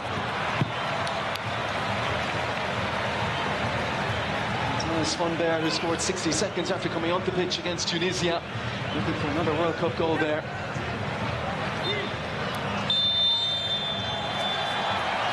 And that will do it. France, led by their captain again, another brace of goals for the 3rd game in this tournament from Kylian Mbappe, taking him joint top of the Golden Boot charts along with Lionel Messi, and that brilliant goal in between from Bradley Barcola. They've had it all their own way today. A couple of little flashes, a couple of little sights of goal for Sweden in the first half. But this has been impressive from the World Cup favourites. Yeah, top-class performance from a top-class side. Oozing quality, oozing confidence. That man, Olise, in the form of his life, as is Mbappe, for the goals that he scored. can stop France? That will be the question. Best performance I've seen of this 2026 World Cup. And the frightening thing, there might be another gear or two to go with this Deschamps side. The two-time winners move a step closer to a third World Cup crown as they advance to a last 16 meeting with Paraguay on July 4th in Philadelphia. They have won this at a canter. France 3, Sweden 0. Thank you very much to Des and Ray on commentary for us this evening in New Jersey. And there's just a confirmation of the way things stand on the road to the finals. For France, will be back in action, as Des mentioned just there, on Saturday when they play Paraguay in the round of 16. And I posed the question at the very top of the show whether France will be back there on the 19th of July because it's in the New York, New Jersey stadium where the final will be played. On that sort of form, Diddy, it looks like it. Yeah, it's... I'd say likely. Then again, they played a team today. They got beat by the Netherlands 5-1. So I think we've got to take it with a pinch of salt. I said it before. I think it takes a very, very good team to beat them. Sweden wasn't the benchmark today. But all I can say, whenever they play and I'm not working for the rest of the tournament, even if they played 4 or 5 in the morning, I get up to watch them. Yeah. Because this is just an event. Whenever they do play, it's just a joy to watch. And, you know, they might have a bad 20 minutes, a bad half in them. But even in 10 minutes, they can make up for 60 or 70 bad minutes because they're just so good. It's scintillating, it's breathtaking. This is proper football. And, you know, if they win it, I think there's, you know, we don't want to look too far ahead. But there might be a case that we see one of the best, if not the best teams in World Cup history. Yeah, well, Ray was certainly glowing in his tributes to that French team after that performance today. And another 3 goals, Steve, it could have been a whole lot more. They really were in cruise control, weren't they? Yeah, like after they hit the post and bar in the first half from a Boysa kick and a shot from Mbappe, and the amount of times they went through and goal, the amount of times got between the lines, they draw players out. Like Sweden tried to be a low block, but they couldn't contain them. At the speed at which they move the ball when they actually get into the final third, they're a sensational side to watch. They really are. I think I've said it. The only team that stops them from winning this tournament is themselves. If they can turn up and have the same energy, enthusiasm, and determination in every game, I don't think a team lives with them. I don't think anybody can stop them because you can't go out. Like, if you're playing against Argentina, you could send someone out to potentially try and man-mark Messi, which is, listen, it's a very difficult task, but you could try something to do that. You can't man-mark one of these players. You can't say you go 1v1 with these players because 1v1 they'll terrorise you. Then you go, who have you left exposed? Who have you left open? Elise is... Every time he gets the ball in that 10 position, he's constantly on the turn, he's constantly looking forward, the true balls he's played today. And then when they take them off, they bring on Doing. They bring on Cherki, they bring on Mateta. So it's you know, it's looking very inevitable that they go on to win it. But like I said, they'll only have themselves to blame if they don't. When you think of the other fancied teams in the competition, Richie, the likes of England, the likes of Spain, Argentina, maybe Portugal as an outside bet, none of them have the attacking talent that Spain have at their disposal, or that France have at their disposal. They still have a bit to do, though. Oh yeah, it's not over. Do you know what I mean? Like, it's. But we just go on what we've seen so far. Yeah, like tonight, like comment was made earlier. Sweden are not the benchmark. So just a bit of context. They finished bottom of their qualifying group. They qualified through a playoff on account of their Nations League. They're playing today on account of finishing third in their group. So if you're a favourite, or if you're one of the elite teams being talked about to win the league, you swat someone like that aside, and they did that, and they did it really impressively. They were so entertaining. For a game that was so one-sided, it was so watchable, which isn't always the case because they're so good. But much tougher tests are ahead for them, like immeasurably tougher tests than they've had so far. Like, you think of who they've played. Was Norway their toughest game in the group? They played Norway's second-string team in basically a non-event of a game, and this lot were way out of their depth. Next up, like Paraguay, I don't think on paper will challenge them. Then you're into possibly Morocco, who might be Canada. Different conversation altogether. Jump ahead to the semis. Could be Spain. Now we're talking. Now we're talking footballers. I think the not thing Sweden. that stands out is that you expect them. A team like France should swat this team away. That's what you expect, and they did. So they did. They didn't go through the motions. They didn't just be like tepid and like comfortable keeping the ball. They actually tore them apart every time we got to forwards. And they did, but it doesn't always happen when a highly fancied team faces one of the minnows, as it were. It doesn't always happen. Yeah, but at the same time, we shouldn't get carried away, because these are probably the only team You just announced that they'd be the greatest. to tear a team apart like Sweden and make it look easy, because we've seen Spain, we've seen other teams really having their problems breaking teams down and opening them up. They do it, and I stick by it. Paraguay, Morocco, Spain, I don't think anyone can live with them. I think they will go to the final, whether it's Brazil, Argentina, England. You know, in a one-off game, anything is possible. But I think this is an exceptional team. If they do play anywhere near that level as they did today, against a poor side, we've got to say, I think they will go through. But you talked about the offence, and we talked about how brilliant they are with Olise, with Mbappe, the goals that scored, Doué coming on. Upamecano, so far what he's played, has been exceptional. He's really become, on the company, he's been one of the best defenders in European football, and they can attack, but at the same time they've got probably as good a defence with Saliba and Upamecano as everybody else. And I think it takes a very, very good team to beat them, and so far I haven't seen it. Yeah, I mean, it's one thing saying Sweden weren't up too much tonight, but when you think, let's talk about that French defence. I mean, they faced three fairly exceptional strikers tonight, and they got little or nothing out of that French defence. Well, they faced, Isak, who we've seen not this season, but we know in the Premier League is one of the toughest leagues you're going to play and be exceptional. Gyökeres, who's just gone and won the Premier League with Arsenal, and then Elanga, who's a very difficult player on his day. And they did deal with them, but their service was few and far between. Yeah, they weren't keep.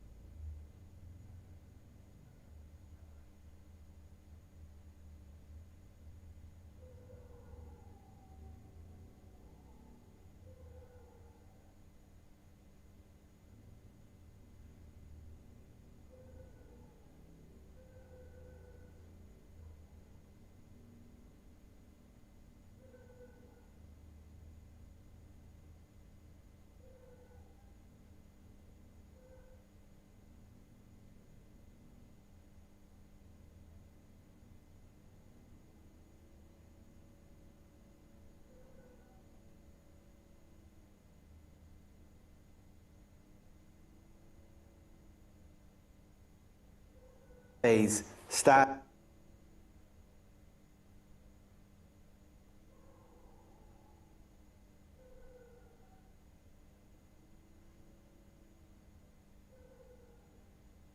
Status in club football couldn't be compared to the other big hitters in club football who were winning Champions Leagues and who were dominating in Europe. And you could still say the same about him because of how things have gone at Real Madrid. International football, though, French international fans. Yeah. I don't hear a gripe at all from them. No. He's doing fine. And if the French don't want him anymore, we'd have it. We'd have it. I was just thinking that really French football is in rude health. German football, on the other hand, not so much. I think they can do without him. We'd love your problems, Steve. We'd love to have And listen, this. Kylian Mbappe, he's only one of many exciting talents within that French squad. And as we said tonight, Olise had an outstanding game, Stephen. Yeah, he did. Just from the get-go, you could see the intense, this is incredible. To even take this on from this area shows the confidence that he's got at the moment. But you see as he receives it, he's always aware where he is in the pitch. There's a little look over the shoulder, there's a scan, there's receiving of the ball, little flicks of tricks. Yeah, that's great, but what can you do when you get into the key moments, key areas? Can you hit the target? Can you find the pass? Can you be that creative thing? And he is all those at the moment. He is picking key moments, picking key passes. He's creating assists, which, you know, it's not just like he's putting a cross in, he's putting things out of play, he's putting through balls through. When he goes past the player, when he takes players on, the freedom he's playing with, he's one of the best players in the world right now, and there's not much else you can say about him. Like, he genuinely is just playing with such a level of panache and carefree, and then he goes all about it with just this kind of nonchalance. Nothing seems to faze him. Like, he should score here. That's maybe a downfall. He should score in this one instant. He should score. That's probably the only thing we can say that we didn't do right in that game. From start to finish, he was incredible. And France in this tournament, putting him in a 10 seems like and Deschamps, you have to give Deschamps credit for that. It seems like an absolute, like, he hasn't played that many times for France. He's only played like 15, 16 caps. Like, do you see how easy they made it look to get past a low block defence? There were so many occasions there where there were 7, 8, 9, 10 Swedish players between them and the goal. And my reference point here is how difficult England found that when they came up against it. They looked so short of ideas. They had a bag full of ideas. Yeah, well, it really was a great performance by France. A morale-sapping defeat for Sweden, and we can hear now from their manager. Here's Graham Potter. Graham, VM-resan är över efter 0-3 mot Frankrike. Vad är dina känslor just nu? Well, mixed, as you can imagine, because we're so disappointed to go out. We weren't ready to go home. We wanted more. I'm so proud of the team. It's a young team. So many players making the debut in this tournament, and probably it's fair to say it's a bridge too far for us today in terms of the quality of the opponent we're playing against. So we congratulate France for going through, and they were the better team. We had our moments, but not enough. And but it's no disgrace, of course. We boys, yeah, like I said, I'm very proud of them. I love this team. It's a start of something, of course, but we're disappointed now because we wanted to go through. Hur avgörande blev det där målet ni släpper in i slutet av första halvlek? Yeah, well, I thought the first period we were quite stable, and then I thought we just stepped back a little bit too much in the second period of the first half. It's not easy with the quality they have to maintain as much as we wanted, but we've got pushed back. And it's just disappointing that we couldn't hold on. At 0-0 at half time, we could have got to maybe regroup. But that obviously makes the game a bit more difficult for us. So Graham Potter and Sweden are out of the competition, but it's not all doom and gloom, because here's another chance for you to enter our latest competition. The FIFA World Cup is reaching fever pitch, and here's your chance to win big. We're giving away €5,000, and how you spend it is entirely up to you. You and a friend could jet off for the trip of a lifetime, experience the atmosphere of a World Cup nation, soak up the sun, explore iconic cities, relax on beautiful beaches, or create memories you'll never forget. From the bright lights and energy of the USA to Europe's incredible culture and coastline, the choice is yours. One winner, €5,000. So where will it take you? For your chance to win the cash prize, answer this question. Which head coach led the England team into FIFA World Cup 2026? Is it Thomas Tuchel, Jurgen Klopp, or Julian Nagelsmann. To enter, text the word football followed by your answer and name to 57886. Cost per entry is €2.50. You must be over 18 to enter. Lines will close at midday, July 20th. Full details are on rte.ie/competitions, where the lucky winner will also be revealed.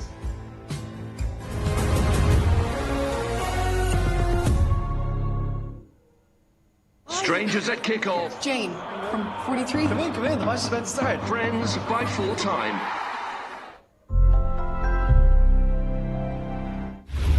Táid in sead an action. Chun takeíocht a chóirt. Chun ceúir a dhéanamh. Chun bed deanta chéile.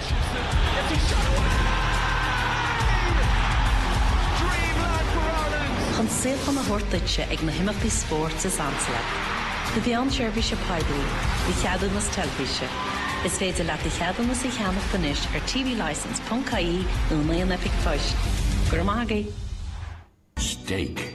You seem to make everyone think of white tablecloths and bluffing to the waiter about the wine. But then you miss out on this, deciding what you'll be. To chimichurri or béarnaise? I've been to a lot of do's. You are the occasion. It might be the crack of dawn, but fair play hosting this summer of football across the pond. We'll finally have some crack on the night shift. Ah, England, missing penalties again. It's tradition. Hold on, isn't that Troy over there? Brazil's losing. Why's he celebrating? I had over 2.5 goals on my bet builder with Novibet, didn't I? Still awake, are you? This summer, play on Novibet and boost all your bet builder winnings up to 50%. Novibet, more power to you. We don't have enough walkers for the party. Walkers? In Miami. Come with me. Hi, how you doing? We're having an awesome viewing party, and if you have walkers, you can come with us. She has them! Try to get the whole cart in. Welcome.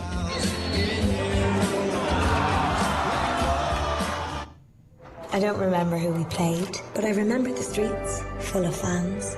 Hands gripped tight. The ice cream van. It felt like the whole county was there. Then suddenly the world stood up. I couldn't see a thing. You picked me up, then flags went up. Electric. I don't remember who we played. I don't recall the score, but I remember that sunny day. Will forevermore. The GAA Football and Hurling Championships. Experience the unforgettable. McDonald's Taste of the Tournament. The Sweet Carolina Barbecue Stack. Covered in sticky Carolina barbecue sauce.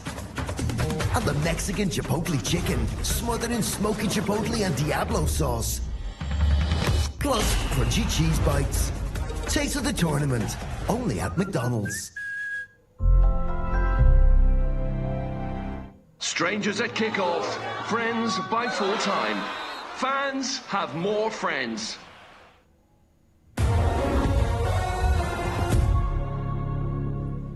And you're very welcome back. Well, the managers are beginning to drop like flies at this World Cup because earlier this evening, Ronald Koeman, the Dutch manager, has announced his resignation, and a short time later, Marcelo Bielsa has decided to resign from the Uruguayan job as well. But one manager still in the job is Thomas Tuchel, and earlier on this evening, he gave a press conference ahead of tomorrow's game against DR Congo. I think we're facing a very, very compact, very physical a team, a well-drilled team in a expectedly 5-3-2 formation, sometimes a 5-diamond-4 formation, especially with the ball, but off the ball a 5-3-2, compact block, disciplined defending, change between high press and low block, very devoted, very disciplined, well drilled. So very dangerous in counterattacks, very direct in their approach of play, can play not shy to play long balls into the depth, make it a running game, make it a game into second balls. A team that didn't allow a lot of chances, didn't allow a lot of goals against teams like Colombia and Portugal. So that's basically what waits for us. We know where we are. We know that it's now the moment to find ways to win. It's the moment to dig in. It's the moment to be patient and to do what we do on highest level. They have the capacity to make their life difficult for everyone. They did it to Portugal and Colombia. So the mindset is clear, and we're ready for tomorrow. It's extraordinary, isn't it? The England manager, probably the most scrutinised manager at the entire tournament, Richie. He's obviously done his homework on DR Congo. It's a match you would expect him to get through, isn't it? Yeah, it sounds like he's playing the world's greatest team, the most comprehensive team who can pretty much do anything to the highest level possible, the way he's talking there. I hope at one point he did get to talk about his own team strengths. But yeah, you're right. This is a game that if they lose, my God, the noise around that fella will be deafening. I don't expect them to. I think we're probably going to see more closer to Brazil's passage through to the next round rather than the French passage through to the next round. I don't think they'll have it as impressive or as easy as France had it today. They don't have an easy route if they are to aspire to the final. They've got a tough draw, England, haven't they? Yeah, they do. They're not meeting France on the way to the final, so that's one positive you can take from it. You've got a Argentina side on their side of the draw, you have a Brazil side on their side of the draw, and you go, they're the three teams you really think that are the ones that are going to push for it. I would believe England have a better squad than those teams at the moment. Whether they can go and prove that, whether they can go about it, I don't think they've done enough this tournament to show that. And they're going to have to step up massively, be able to beat a team with a low block. You know, France have done it with ease there. England have to be able to show they've got that in quality. But, you know, I think squad-wise, they've got a good squad right back there in a bit of a tricky position now at the moment without, you know, the players that they left behind and what's going to be injured. But England should be able to get through this game and get themselves into a phase where they can face a Brazil or an Argentina later on. But that's going to be a tougher task for them. The trickiness of playing at altitude in the next round against possibly Mexico in Mexico, that's a set of challenges that none of those players face on a weekly basis. I don't know how, we were talking about this off air earlier, I don't know how much work you can do or how acclimatised they can get, knowing now that that's what is definitely waiting for them if they come through tomorrow. But that's a challenge that is going to really test them. It's going to be tough for them if it is in the Azteca against Mexico. There's also concern about the form of some key players, you'd say, Diddy. Particularly the wide men haven't set the world on fire. Declan Rice has looked a little bit lethargic, and they have that issue, as Stephen said, at right back. So these are all little things that Tuchel's going to have to contend with. Yeah, absolutely. But I think you get that in a tournament that one or two players are a bit of colour. You know, I think the strongest suit is their defence. I think they've got one of the best defences in the competition. Saka's had a poor season. Madrid has probably been the best. I think it'll be a tough game. We've seen how hard they found it against Ghana. I think it'll be a really tricky and tough game. And then, as Richie said, I think the next round, I think it could be the end for them because they play altitude, which is they're not used to. And whether it's Mexico or Ecuador, we'll find out in a couple of hours. I think either team will be a huge test for them. They're used to playing at altitude, England are not, and I think they could do with a convincing win tomorrow, where they don't get stretched too much and maybe get a bit of confidence because of, you know, the group stage was okay, but I think they could do with a convincing win tomorrow to get a bit more confidence for the game against Mexico and Ecuador, because I think that'll be a proper test. Yeah, and a reminder that the Mexico-Ecuador match is on later tonight, 2 a.m. kickoff, and our coverage will begin at 1:30. But for now, my thanks to Didi, Stephen and Richie for being here on a night when Les Bleus delivered a tour de force par excellence. Bonne nuit.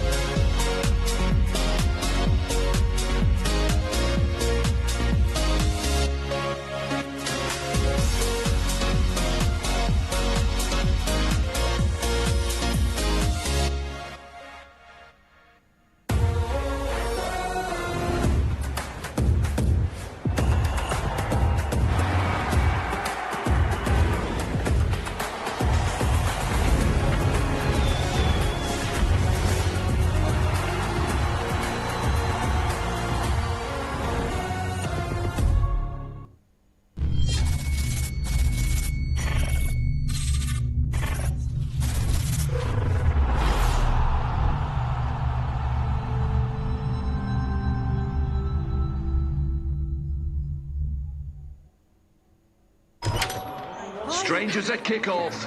Friends by full time. Fans have more friends.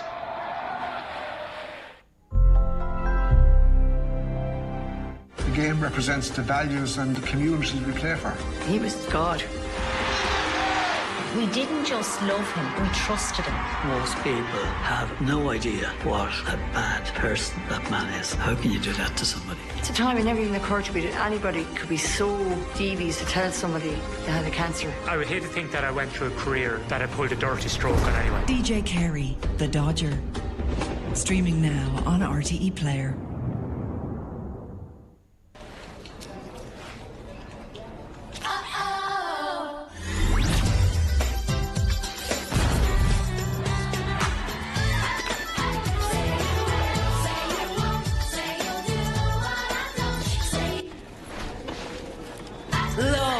Keeling's feeling.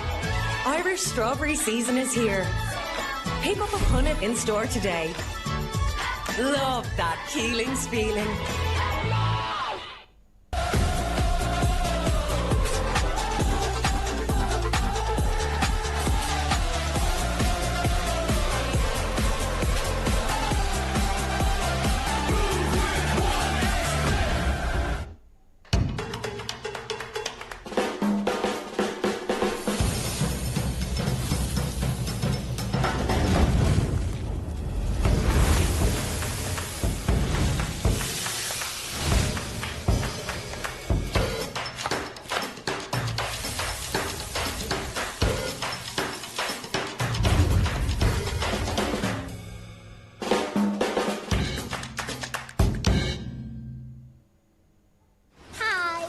Mr. Unicorn. Anthony. Anthony the Unicorn. Awakes the Flahulach and Luck Fakena, the Ostian Trika Hain €1,000,000 Balaha, Trid an RTE Toyshow Appeal, the Charhanachti in Aaron, Cara Punk shocked €1,000,000, a Baloi in Fiha Kuig. I'm on top of the world. Keelian Shin Gui shocked O'Kade Charhanacht Mwinu.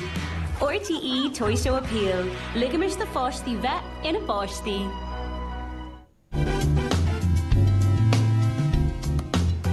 You're watching RTE2.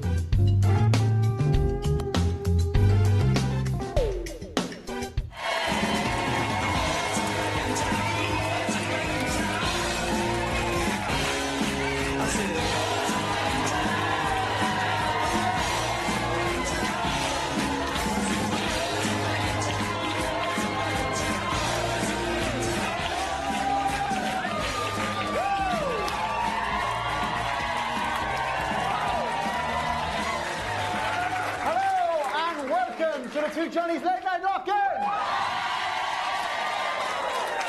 Tonight is a very special show. Yes, because like being called up to the county team, tonight is the best of the best. Did I tell you I was once called up to the county team? You might have mentioned that, lad, yeah. And if it wasn't for me dodgy knees, yeah, John... no, I appreciate that, John, but as I was saying... Yeah, I'd probably have 3 All-Irelands by now. This is the best of the guests, the best of the comedy, and the best of the music. I scored 3-6 in that county final. I was under 12. Yeah, it still counts. You were 32. Goals win games, my friend. Goals win games. Roll the tape. Here's the best of. Who's in the bar? Who's in the bar? How did you discover that you could play the bread bin? Well, as you can tell, I love bread. Okay.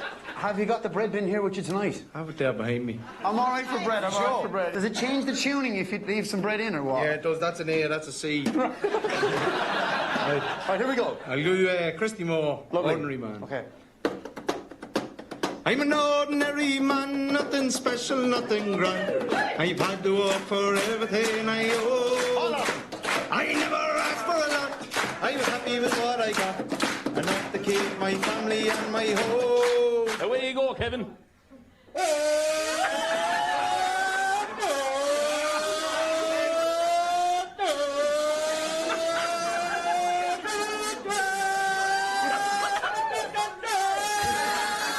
There's a serious auction going here, go on. At 5 on 10, 20 on 30 and a 5 and a 40 and a bit. He wants a little bit more, little bit more, little bit more. He says he's fit for keeper. You ready? Yeah.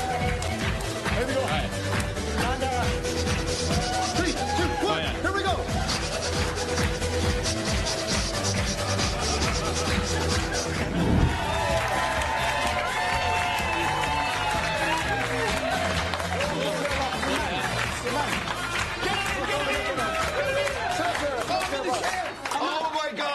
finally a show on RTE that's like this. It's great crack. There's no rules at all. No, zero. So I do a lot of improv, right? I like talk to people, like talk to this man here. I don't know who he is. Never met him before. How are you? Love you. Well done. Are you a carpenter? No. What are you? Paramedic.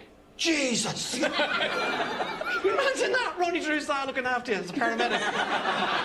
That's amazing, isn't it? I asked a guy in the front row in Edinburgh this year, like 800 people. I said, what do you do? And he said, oh, I'm a building manager, right? And this other girl way off in the back went, he's a Johnny, right? And of course, I'm like you, I didn't know what that was. I was going, what's that? But the Scots are like the Irish, they explain slang words by saying the same slang word again. So I went, what's a Johnny? She went, a Johnny, it's a Johnny, right? I went, what? And then another girl stood up way on the other side and she went, janitor, Jason. She's saying janitor, and I said, who are you? And the woman goes, I'm a Protestant. And she sat down. Are you set up, you're in England these days? I'm kind of back and forth like a yo-yo, to be quite honest with you. I mean, when I first moved over, I went through a mortifying situation that just come off tour, and I was like, right, I'm going to ring my doctor over there to, like, I was thinking about girls freezing the old legs, right? Okay. Let's just put it out there. Yeah. Suppose it's all in fashion at the moment. We're all friends Everyone's here. freezing them, right? So I went about that, rang the doctors, and I was like, how's it going, how are you? I just want to talk to them about freezing the old eggy armies. And they were like, grand. And I was like, mortified. And they're like, they'll give you a ring back there around 12 o'clock. I was like, fantastic. So I went about my day, had to obviously look for somewhere to live, didn't I? So I was like ringing up the stage, and I was like, oh yeah, I want to come view a room there. How's it going? I was like, right, grand. Left a few voicemails. Phone went off at 12 o'clock. I was like, oh yeah, I'm just wondering about freezing my eggs there, girl, yeah. And there was no noise, and then the phone, I was like, oh, you know, I'll come to the agent, just started joking and laughing because it's awkward silence. They're like, are you ringing about the room? I was like, You were using your sex appeal in other ways to make money. Yeah. Well, I was doing a bit of sex work for myself. I was offering the Mayo boyfriend experience. Right, and what did the Mayo boyfriend experience Yeah, give you? so basically the camera would be set up. I have a lovely dinner made for us. Chicken goujons, waffles. Wow. Little candle in the middle of the table. Might throw a few compliments at the ladies. I go, oh, your eyes are like Ballina Cathedral, glisten, I love you. Do you know, oh, geez, I'm wrecked from foot and turf. Oh. And then at the end, I'd sort of take them by the hand down the camera and I'd say, follow me. I'm delicious. So talk us through your day now that you're a man of leisure, Pat. You get up in the morning and what happens? I have the perfect day. I do nothing, and I do nothing very well. And I do it all day long. And I'm spoiled. The breakfast is on the table, the lunch is on the table, the dinner is on the table. Who's putting the food on the table? My good wife, the long-suffering Rosario. And she's my saint. And outside of that, I watch Monday to Thursday, I watch 5 hours of sport on television, and Friday, Saturday, Sunday, I watch 10 to 12 hours of sport on television. 10 or 12 hours a day? Yeah, and I tell my wife it's all for the purposes of research. For the column. For the column. And it's everything from racing to cricket to basketball, anything. I watch it all. I love it. And I'd be stretched out in my couch at home. I have a unique couch. It's the only V-shaped couch in the world. because after 30 years, my arse has made the V-shape. And Rosalie says, I'm ashamed to bring people into this sitting room with that couch there. We have to get rid of the couch. And I says, if the couch goes, darling, I go. What if you're at, like, say, a wedding or a funeral? How would you get your... I swear to God, it's awful, I know. I go to weddings and funerals and my phone and I'm watching a game, unbelievable. Have you been caught? No. Research. I'd say that, have you ever had a funeral and it's like, and God rest Jimmy, and you're like, yes! Goal! Jimmy's after waking up, lads. It's a pleasure to have you on. Myself and Johnny grew up watching you, and it's kind of amazing to have you on our show now. So thank you so much for coming on. This is really bad for me, though. In fairness, that's some turnaround, lads, am I telling you? Please take a seat. How are you, man? I'm good. I've never been better. Look at this, yo. It's got a gold medal. Let's have a look at you in action. Here you go. I mean, this is mind-blowing. Look at this. Oh.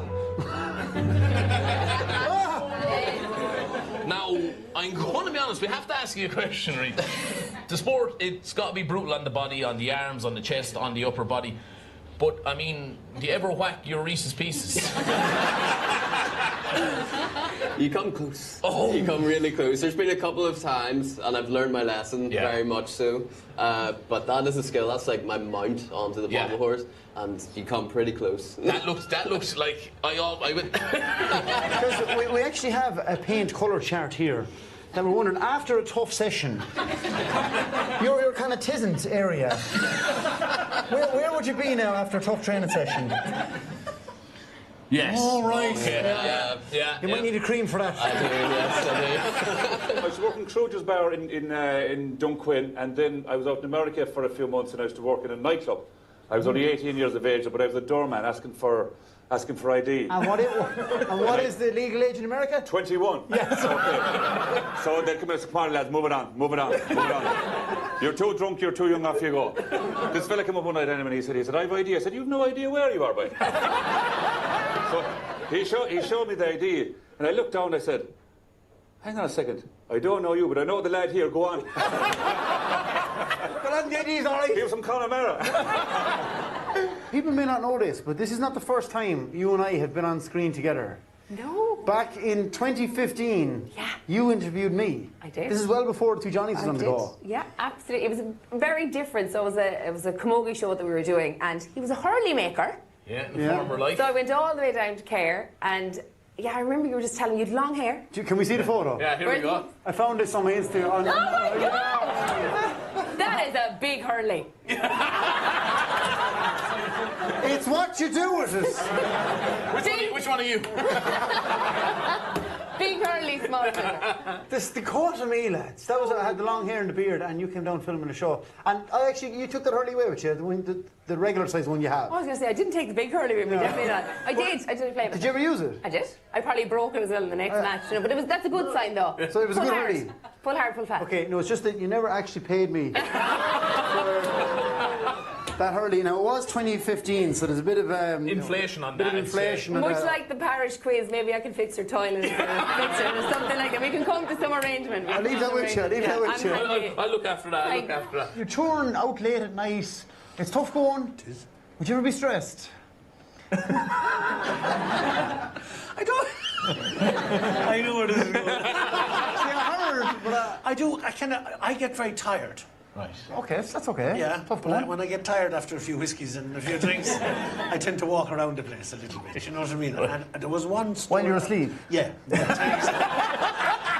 God, there was an awful thing happened to me. I woke up with this woman in the bed beside me, and her husband she's screaming at me, and the husband's saying, everyone calm down, everyone calm down. I go, what the fuck are they doing in my bed?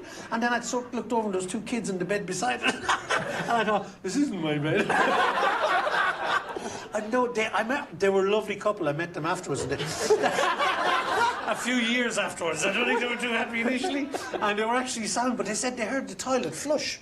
And then I walked over and jumped into bed beside him. And I couldn't get comfortable. You know the way you be like... And your woman was there. I'm going, what are you doing? And it was kind of embarrassing.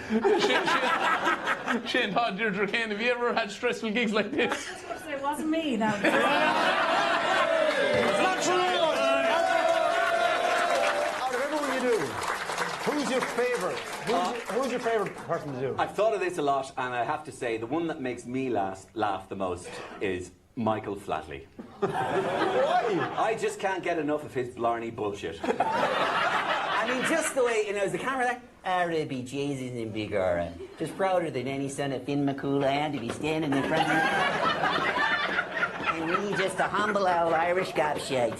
Canary on Boherlat, like they said about Pat Spillane, the older the fiddle, the sweeter the tune. And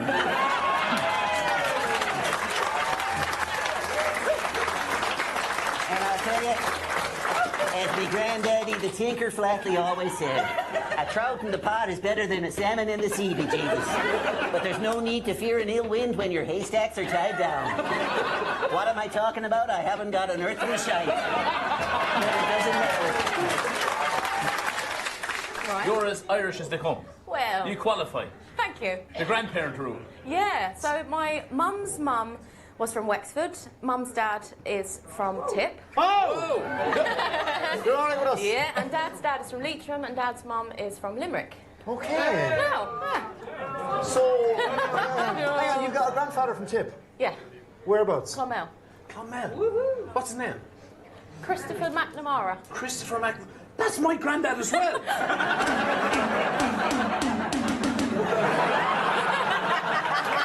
Come on,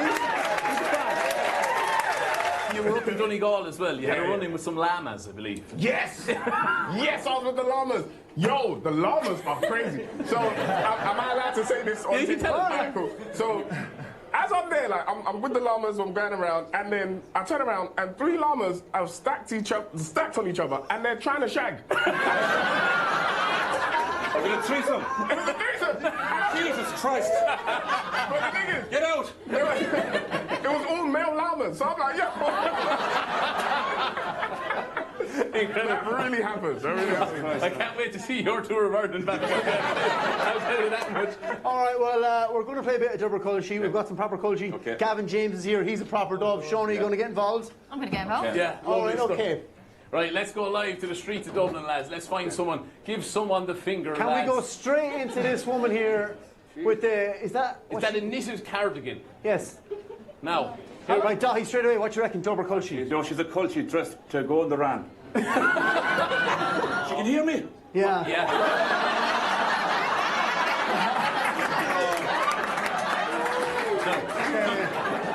It's Pat Milan here, how are you doing? I'm here from Ireland, levels. What do you reckon, double culture? Shona, what do you reckon? I'm saying dove. Yeah. You're saying it's up? Yeah, she's dressed all like, you know, like fashion-y. Yeah. What we dressed fashion-y? Hello. All right, okay. My Ralph Lauren shirt. What's your name and where are you from? My name's Alba and I'm from County Meath. Try them hats, lad. Take them off. Yeah. Fred Durst here, get yours off. Okay, lads. Let's get ready to play. Lads, take the hats off. You want to destroy them, lads. Lads, take the fucking hats off. Come on, Andy. Oh, the rattling band of a down in the valley. Oh, the rattling band of a down in the valley. Well, in that band there was a hole, a rare hole, a rattling hole in the bog and the bog down in the valley. Oh, the rattling band down in the valley. Oh, the rattling band down in the valley. In that hole there was a tree, a rare tree, a rattling tree, tree in the hole, in the hole, in the bog, in the bog, down in the valley. Oh, rattling bog down in the valley. Oh, rattling bog down in the valley. Oh, around that tree there was a branch, a rare branch, a rattling branch, branch on the tree, in the tree, in the hole, in the hole, in the bog, down in the valley. Oh, rattling bog down in the valley. Oh,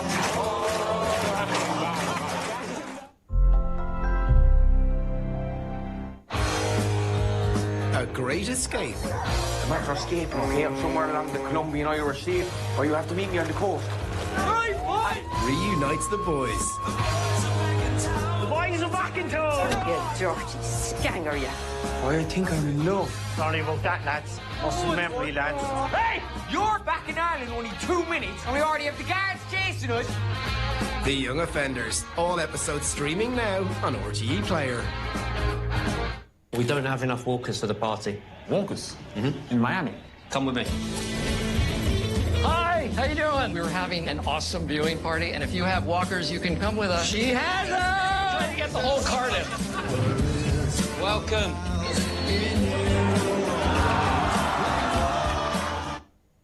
Some choices are easy.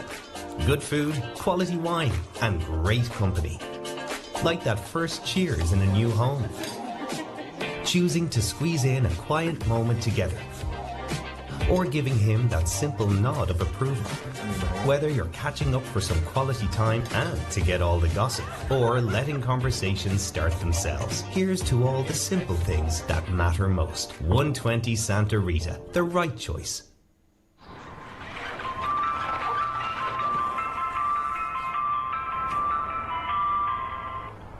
We all do the same things with our phones. Get yours for less with Tesco Mobile. Like the iPhone 17 for €99.99 on our €45 Club Card Bill Pay plan. Ted, not again. That's a big drop down there. One slip and you're gone. 4 new celebrity pairs take on 4 new formidable challenges that test them to their physical and mental limits. I'm done. I can't breathe properly. They were well out of their comfort zone, fighting the weather, the mountain, the world, basically. This is extreme, so of course lads have been lost. I hate you, lad. There's no other thing for it but to keep going. Uncharted with Bray Goggins. Streaming now on RTE Player. Connemara. An impossible maze of islands, mountains, and vast open boglands. Home to wild creatures on the very edge of the great ocean. The sea has that lovely silky look to the surface, and slowly but surely as the sun rises, the first rays of light cast that golden colour over it. Ireland's savage beauty.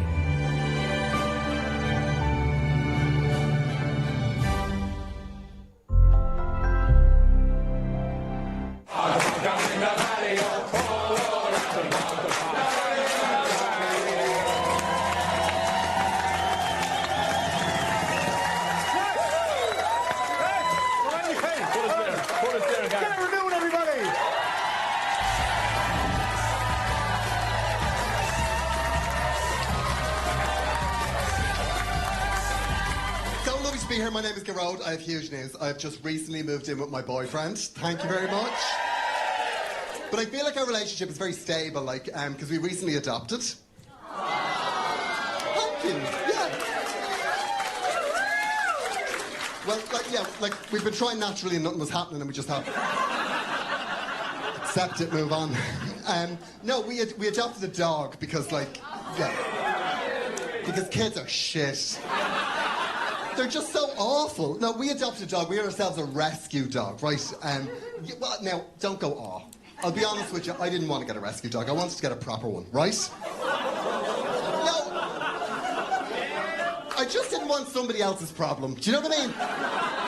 Things get given away for a reason, as far as I'm concerned. I'll tell you the sort of dog I wanted. I wanted a pug. You know pugs?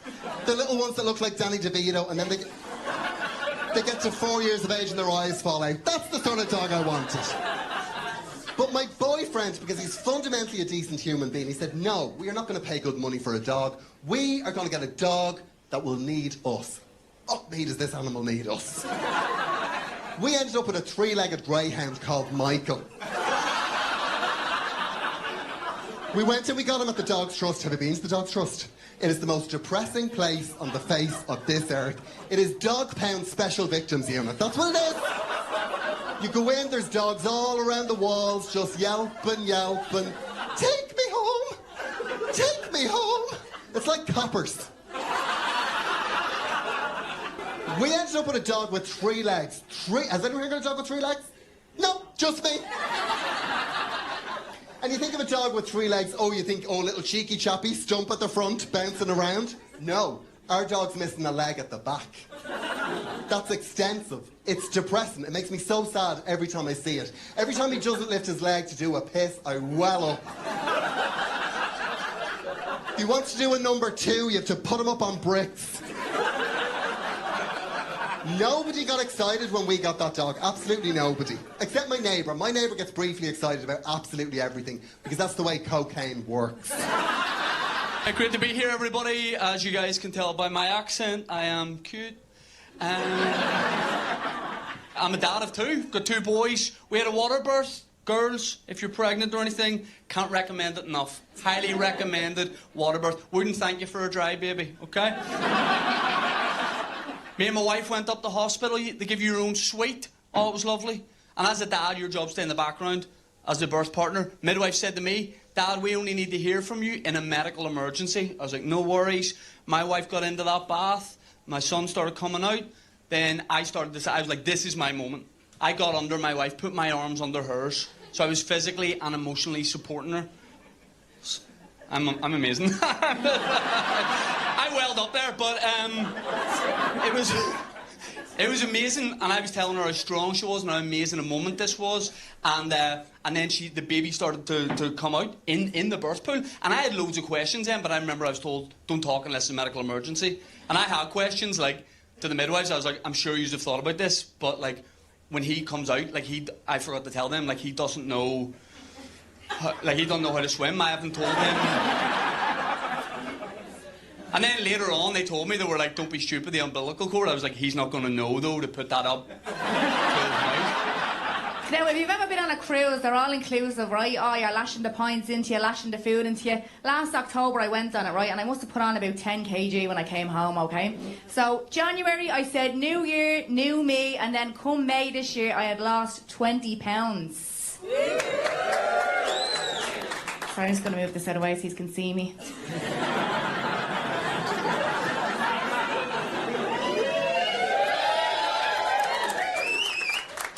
But the thing is, lads, we live in a world now that's full of shortcuts, right? So when you run into someone you haven't seen in a long time, the first thing they'll say to you is, you're after losing loads of weight. Where'd you go? Where'd you go? Tell us. Where'd you go? What do you mean, where did I go? It's called willpower.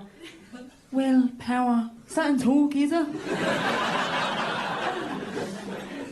Everyone's obsessed with fucking turkey. And I wouldn't mind, right? But when you lose a bit of weight and you're putting up your before and after pictures on social media, you get nothing but creeps in your DMs. What's up, sexy, you cracker? Didn't even know my dad was on Instagram till last week.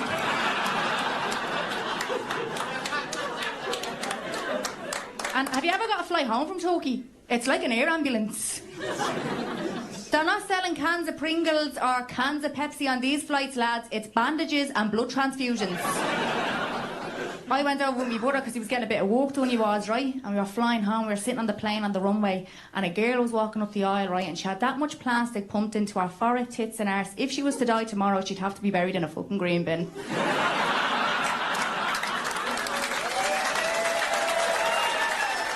I was over in England for a while. I was in London for a while. It was good crack.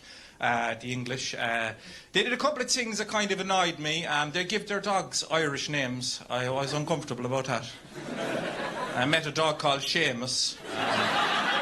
It was the way his owner was speaking to him, really, you know.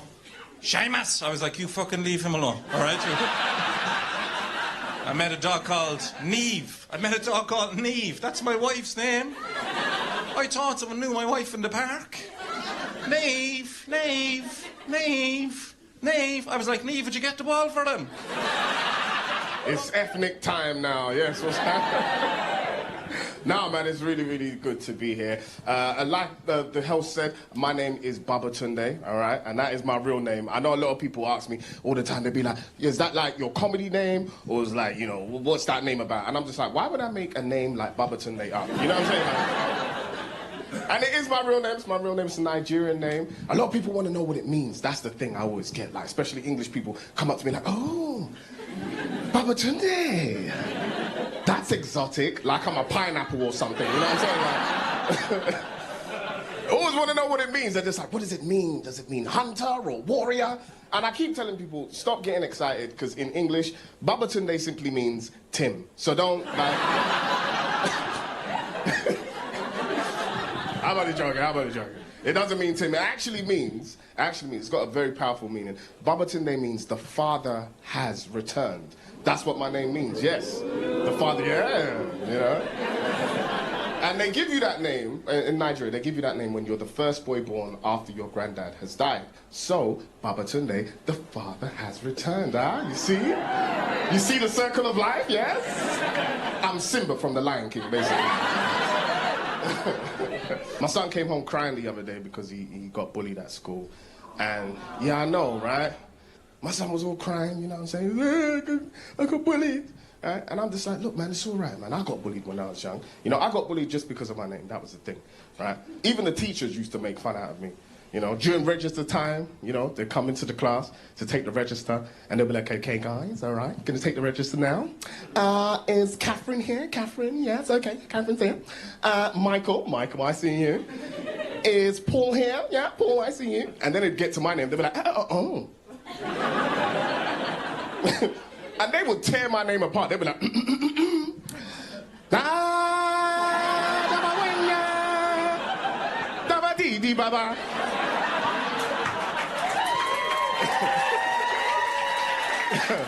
Now it is time for the greatest quiz of all time. It's the Parish Quiz!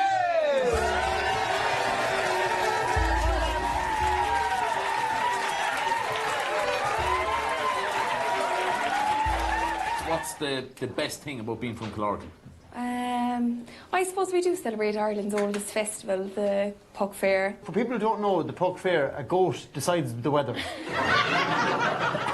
that's the gist, and you all go drinking. Is that fair? Well, we do drink, yes. Right, do you play football yourself? I'm only playing down in the college now at the minute. I quit the Gaelic and the soccer for the leaving, but we're a drinking team with a football problem. Like. Father David, how are you doing? I'm good, Johnny, how are you? Good. What should we call you, Father or David? Or... David. David, okay. Yeah. Does your father call you Father? Father? No. But his name is also David, so it gets very confusing. I work in a jeweller's and I also work in a bar on Undertakers. Have people drunk slept in the coffins? They have. Yeah. You wouldn't want to mix them up. Only one time. Okay, we're heading back to Manor Hamilton. Here we go. Here's your next question. Hi guys, Joe here. There used to be a restaurant on Upper Main Street called Hot Stuff. What's it called now?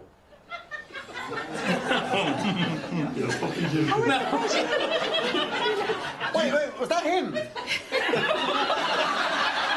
that your brother?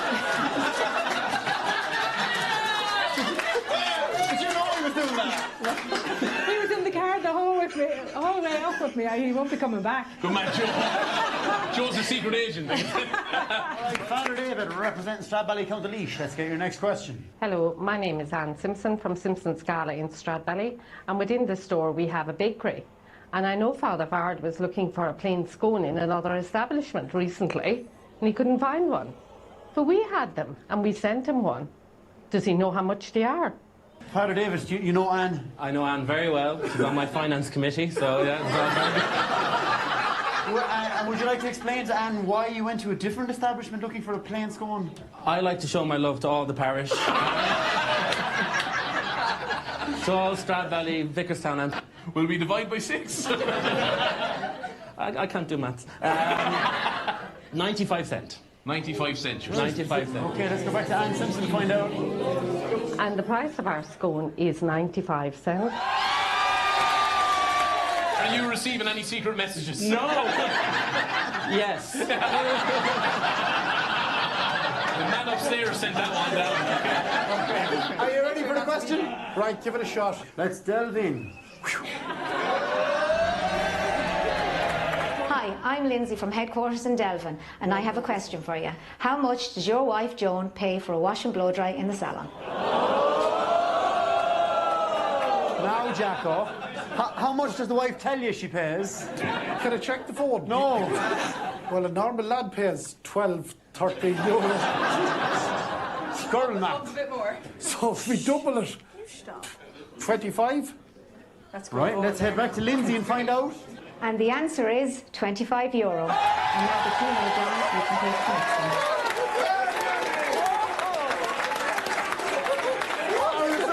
Alright, Dan, you ready for the next question? Yeah, right. Right, Dan from Monaghan, let's go to Donegal for the next question. How's it going? My name's Paddy. I'm a retired dairy farmer. I live up in the Black Mountain, and I'm up here, and I would like to know if you know the area that I'm driving up this tractor on. I'll be back to you in a minute with the answer. Paddy wants to know what's the name of that hymn. Knock 'em any bands, and in English for Hell of the Monks. Do you know Paddy? Paddy's behind me. Alright,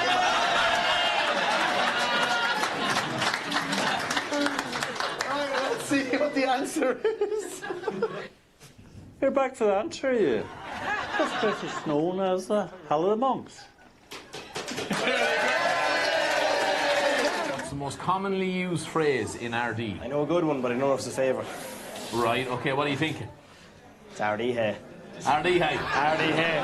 Does it come with the wink? It comes with the wink. Do you want me to give it to them? Do you want me to give it to them? Do you want to look right down that camera and give your best RD hey wink? It's RD hey. Okay, Rebecca and Rathcormac, let's get your next question. What make and model is the tractor? Hint, it's your father's one. We'll be back in a few minutes there with the answer. Sound.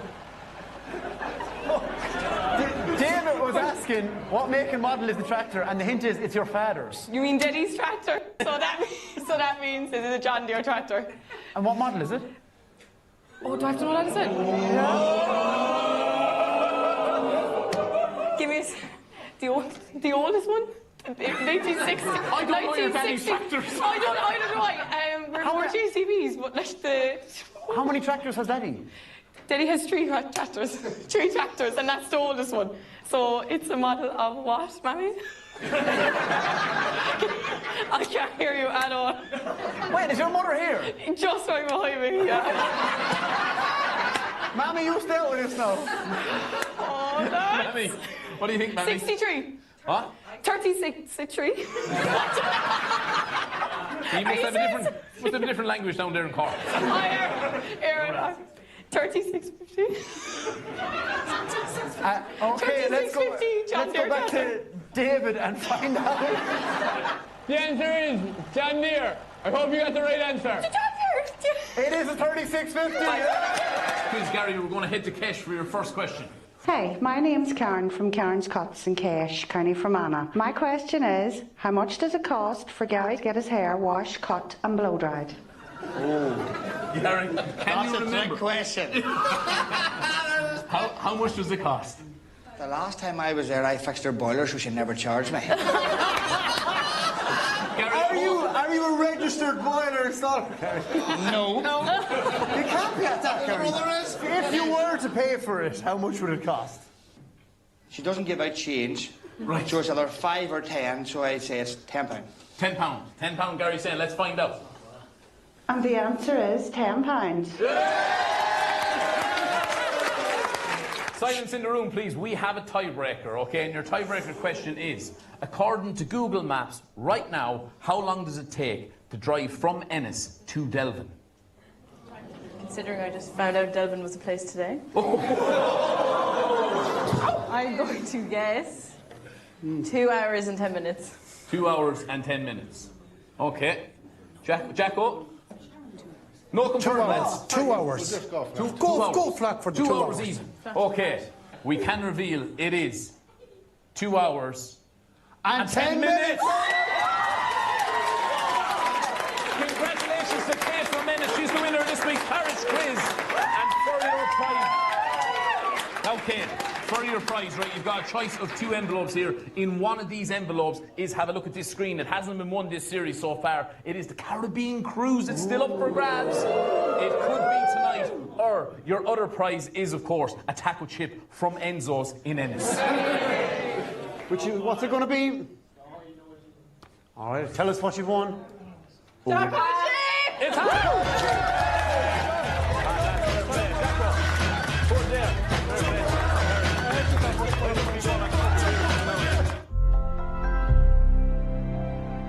Clouds have parted and the sun is shining. The summer starts here.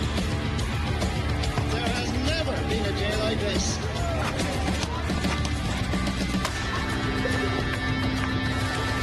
Absolutely extraordinary. We're looking at a star. This is the war. Absolutely sensational. It will never, ever, ever be forgotten.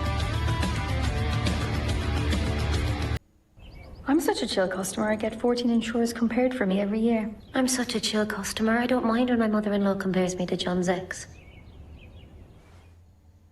Some choices are easy. Good food, quality wine, and great company. Like that first cheers in a new home. Choosing to squeeze in a quiet moment together. Or giving him that simple nod of approval. Whether you're catching up for some quality time and to get all the gossip, or letting conversations start themselves, here's to all the simple things that matter most. 120 Santa Rita, the right choice.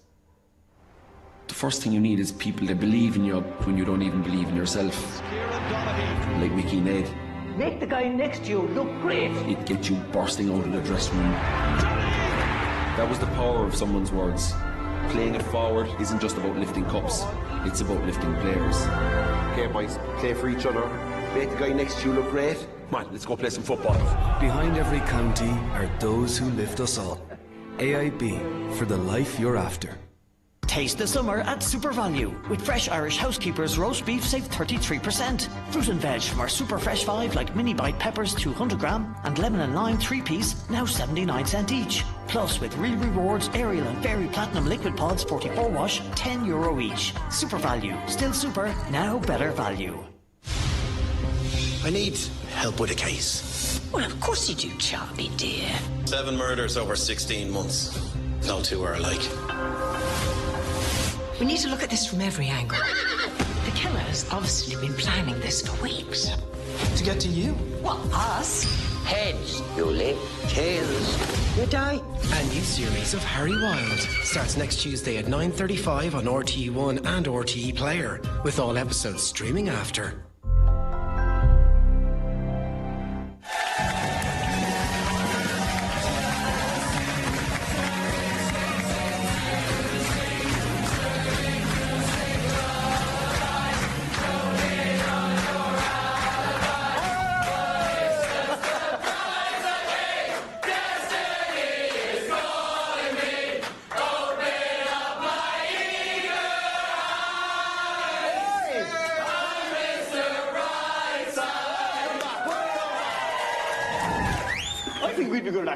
Yeah, we'd manage it, yeah. Like, Who'd won the fight? What are you used to?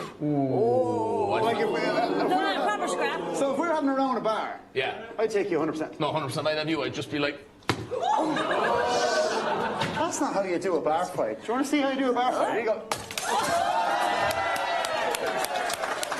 Yeah, it's coming. That was good, wasn't it? You all right? That's how you do.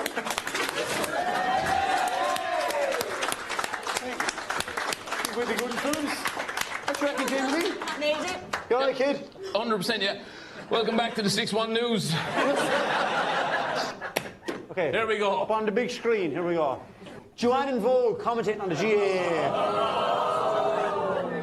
Oh my God, it's Limerick and Galway in the hurling, Joanne.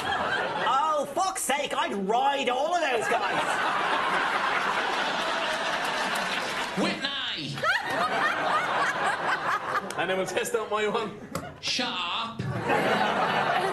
Shut up, right, okay. Right, I've got questions that I swear he hasn't seen. Okay. Okay, right. The line, you ain't my mother. Whitney! Cat Slater. Zoe Slater. You're both right.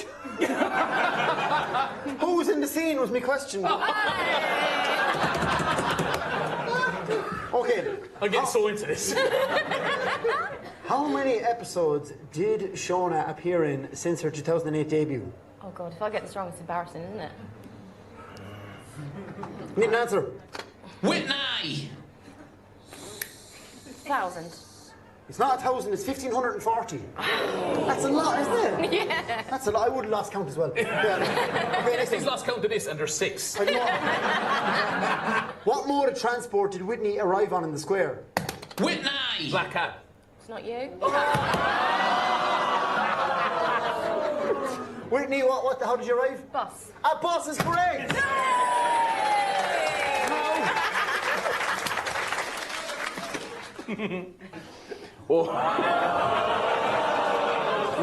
Christy Moore as Air Customer Care.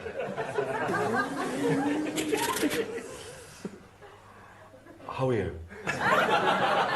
Air Customer Care, Christy speaking. No, I understand the problem, Mary. Have you tried looking at the router? The router. The router. Okay, do you have cookies? No, the cookies. The cookies in the router.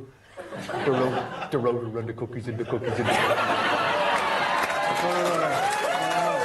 Mary, I'll tell you what. Do you have a dongle handle? Do you have a dongle? Yeah, with the router and the cookies. The dongle. Yeah, the dongle and the routers and the cookies and the dongle and the router and the cookies. And I tell you what, we'll have somebody down to you there in 6 months at 2 o'clock in the morning. Now, Anna, you are the culty matchmaker. Would you play a game with us that we're calling Who's Shifting Who? Oh, I know it. Okay. All right, we've got a couple of couples here. Come on in, lads. So, okay. The aim of the game, Anna, is we've got 3 couples on the stage. One is a real romantic couple. The other 2 couples are just random people we've put together backstage. All you got to do is try and find out who is the real couple. It's the sweat in the room. Couple number 1. Things are just heating up. That's all it is. Things are just heating up. Okay. The real couple. Is it couple number 1? Aisling, she went to the mart looking for a heifer, but came home with a prize bull named Jur. Is it couple number 2? Claire and Jack, they like to get down and dirty, cleaning out the stables. Or is it couple number 3, Rosalind and Kieran? He's got a brand new combine harvester and he's going to give her the keys. Right, Anna, first impressions, who's the real couple? I'm going to say it's between the 2 of these, anyway. Okay. I think. Which numbers? Between 2 and 3, you say? It's not that you're not a prize bull or anything, okay? Just make that clear, okay? Given the body language and the clothes, I would say it's couple number 2. Couple number 2 are holding hands, I believe, yeah? Now, that could be just a decoy as well, so that, you know what I mean? But I'm thinking it's couple number 2. Garen, what do you reckon?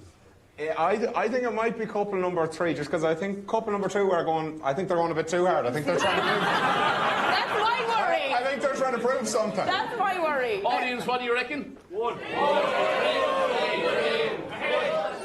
Anna, it's your choice. Who's the real couple? I'm going to stick with my original. I think it's 2. And if nothing else, if you're not a couple, maybe you should be a couple. Because you look really well together. Love in the Country season 3. Okay. Okay. Number 2. Would the real couple please shift? We want you to Gavin James by some classic songs, okay? So we have our magic button here. Can we get the guitar, John? We'll give it here we go. Okay, so we reckon you can turn any song into a Gavin James song. All right, this is going to be gas. Here we go. Okay, here we go. You take that. Well, I did. Okay, here we go. First song to Gavin Jamesify is Ride on a Tractor, Richie Cavanaugh. Right. Okay. Did you ever get a ride? Did you ever get a ride? Did you ever get a ride on a tractor? Did you ever get a ride? No, I never got a ride. No, I never got a ride on a tractor. Did you ever get a feel? Did you ever get a feel? Did you ever get a feel of a fiver? No, I never got a feel. No, I never got a feel. No, I never got a feel of a fiver.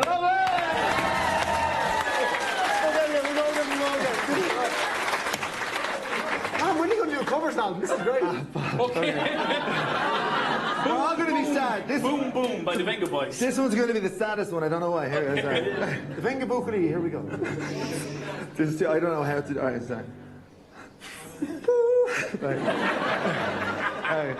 Boom, boom, boom, boom. I want you in my room. We'll spend the night together from now until forever. Boom, boom, boom, boom. I want you in my room. We'll spend the night together, together in my room.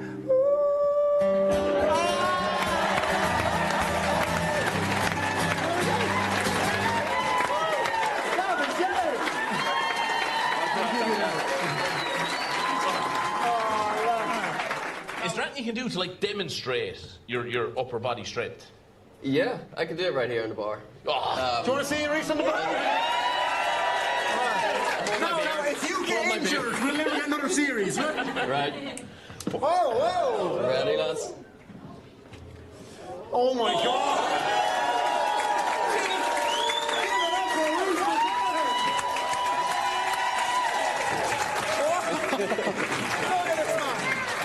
It is almost the end of our lock-in, and no night in an Irish pub is complete without a bit of a sing-song. Yes, and we've got indeed. one. So there has been lyric sheets given out to our members of the audience, and make sure that you sing along at home as well, because it's time for crack on a Thursday night. It's a bit bare, is it? Yeah, it just doesn't feel right. I mean, Father David, you hardly brought the choir with you. lads, come on in!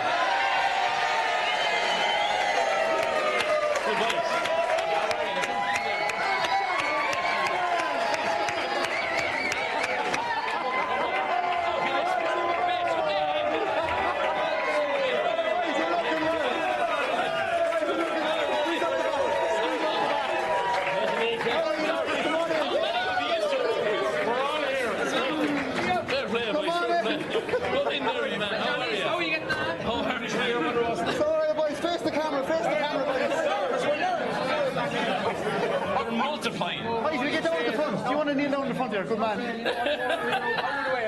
Right, here we go, lads. Let's give this a blast. Okay, here we go, right?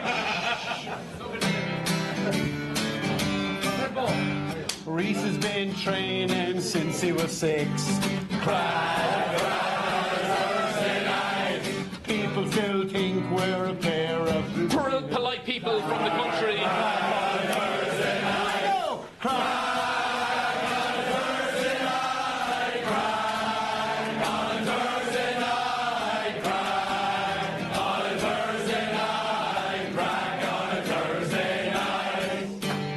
Father David loves the plain scone. Lyra's pants are accident prone.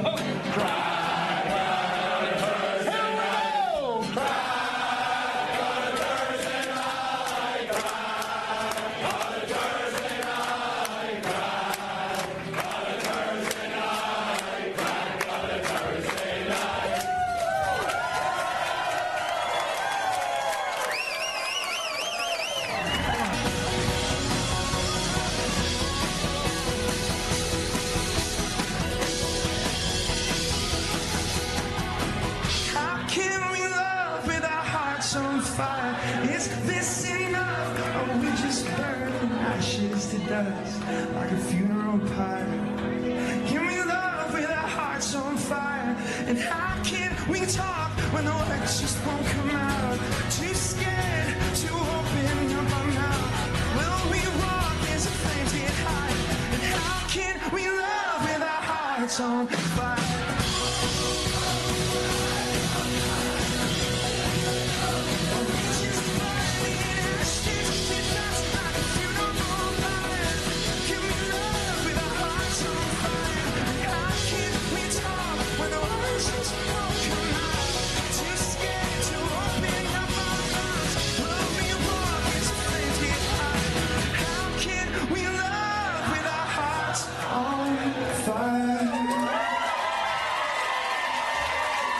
Thank you to all of our guests throughout the series, and thank you at home for watching.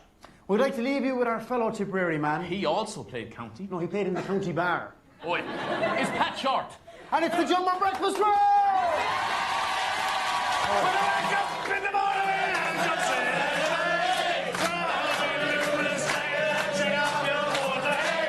Oh, stop clapping, lads. I don't want to be like Christy Moore, but I can't hear it.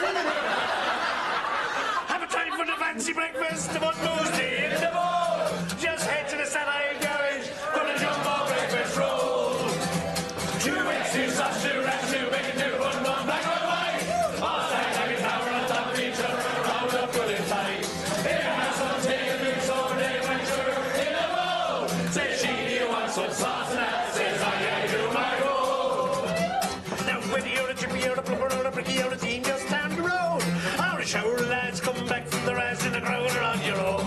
If you're walking up a ladder or a peel of pig's bladder or find yourself digging in a hole, there's no sight better than red and butter on a Jumbo Breakfast Roll. 2 eggs, 2 sauce, 2 wraps, 2 bacon, 2 bun, 1 black and white. All stacked like a tower on top of each other and round up good and tight. Here, have some tea, mix over there, my sugar in a bowl. Say she, do you want some sauce? That says I do my roll. Do the Sadverse. Sadverse. Settle down, lads. Calm down, let you know. Sadverse coming out. Fellas down the back there moshing there. Like an old fellas dropping the hands on young ones and everything. Now the years have moved on and my life has changed. Now I'm a different man. I'm after losing 3 stone, doing line with a girl called Joan, and we're both vegetarians.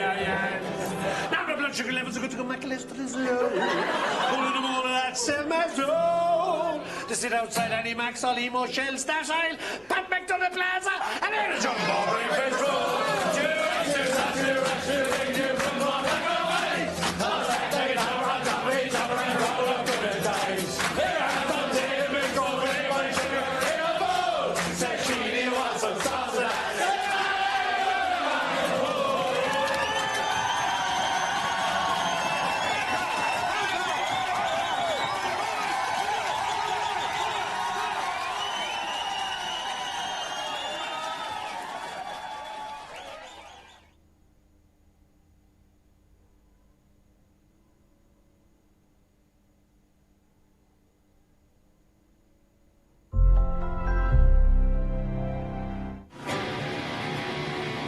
Figgin tú héine. Nuair atá rihan rás a leat. Na leihann tú gnaim síon tú do bharc. Scór. San ceann le. I brad na súil tá tú dá háirithe. Sin momentum beit. A scór-na ina róta.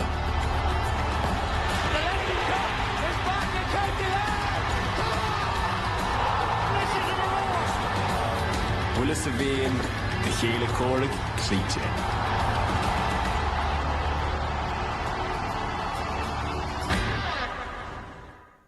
Taste the summer at Super Value. With fresh Irish Housekeepers roast beef, save 33%. Selected €8 wines like Santa Rita 120 Sauvignon Blanc and Cabernet Sauvignon.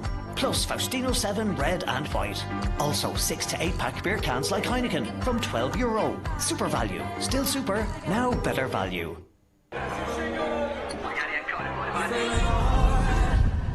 It's happening again.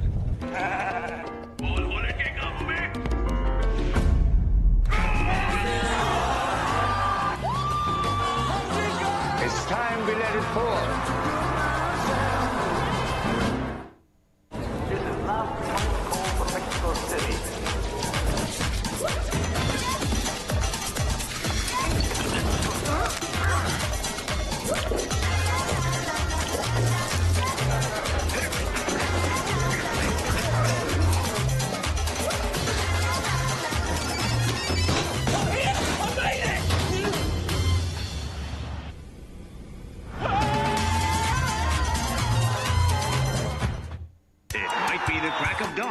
Fair play hosting this summer of football across the pond. We'll finally have some crack on the night shift. Ah, England. Missing penalties again. It's tradition. Hold on. Isn't that Troy over there?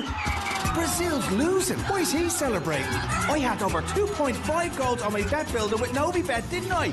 Still awake, are you? This summer, play on Novibet and boost all your bet builder winnings up to 50%. Novibet. More power to you. Here is the forecast for drying clothes indoors today. Wet conditions are musty with no chance of freshness. Unless, of course, you use Lenore Outdoorable. It's sunshine freshness in a bottle, because no matter where you dry, Lenore Outdoorable always makes your clothes smell like they're dried outside in breezy sunshine. Looks like the perfect indoor drying conditions at last. Lenore Outdoorable, fresh as if dried outside. It's time to stock up at Chemist Warehouse with unbeatable offers, like 30% off Sona Beta Carotene 15mg, now only $9.49, or save 35% on the entire Mitchum range, starting from $3.49, and Elave SPF 50 plus 200ml, now only $14.89, save 40%. Chemist Warehouse, great savings every day. It's the mental challenge. McIlroy is not just battling the field, he's battling Rory McIlroy. How the struggle with expectation, public scrutiny and inner doubt. There could be a train wreck. Culminated in the sporting year of his life. He has worked so hard, he has become so consistent. He was so charismatic. Look at me, watch me, I got the ball, watch me hit this shot. He's in a position now, I guess, where he transcends sport. He's the most successful para sportsman of all time. Rory McIlroy, a battle won. Streaming now on RTE Player. Apologies for the interruption to our FIFA World Cup coverage. For more info, you can check out the RTE News app, rte.ie/sport, or RTE Sports social media channels. But now, over to Euronews. Euronews. The news. Qatar's foreign ministry said U.S. envoy Steve Witkoff and Jared Kushner arrived in Doha to meet mediators on the U.S.-Iran peace negotiations. Tehran announced that an Iranian technical team will also travel to Doha, but denied agreeing to meet U.S. counterparts at any level. The visit follows 4 days of reciprocal strikes over the Strait of Hormuz, which threatened to derail the peace talks.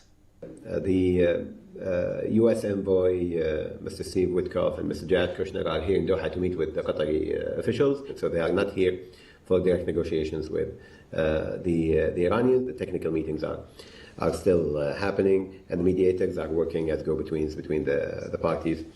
in the time being. We're not expecting any high-level Iranian officials at the moment. Qatar's Foreign Ministry spokesman Dr. Majid Ansari said negotiations would cover the Strait of Hormuz navigation, Iran's nuclear program, and wider regional security. He added that discussions also continue over Iran's frozen assets. Regarding the frozen assets, this is part of the 2023 agreement that was under the Biden administration between the United States and Iran to move $6 billion of the frozen assets of Iran to Qatar, to corresponding banks, European corresponding banks, in order for that money to be utilized in payment for humanitarian goods to be given to Iran. It is still the case. No money has moved yet. Whether the U.S.-Iran talks happen, the reality of the navigation in the Strait of Hormuz is what dictates the urgency of the talks, with Iran digging in on its position that it controls the waterway. Despite the uncertainty over when senior U.S. and Iranian officials might meet face-to-face, Qatar says the technical negotiations are still moving forward. For Doha, keeping those talks alive may be just as important as preventing another escalation in the Strait of Hormuz. Mohammed Alashi, Your News, Doha.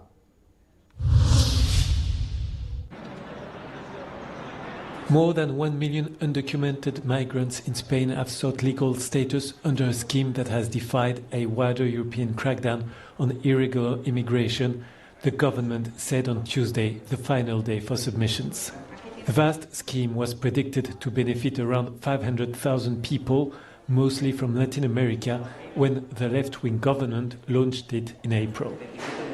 Las más de 1 millón de solicitudes presentadas, querida ministra, demuestran hasta qué punto era necesario este reconocimiento de derechos y de responsabilidades.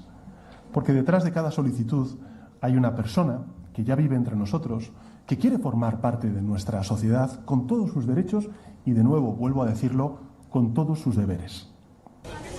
Sanchez has long argued that immigrants are needed to sustain the economy, the welfare state and pensions amid Spain's aging population and depopulation in rural regions. The number of applications submitted does not necessarily indicate how many migrants will secure their legal status. Applicants must prove they have a clean criminal record and spent at least 5 consecutive months in Spain before January the 1st. The authorities have 3 months to process their paperwork and decide whether to issue a work and residence permit only valid in Spain.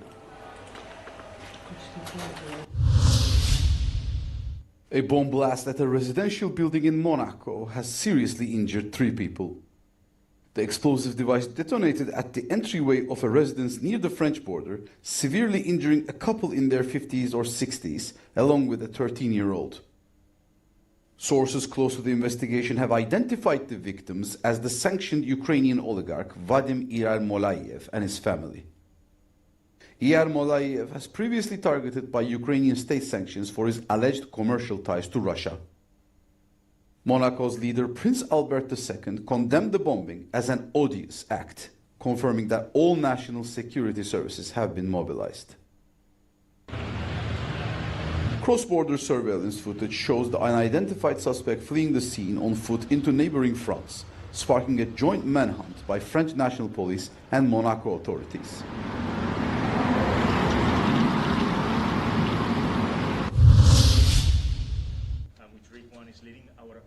The UK's outgoing Prime Minister Keir Starmer announced on Tuesday that Britain would spend almost €348 billion over the next 4 years to modernise its armed forces amid rising threats.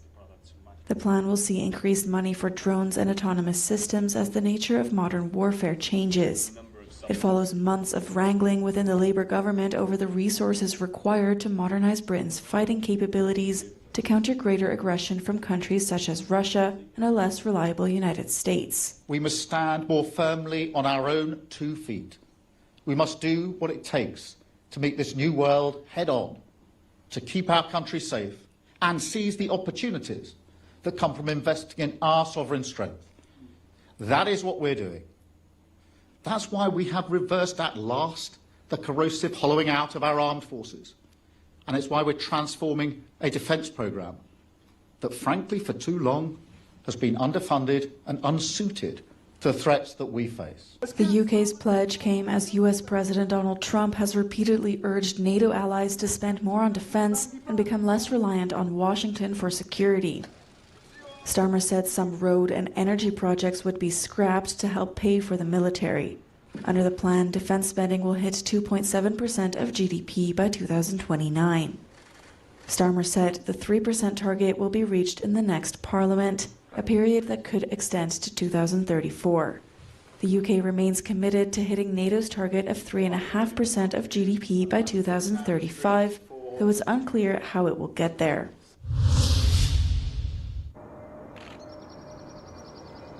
Scandinavian airline SAS has placed the biggest order in its history.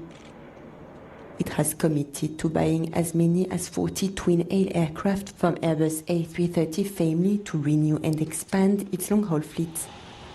The jets carry a combined value above 8.75 billion euros, but SAS is likely to have negotiated a discount for this large bulk purchase.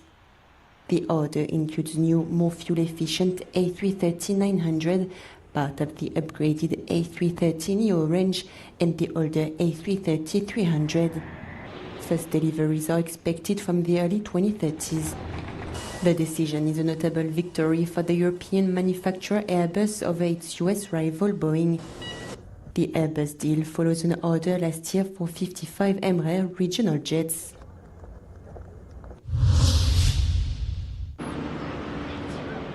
Europe's climate change-fueled heatwave has added more than 700 million euros to electricity bills in France and Germany alone in just 1 week, according to new analysis by environmental NGO 350.org. Heatwaves drive up demand for cooling, and with increased electricity consumption comes higher prices. Comparing June 21st, 27th against a baseline the previous week, the analysis shows that electricity prices rose by an estimated 371 million euros in Germany and 360 million euros in France. The analysis, which is based on EU electricity price and load data, also revealed price spikes were particularly acute in the evenings. For example, in Germany, power prices last week rose from 86 euros per megawatt hour at midday to 566 euros megawatt hour at 8 p.m. This is particularly because the supply of cheap solar energy dips when the sun goes down, but temperatures and cooling demand remain high, especially during tropical nights when the temperature does not fall below 20 degrees Celsius. These extra costs come on top of elevated oil and gas prices due to the ongoing crisis in the Strait of Hormuz shipping route. Chief of the European Central Bank, Christine Lagarde, justified the rise on June 11 to ward off real inflationary pressures and said it wasn't just a mere insurance hike. Speaking at the ECB's annual forum on Monday, Lagarde pointed to the end of an era in monetary policy, referring to bond buying and emergency lending over the past decade. Our analysis showed that holding interest rates constant would have left inflation north of 2% in 27 and 28. This was a decision that was based on what we had, what we saw in front of us. Lagarde is calling it going back to basics. When the environment reversed and Russia cut off our access to natural gas, we responded with a conventional instrument used in unconventional ways. But in today's environment, monetary policy now finds itself in a different position. We no longer need to reach for unconventional instruments. While we have them at hand, we can now focus on stabilizing inflation with policy rates as our primary tool. According to Lagarde, the bar for the next move is simple. Let the data decide. The ECB no longer wants investors guessing its next step. It wants them to understand how policymakers will react to new data in a world where certainty has become rare.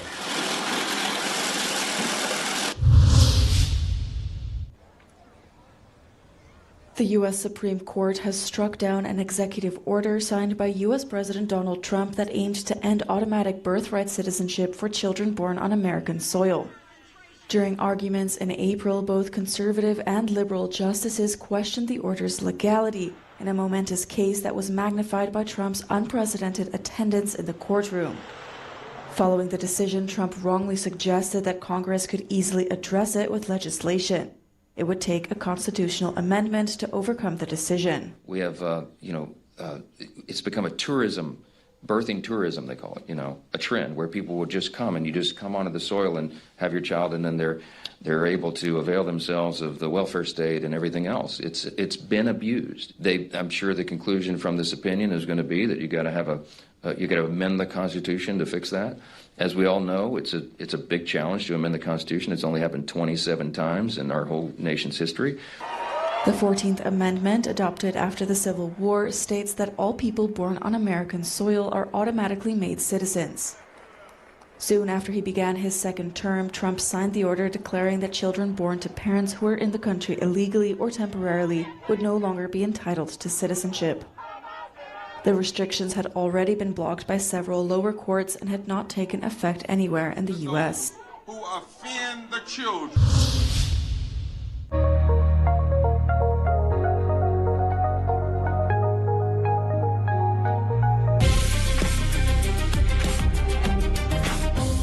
You're watching Euronews' fact-checking show, theCUBE. You may have seen these social media videos which centre on Europe's heatwave caused by a heat dome with a touch of humour. But a more serious topic lies behind them, and it's about how Europeans adapt to these high temperatures, which are only set to become more frequent. Europe's aircon usage is currently relatively low compared to other continents, particularly in contrast with North America and Asia.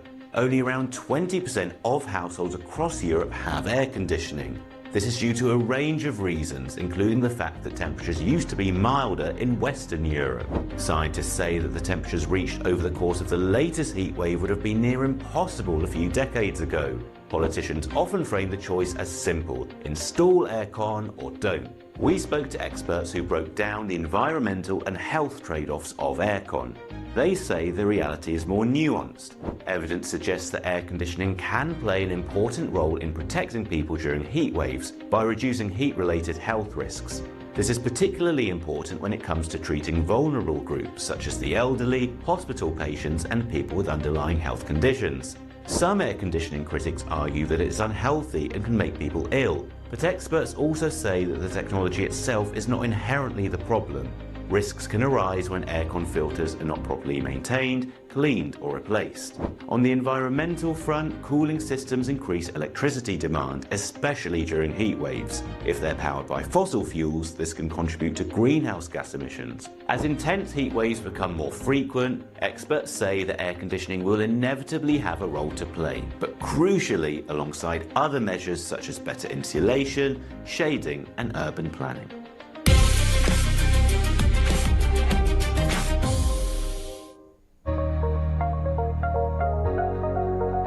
What are the most livable European cities in the world? Copenhagen, Lisbon and Vienna are considered to be the most livable European cities in the world. Out of 75 cities analyzed, 13 European cities make the world's top 20 most exciting and interesting places to live. This is according to the Monocle's 2026 Quality of Life Survey, which analyzed different criteria such as safety, connectivity, retail and green space. More than 80% of the world's population now lives in towns and cities, according to a United Nations report, and this figure is set to rise further. Copenhagen is the top European city on the list due to its urban cycling, a booming restaurant scene and many retail options in the city center, according to Monocle. The capital of Denmark consistently makes the top spots. It previously ranked first in the whole world in 2021 and 2022. In this year's ranking, Lisbon follows as the next most livable European city, with the report highlighting its many hours of sunshine, vibrant food scene and stunning architecture, as well as its independent retail scene and safety. Vienna ranks 4th in the whole ranking and 3rd among European cities. The Austrian capital is praised for being the stage for international events, as well as for its vineyards and municipal swimming pools. However, the city has seen a drop in its ranking since it was first in 2023. Euronews. The headlines. U.S. Middle East envoy Steve Witkoff and senior advisor Jared Kushner arrived in Doha to meet Qatari mediators for the latest round of talks to end the Iran war. The U.S. Supreme Court has struck down an executive order signed by U.S. President Donald Trump that aimed to end automatic birthright citizenship. A bomb blast at a residential building in Monaco has seriously injured 3 people, identified by local media as the sanctioned Ukrainian tycoon Vadim Yarmolayev and his family. More than 1 million undocumented migrants in Spain have sought legal status, said Prime Minister Pedro Sanchez.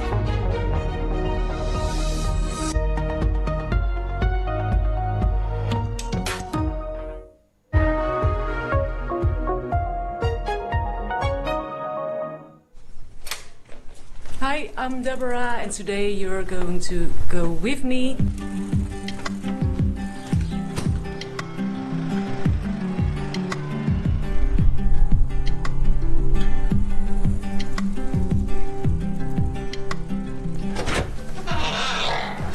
Hallo, goedemorgen. Hallo, wat een schallende wereld. Ja, het is heerlijk weer, hè? De zon volop. Ja. Wat een cadeau. Iedereen voelt zich beter. Het is de beste medicijn. Oh ja, Annemarie? Oh, dat is die medicijn. Dat is de medicijn. Medicijn, ja precies. Kom op, hartstikke. De snoepje van de... 1, 2, 3. Goed.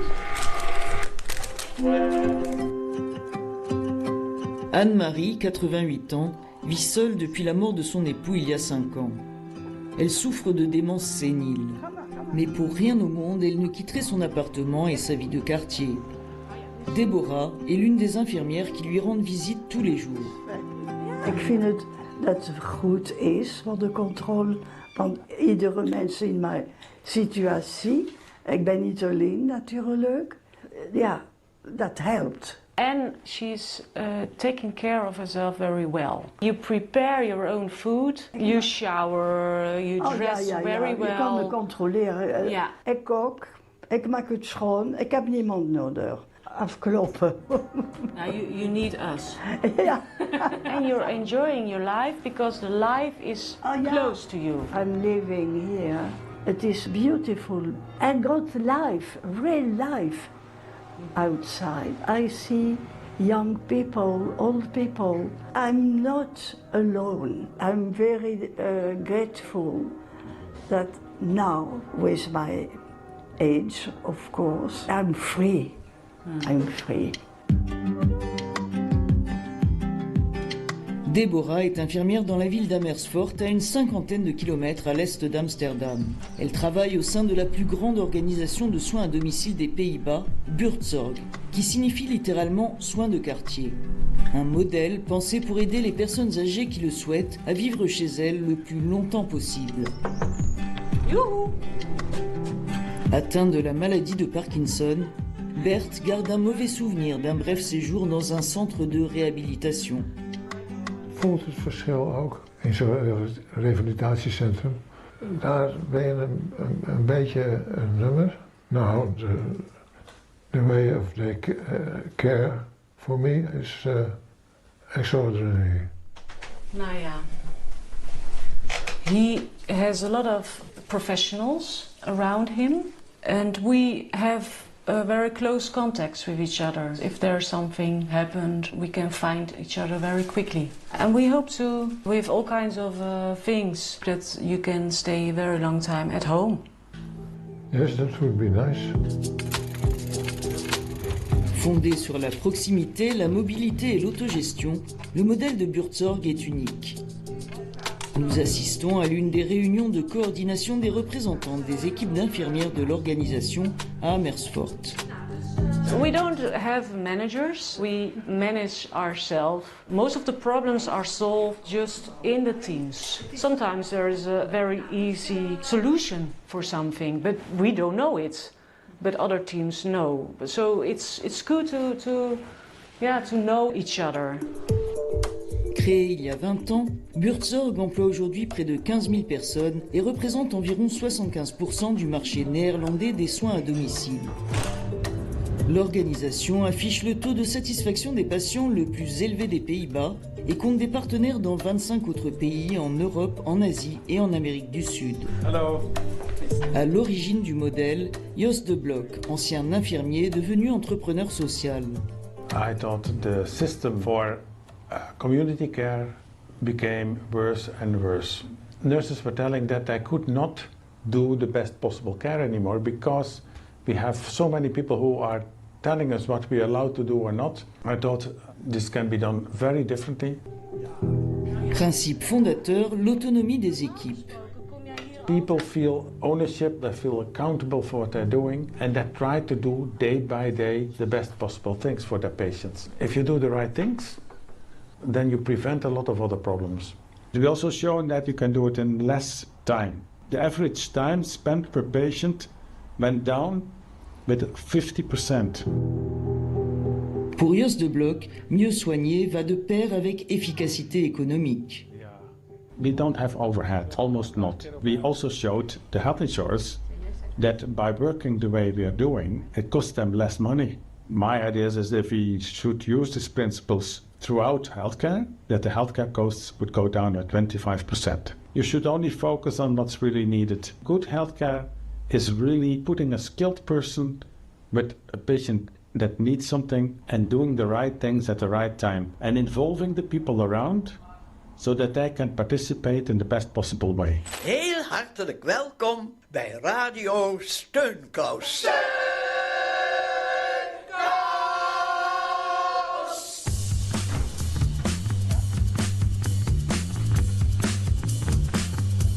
We are ready for takeoff. Munis de leur studio mobile, Marjolein, infirmière chez Buurtzorg, et Anke, journaliste, parcourent chaque semaine les rues d'Amsterdam à la recherche de témoignages de personnes âgées. La matière première de l'émission Radio Steunkous, ce qui veut dire radio bas de contention. Ja, gaat u lekker zitten? Want ze vroegen ons af van waar gaat u naartoe? Ik ga zwemmen. Ik ga niet voor plezier, maar juist om mijn beweging te blijven. En doet u nog andere dingen om gezond te blijven? Ik lees veel, maar ik schrijf zelf ook. Om intellectueel ook bezig te blijven, want ik heb Alzheimer. Bent u bang voor de toekomst ook? Het leven ben ik nog niet zat. Nee. Ik heb een goede partner die voor me zorgt. Dat is goed. Dat is inderdaad heel fijn. Echt heel erg bedankt. Ja. Soutenus par Buurtzorg, Marjolein et Anke produisent ensemble leur émission depuis 15 ans. To give care, it's not only the physical care, mental care is as important as well. So we thought maybe we can start making a program for all the people who are at home about health care, getting older, and life experience. We believe that telling stories to each other is good for your health. Everybody can play a part in it. Everybody can be a support stocking for somebody else, and we like to pick up those kinds of energy to inspire people with stories, and so everybody can feel a little bit better, at least for a moment. The stories are oxygen for the soul.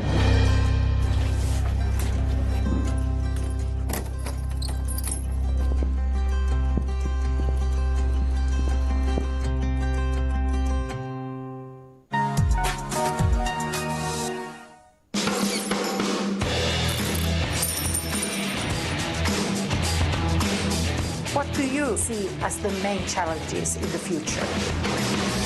The Internet of Things and the sharing economy.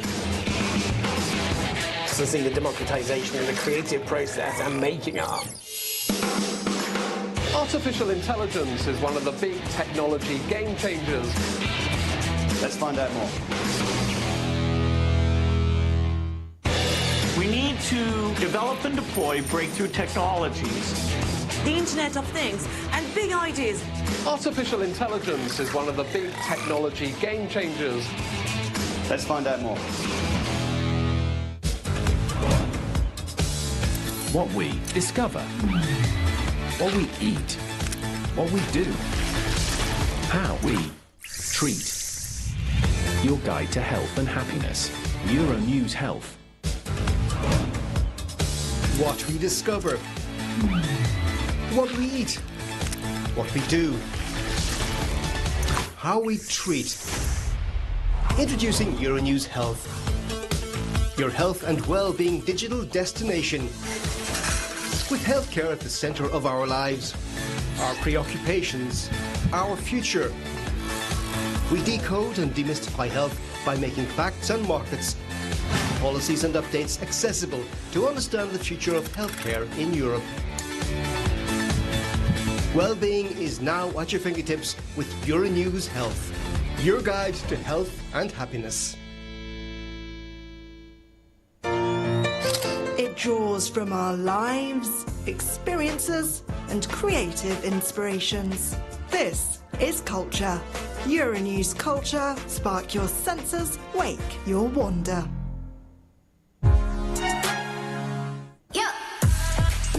Decision making is crucial in businesses. The cloud spending will surpass the $1 trillion mark in Europe. You have to love the problem.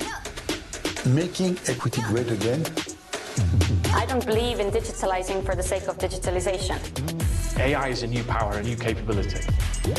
We speak to some of the brightest minds in industry to address the key topics on the business agenda. Euronews. European weather.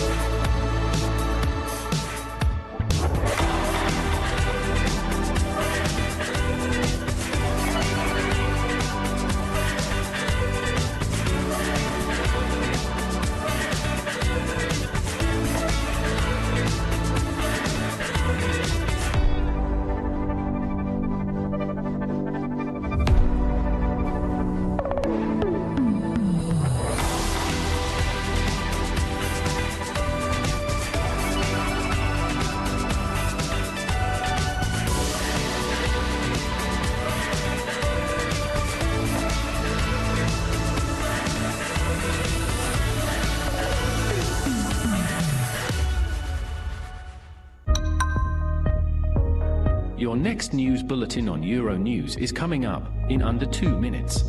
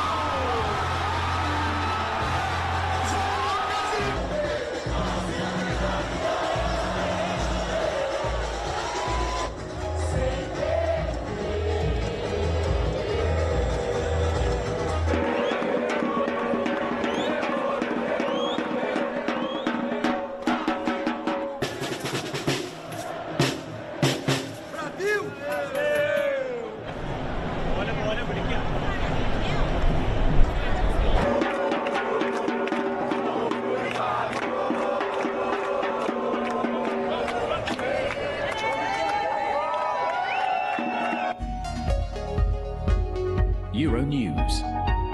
The news. Qatar's foreign ministry said U.S. envoys Steve Witkoff and Jared Kushner arrived in Doha to meet mediators on the U.S.-Iran peace negotiations. Tehran announced that an Iranian technical team will also travel to Doha, but denied agreeing to meet U.S. counterparts at any level. The visit follows 4 days of reciprocal strikes over the Strait of Hormuz, which threatened to derail the peace talks.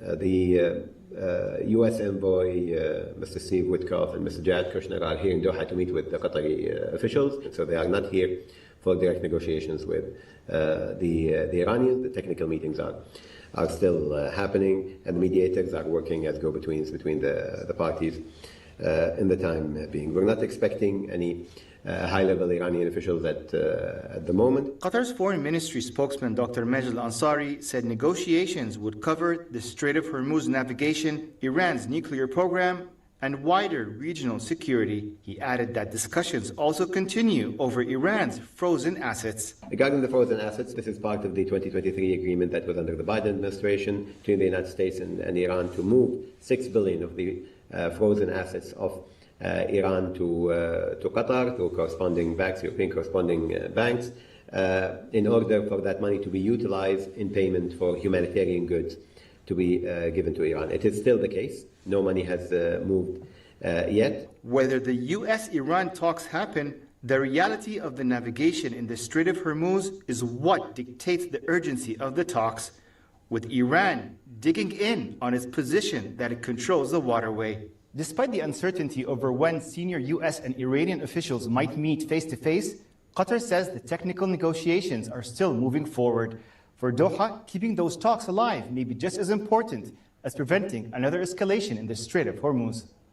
Mohammed Alashi, Euronews, Doha.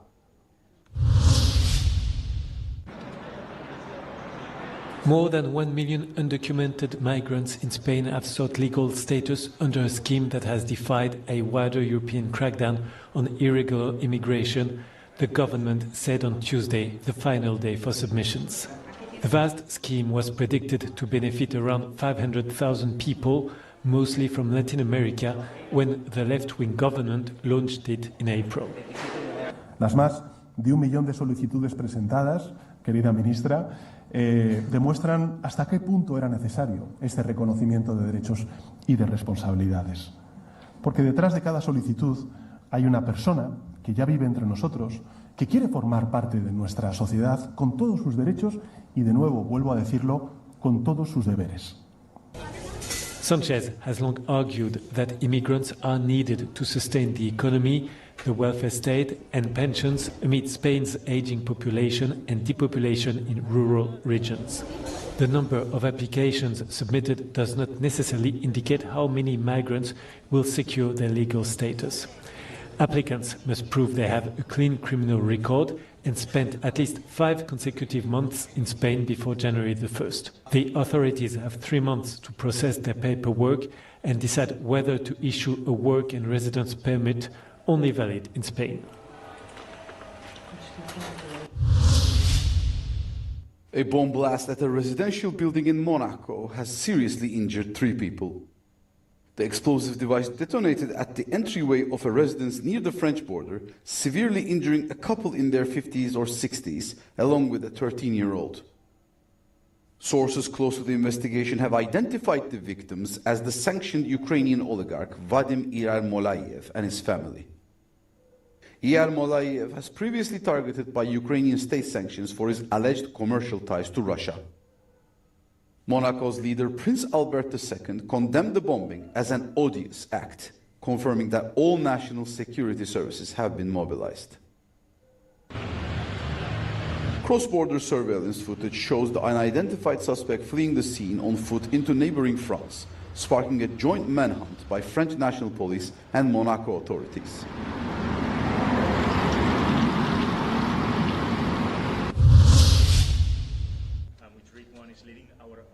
The UK's outgoing Prime Minister Keir Starmer announced on Tuesday that Britain would spend almost €348 billion over the next 4 years to modernise its armed forces amid rising threats.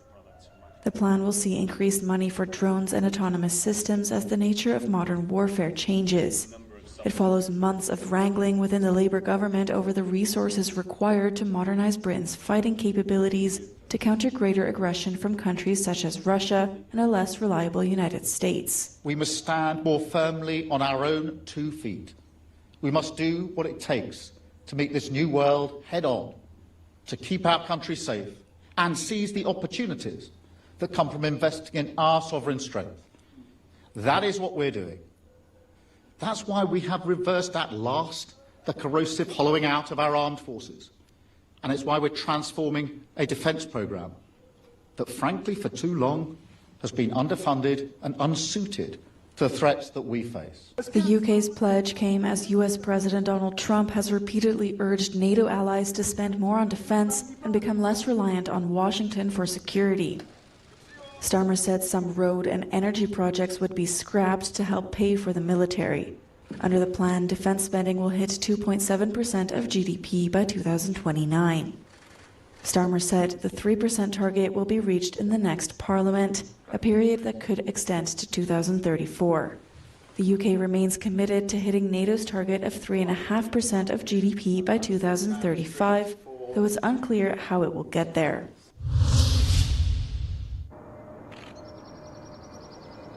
Scandinavian airline SAS has placed the biggest order in its history. It has committed to buying as many as 40 twin-aisle aircraft from Airbus A330 family to renew and expand its long-haul fleet.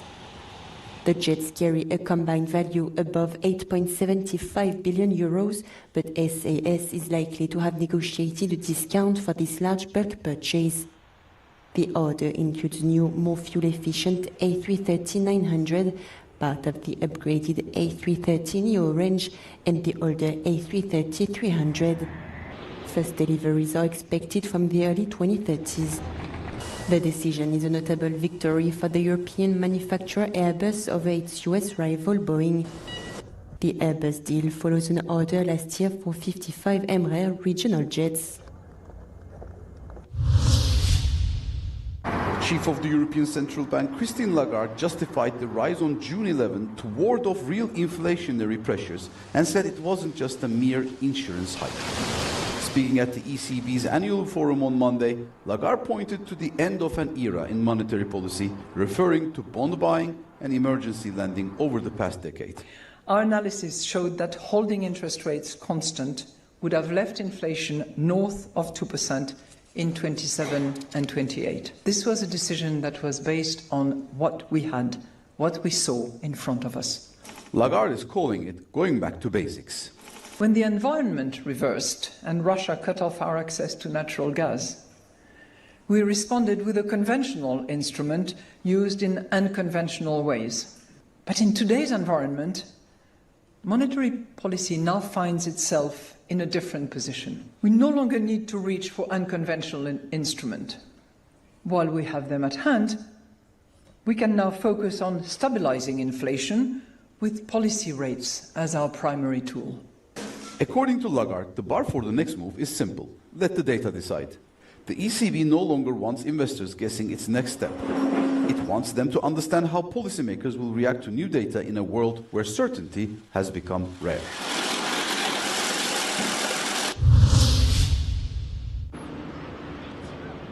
Europe's climate change-fueled heatwave has added more than 700 million euros to electricity bills in France and Germany alone in just 1 week, according to new analysis by environmental NGO 350.org. Heatwaves drive up demand for cooling, and with increased electricity consumption comes higher prices. Comparing June 21st, 27th against a baseline the previous week, the analysis shows that electricity prices rose by an estimated 371 million euros in Germany and 360 million euros in France. The analysis, which is based on EU electricity price and load data, also revealed price spikes were particularly acute in the evenings. For example, in Germany, power prices last week rose from 86 euros per megawatt hour at midday to 566 euros megawatt hour at 8 p.m. This is particularly because the supply of cheap solar energy dips when the sun goes down, but temperatures and cooling demand remain high, especially during tropical nights when the temperature does not fall below 20 degrees Celsius. These extra costs come on top of elevated oil and gas prices due to the ongoing crisis in the Strait of Hormuz shipping route.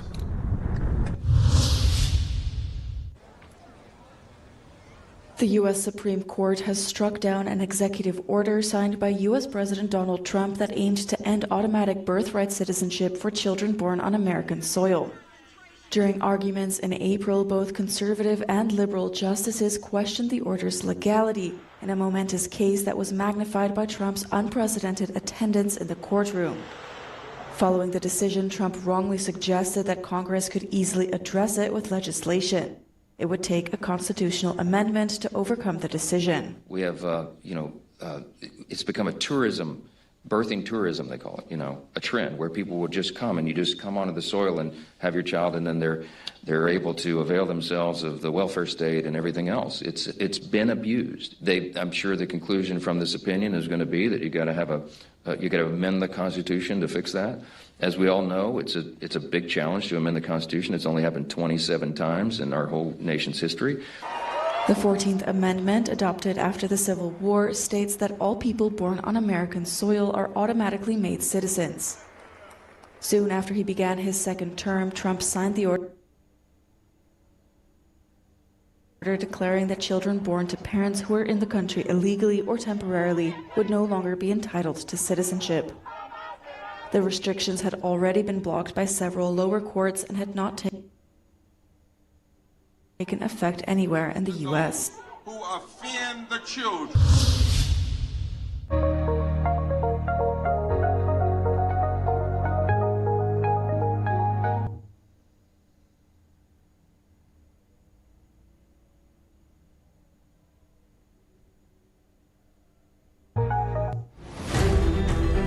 Two MEPs, one ring, 2 points of view, one Europe.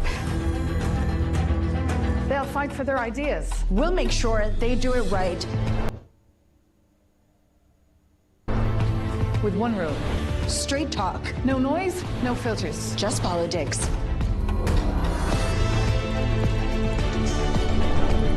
"30 minutes of European political punch. Welcome to the ring."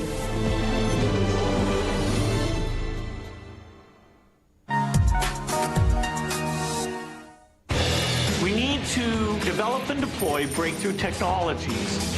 The Internet of Things and big ideas. Artificial intelligence is one of the big technology game changers. Let's find out more. You were born from the horrors of war with a clear vision, a vision of peace, unity, and prosperity. I missed your birth, but I've been watching you grow for more than 30 years now. I saw you struggling to find your way and purpose in an ever-changing world. I watched you innovate, protect, create, develop a true European Union with its ups and downs. You are too precious and important for us to ever lose you or to see one of ours depart again. Today, I look at you and remember all you've accomplished. Our history has always been deeply intertwined, and I will always be there to keep telling your story. This is Europe's newsroom. Our cities, our voices, our network. This is our mission. This is the home of journalism that reflects Europe. This is democracy. This is our home. We are Europe's newsroom. We are Euro News. We are Europe.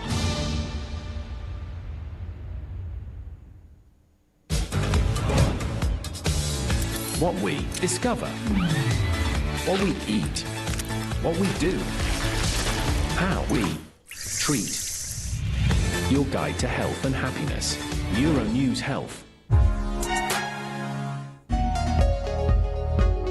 Euro News. The news. Search and rescue teams from France, the UK and Spain arrived in Venezuela on Tuesday to help locate and recover victims of the powerful twin earthquakes that struck the region last week, killing more than 1,700.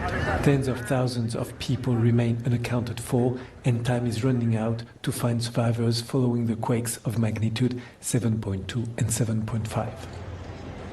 Alors, l'objectif de la mission, nous sommes actuellement 9, justement aller rechercher des victimes sous les décombres. On a du matériel qui permet de détecter les victimes ensevelies, qui sont encore, et je le pense, il y a encore de nombreuses victimes qui sont vivantes sous les décombres. Meanwhile, the United States military repaired and reopened a key seaport in the hardest hit area of Venezuela on Monday as the country began burying the victims. The port of La Guaira reopened. Dozens of relatives from this devastated region waited outside the makeshift morgue for news of their families as forensic personnel in blue uniforms examined the corpses. The earthquakes, the strongest to hit Venezuela, damaged or destroyed more than 58,000 buildings, according to a preliminary assessment of satellite data published by US space agency NASA.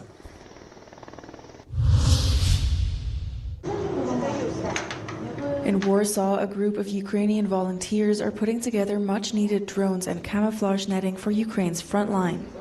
More than 4 years after Russia's invasion, the demand for supplies is only going up. And the Courage Knows No Borders Association in Poland says growing fatigue with the war is making it harder to convince people to help. Ви знаєте, потреби в садках є дуже великі. У нас насправді існують черги, на жаль.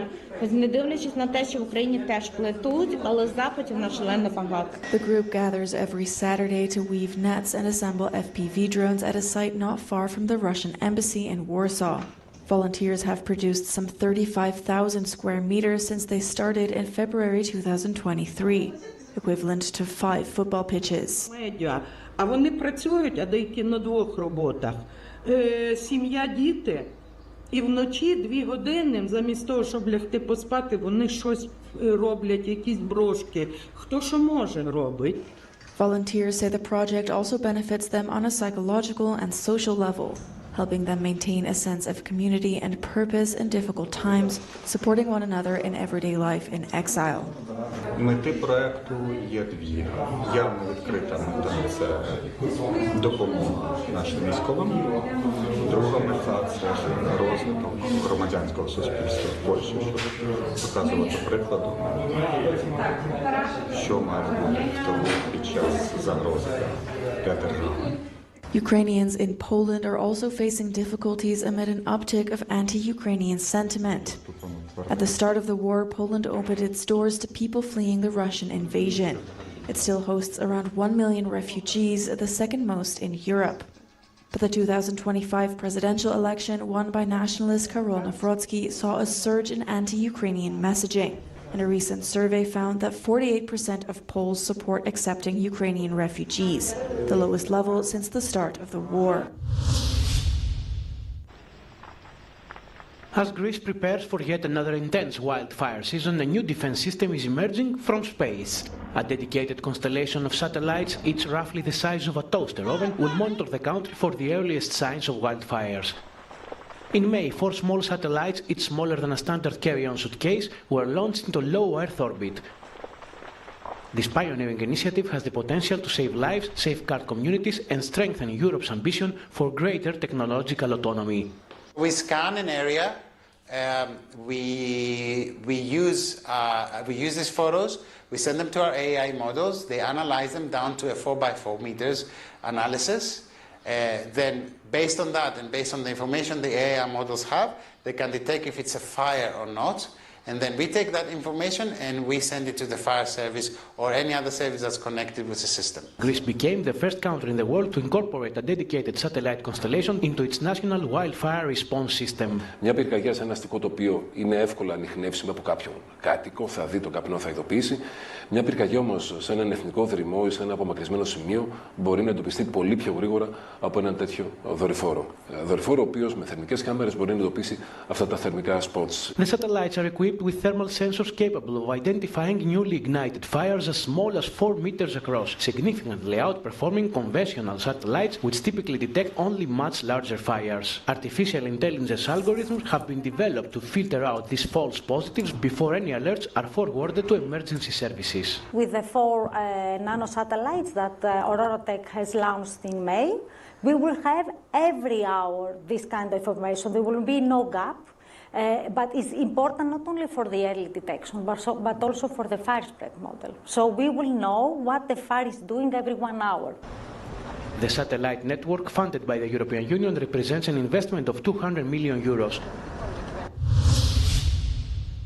A story worthy of a Hollywood script. Felix the Eagle is back in Serbia.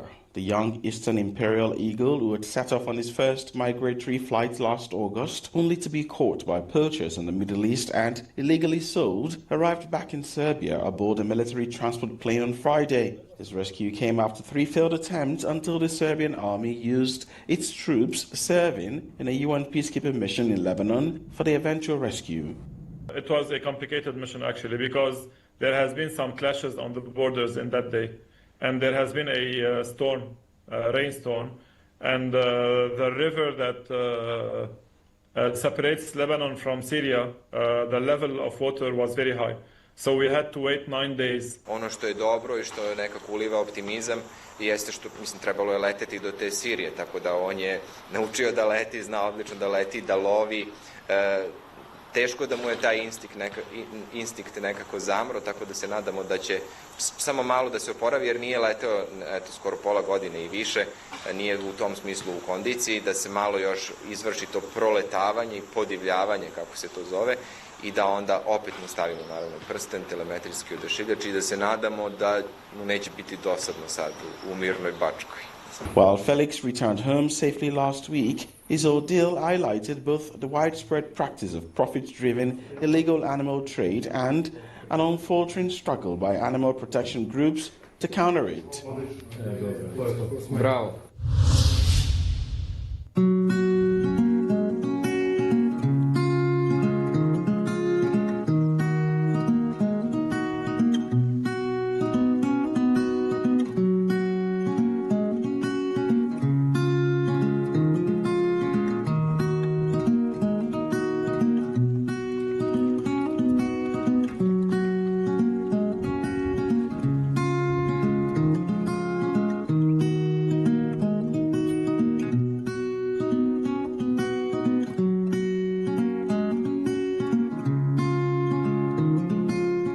You have to be completely, fully passionate.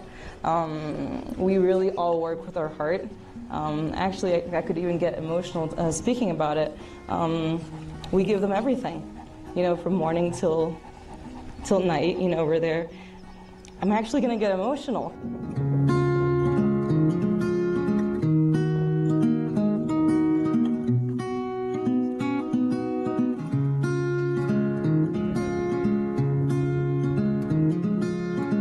We get to see them born, and we get to see them grow up, and then become mothers, and we get to accompany them through all of those different challenges in life. We are their guide, so we can, you know, help them with socialization and educate them, and really be by their side for, you know, their whole lives.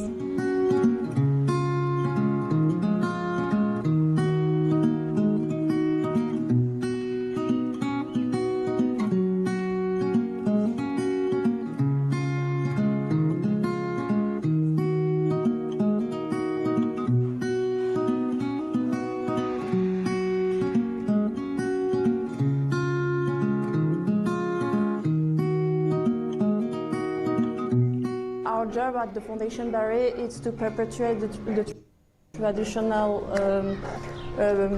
main breeding of the Saint Bernard. So first of all, it's to breed them. For example, Baltic, she's born in Auchenel and she's already grandmother. And we perpetuate the tradition, we take care of them, we love them.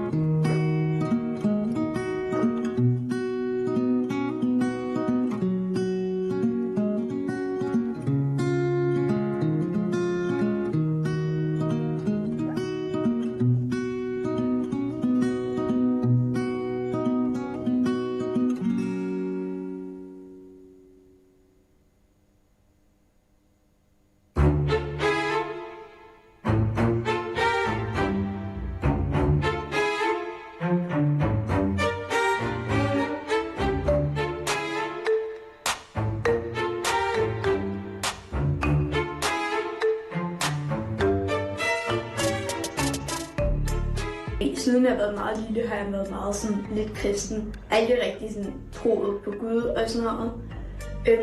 Så mine forældre, de var sådan, humanistisk konfirmation lyder meget som dig. Du er ikke kristen, du går stadig igennem forløb og lærer nogle nye ting. Og så sagde jeg, det lyder da bare helt vildt fedt.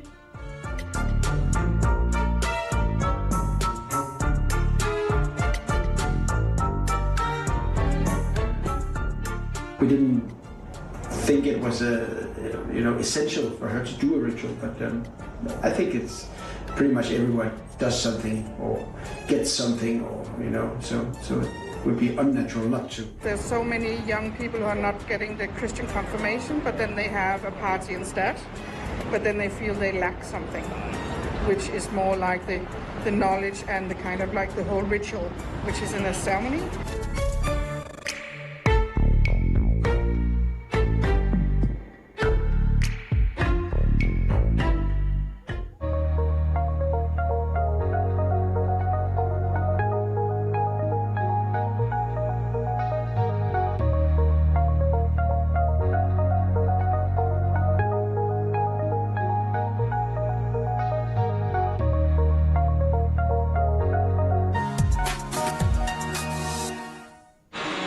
From the Eurozone's diverse economies to its emerging startups, get the latest news and analysis on Europe's economy, business and markets. See the big picture. Euronews Business. Travel is changing. Travel changes us. What will travel look like tomorrow? Hopping from place to place. Taking care of the environment. Taking care of ourselves. Leaving a positive footprint. Encountering different cultures. Losing ourselves in nature.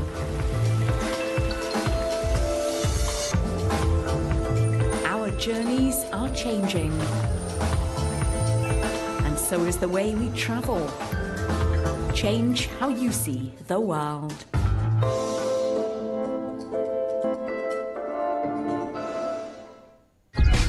For a global weather forecast and daily air quality index, connect to euronews.com/weather. Discover the Euronews app. Stay connected anytime, anywhere. Get the latest news in video. Download the Euronews app.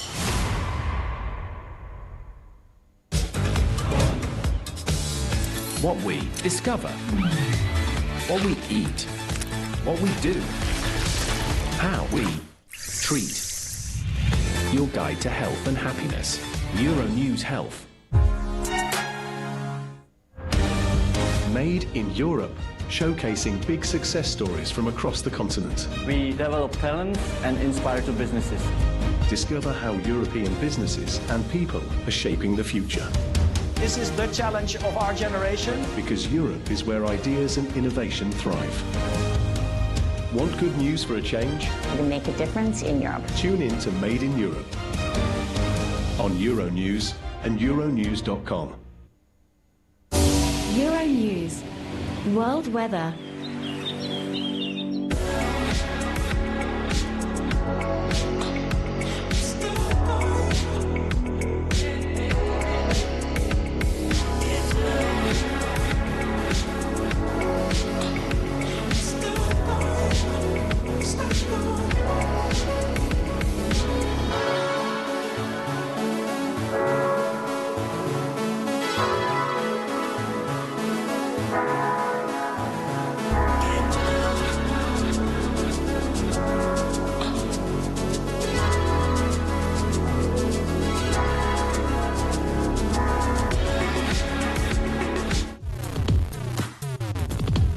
The RT Concert Orchestra and special guest singers perform Stevie Wonder.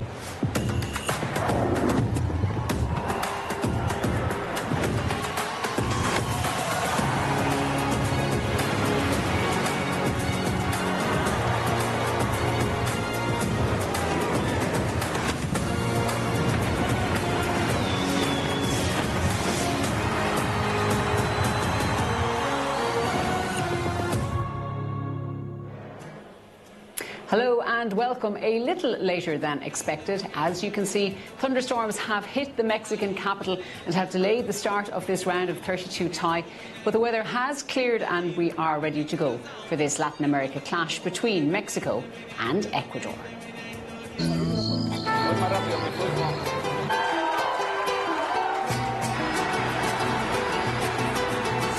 turned it over, it's Quiñones! Area, there's the ball in, chance, goal! Raúl Jiménez! Those in yellow know that their team needs to win to prolong the adventure. Germany have a lead! Luis Romo is broken through! Here's Angulo, he can cause a problem. Angulo strike and splendid goal! What a time for Mateo Chavez to grab his first goal for Mexico! Dribble, and Quiñones makes it 2! Game over surely now! Clutter from right on the line! This is everything to Ecuador! And Ecuador will stay at the party! And Mexico wins Group A!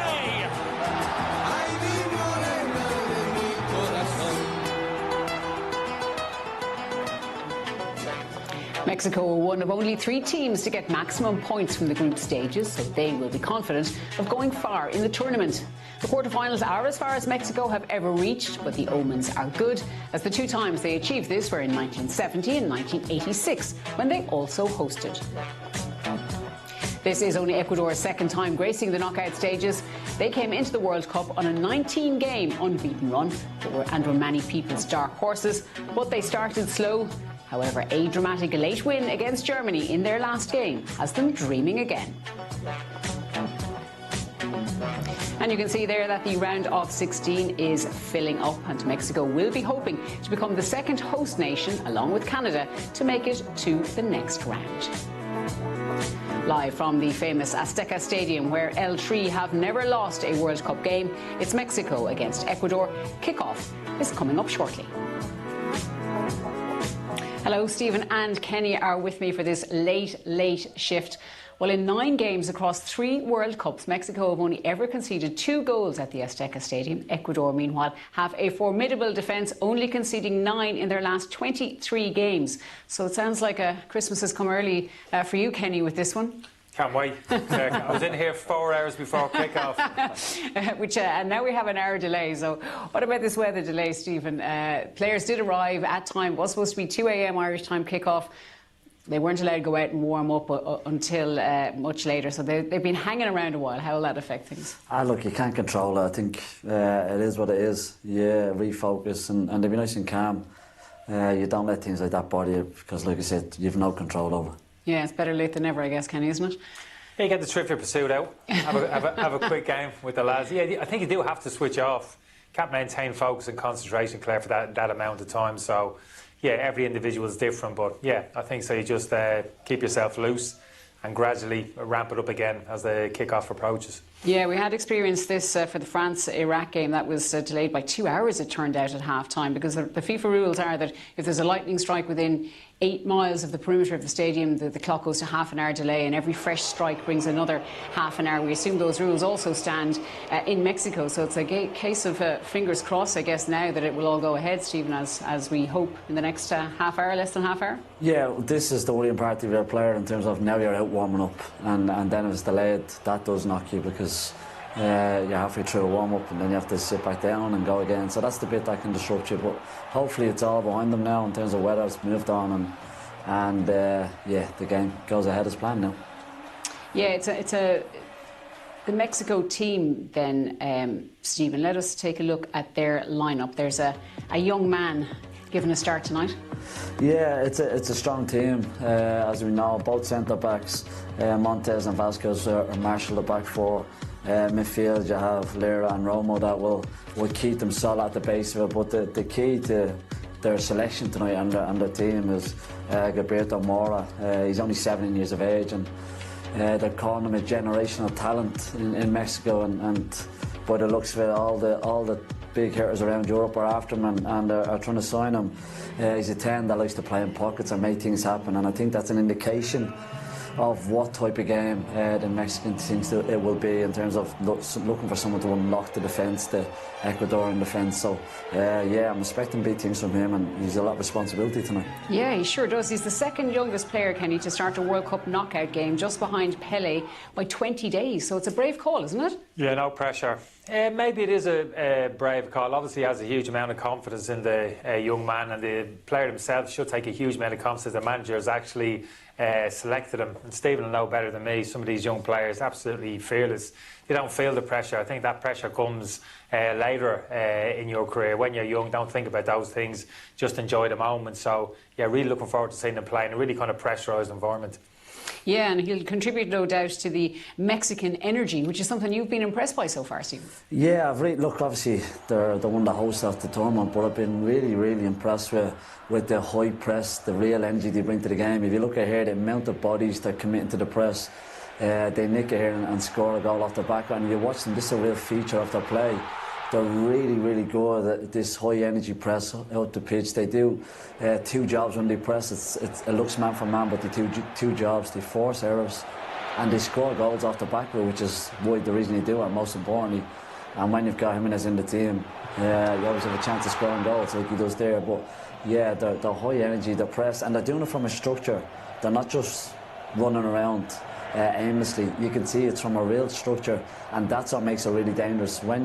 When you've got a structure and everyone knows their job, and then you've got the energy that they bring and they can feed off the crowd, then it becomes really, really dangerous. And then that gives them the platform to do things like this in terms of spring from that. You know, when you're in games and defensively you're good, your press is good, that gives you the platform then to go and perform and make things happen. And this Mexico team are really well organised, and then they press with real aggression and energy, which is really nice to see. I was just going to say, Claire, I think that structure has to be good, because you don't not too much outstanding individual talent within this Mexican squad, certainly in my opinion. So you have to lean on that in terms of particularly that kind of defensive structure and team organisation. And Stephen's right, when things aren't going well, individual players maybe don't turn up. That's what gets you through a lot of games, and you gain kind of confidence from that. You see that with the Mexican team. What about the pressure, though, on Mexico tonight? This is a huge game there. The expectation is massive, and they're somewhat cursed in that they get out of the group, but then they fall at this first knockout hurdle they have done. That has been the pattern. Yeah, you can either shy away from it and it can become a big cloud around you, or else you can go and face it and embrace it and turn into a positive and think, we have the nation behind us here. We're playing at home. It doesn't get better than this. This is where you play football. This is where you're in football. To play in front of your home nation in a World Cup, a chance to go through to the knockout phases again of the World Cup. It doesn't get better than that. So for me, as a manager, if I was there, I'd be saying, embrace this. This is where you're in the game. This is where you live. Let's go and meet it head on and bring all our energies to the game. Their opponents tonight then, Kenny, Ecuador. Take us through their setup. Yeah, we talk about defensive solidity, probably sums up this team. Very strong defence, some outstanding individual talent there. Pacho, Hincapié, those names people will recognise. Casiero, obviously, in midfield. Enner Valencia, of course, 36 years of age, probably his best years are behind them. Plata and Angulo obviously scored in the game against Germany. That'll give them confidence. But we're talking about Mexico, maybe defensive structure, certainly individual defensive qualities. You can't do any better for me than Pacho's probably been the outstanding centre-half in the Champions League the past 2 seasons. And Capié's had an outstanding season. Or Arsenal probably forced himself now into the Arsenal team, their first choice left-back. Huge experience and huge quality there. You got the screen of Casiero in front as well. So that's their strength. That's where they build from. So I suppose the one question about them, where the goals are going to come from, but their mentality, well, I'm sure, will be clean sheet. We keep a clean sheet. We don't need to score a half full of goals. A single goal will suffice. So they'll be difficult to break down. Maybe a little frustrated with the performances so far in the tournament. Lost late against Ivory Coast in the first game. Didn't get a goal against in the second game against Curaçao. We just feel as if they found a little bit of form in the game against Germany. Here's their defence in action. Yeah, this is Ordonez, the young boy. He's Club Brugge in Anderlecht. High hopes for him, only 22 years of age. He's going to learn alongside Pacho at centre-half. Just get a sense of these Ecuadorian defenders really enjoy the defending. That's always good to see. It's not just about them, those midfielders, Casiero in particular, very tigerish. You can see them going hunting the ball. Maybe similarities to Mexico in that respect. Have a look at them here. Header to the edge of the box. Don't allow the cross into the box. Force the ball kind of backwards. Then they're hunting the ball, ones and twos. None of those opposition players have time to get a head up and make a kind of forward pass. Eventually kind of turn over the ball and there's a counter-attacking opportunities. Here's another shy and retorted manager at the competition. He likes to get stuck in, doesn't he? Yeah, it looks a bit of a character. I was a bit worried when my manager starts saying prayers. I don't know what Stephen's like before the game's out in Tallaght. That wouldn't give me a huge amount of confidence. No, that wouldn't be down too well in our dress, no. But I think Kenny, what he points out, the defensive structure and how it looks to me like they take real pride in making blocks and getting their bodies on the line, and there's something really nice about that. What about their attack then, Stephen? They do create a lot of chances, but often the finish just isn't there. Yeah, and I think it is misleading because they do create a lot of opportunities, and the reason they do is because they've got real athleticism in the team. They've got real high energy. When they get forward, they commit bodies, and they've got real running power. You can see a lot of the clips are them running beyond the ball, and that's a real feature in what they do. Yes, look, the most important bit is this bit, put it in the net. That's how wins your games, but they do create chances, and again, all their chances come from breaking lines, penetrating runners, and they're really aggressive with it. I know that one gets a little deflection and goes in. This is a nice finish we were seeing before we came in here. It's a really clever finish, but in general, yeah, really powerful, athletic team that cause problems because they're not static. They don't stand and play. They're not the most technical team. They don't want to defeat. They want to run. They want to cause problems. They want defenders pull their positions, and that's a nightmare for any defence. Kenny, they'd been labelled as sort of in the dark horses category coming into the competition, but they had that really terrible slow start. But the Germany win a huge boost to them. Yeah, I think so. Yeah, and that wouldn't be. That's quite common in terms of developing the momentum in the competition. We've seen it previously. You just need a little bit of a spark, a bit of a trigger, and they might have got that against Germany. Like I said, a couple of players obviously scored their first goal. That will kind of help combat a little bit of belief, I'd suggest, as well. And Stephen's right in terms of the attribute. We talk a lot about their kind of defensive solidity and resilience, but very athletic, very kind of mobile team. And when you sit deep, and you have confidence in your defensive structure, when you can break quickly from that, you've got players who can take you up the pitch quickly. Yeah, that's a dangerous tool to have. So, yeah, they really fancy their chances tonight, Claire. I think they will. I know Mexico, home team, etc., and the crowd behind them, but I don't think this team will be overall. They look quite battle-hardened to me. I think they'll be up for it tonight. Yeah, the manager, Becasese, Stephen, says he wants them to defend like Arsenal and attack like Barcelona. He's not quite getting the attack part right. Yeah, well, I think every manager in the world would want that because you're talking the best defence and the best attack, but it's easier said than done. And again, they will create, it's whether they take them. That's going to be the issue. I think Ecuador's problem could be trying to overplay. Mexico's press could really hurt them. OK, well, kick-off is coming up after the break, but before that, these teams have had varying journeys to get here. Let's get the thoughts from both camps. Bueno, Ecuador para mí es un gran equipo, la verdad. Creo que de los terceros que podían tocar, creo que es el de más nivel sin ninguna duda. Tienen muy buenos jugadores en toda la línea, es un equipo muy físico. El Vasco es una persona de una trayectoria increíble, un gran entrenador. Sabemos que vamos a enfrentar un partido durísimo. México es una de las 3 selecciones que sacó los 9 puntos. Habla de que vamos a enfrentar a una potencia. Nosotros pues tenemos que demostrar lo que venimos haciendo en grupos, ¿no? Que somos un gran equipo, que tenemos claro nuestro fútbol, nuestras cosas y hay que competir contra todos. Sabemos que vamos a tener una adversidad extrema en el ambiente, pero bueno, la verdad se ve en la cancha y ahí trataremos de superar al rival, ¿no? Bueno, Ecuador para mí es un gran equipo, la verdad. Y todos juntos en la Teca en casa, pues vamos a por ello.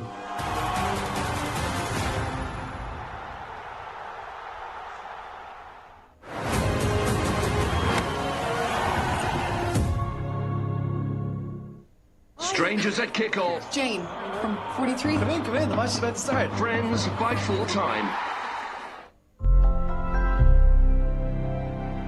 Always Just fancied yourself a bit of a detective? I asked the question. Then buckle up, because your caseload is about to get stacked. What are you really after? Think hot leads, cold truths, and secrets that refuse to stay buried. To dive into suspense and pretense. I think that Rosie's killer's still out there. Dive into the minds of criminals and those trying to catch them. Every cop gets when they just can't shake. Dive into murder, mystery, and morality. Go! Dive into RTE Player. Tomorrow. Today. At Irish Life, we believe it's better to act today to take care of your health and finances. A better life with Irish Life.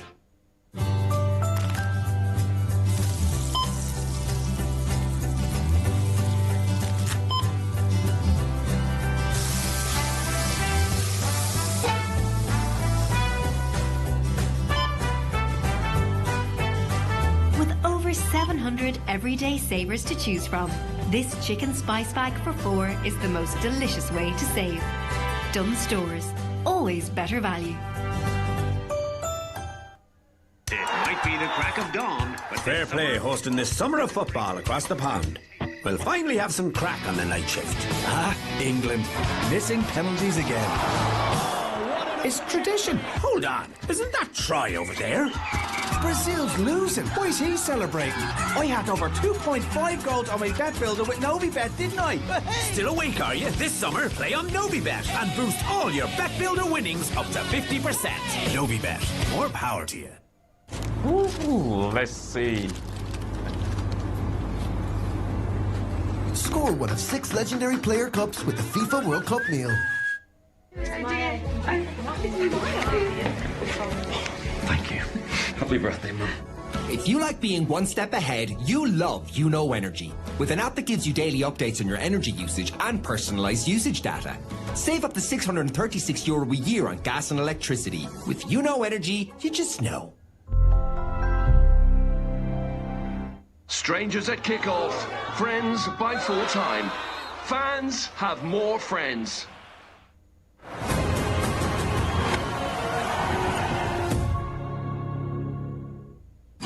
The FIFA World Cup is reaching fever pitch, and here's your chance to win big. We're giving away €5,000, and how you spend it is entirely up to you. You and a friend could jet off for the trip of a lifetime, experience the atmosphere of a World Cup nation, soak up the sun, explore iconic cities, relax on beautiful beaches, or create memories you'll never forget. From the bright lights and energy of the USA to Europe's incredible culture and coastline, the choice is yours. One winner, €5,000. So where will it take you? For your chance to win the cash prize, answer this question. Which head coach led the England team into FIFA World Cup 2026? Is it Thomas Tuchel, Jurgen Klopp, or Julian Nagelsmann? To enter, text the word football followed by your answer and name to 57886. Cost per entry is €2.50. You must be over 18 to enter. Lines will close at midday, July 20th. Full details are on rte.ie/competitions, where the lucky winner will also be revealed. Well, the thunderstorms may have delayed kick-off, but they haven't dampened the mood in Mexico City. There is sure to be an electric atmosphere at the Azteca tonight. And the last time the stadium hosted actually a World Cup knockout game, it ended with Diego Maradona lifting the World Cup trophy. So what about this one then tonight, Kenny? Are you predicting a cagey, tight affair, especially in the early parts? Yeah, well, let's hope no extra time and penalties, Claire. I've got an early golf tee-off time in the morning, so I don't be missing that. Your tight and cage is absolutely right. I have a good feeling for Ecuador. I think they might just have the upper hand this evening, but I'm looking forward. It's going to be a real contest. What do you think, Stephen? Are we going all the way to the bitter end here? I think so. I think you look at the history between both teams, there hasn't been much in it. I think Mexico will just do enough to shade it. I'm not sure about them jackets, but I think they'll do enough to shade it, and I think they'll win it off Ecuador, trying to be too clever at points. OK, well, can Mexico win their first knockout game at a World Cup since they last hosted in 1986? Or will Ecuador spoil the party? It is time to find out with our commentary team for tonight. Conan Byrne is with Conor Morris.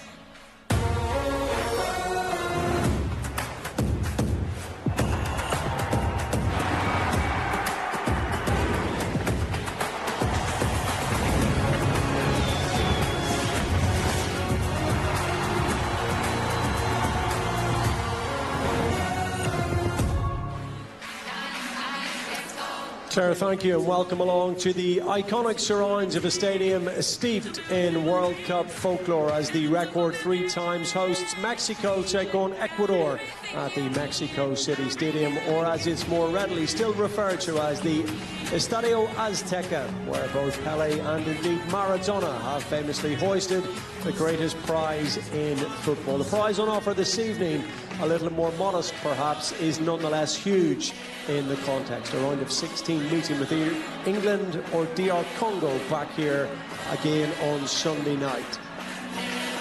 In a city perched 2,000 metres above sea level, where football feels as vital as the thinning air that fills the lungs, the Azteca is a mecca where pilgrims come to share in the religious ritual of their national sport. It is a place where Mexico dare not lose simply because they never have in a World Cup match. A little later than anticipated, we will get underway with the anthems. 80,000 plus inside this electrifying atmosphere, this brilliant stadium, north versus south. Que se escuche fuerte y que se escuche lejos, hasta Venezuela. No están solos, no están solos. Dígalo conmigo, no están solos, no están solos, no están solos.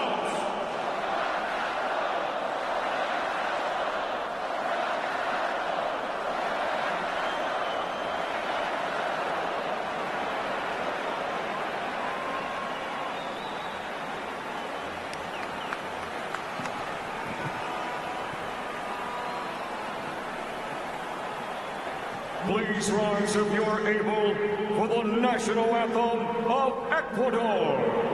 Quien pueda, que se ponga de pie para escuchar el himno nacional de Ecuador.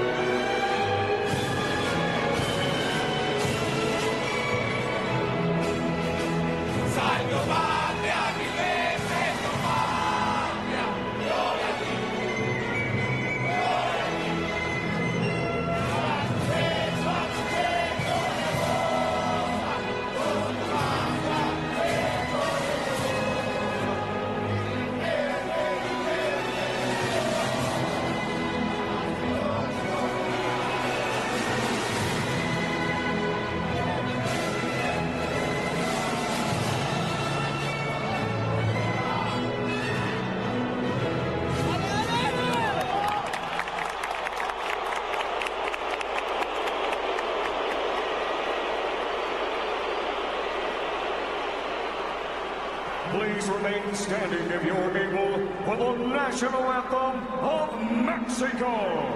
Quien pueda, que se quede de pie para escuchar el himno nacional de México.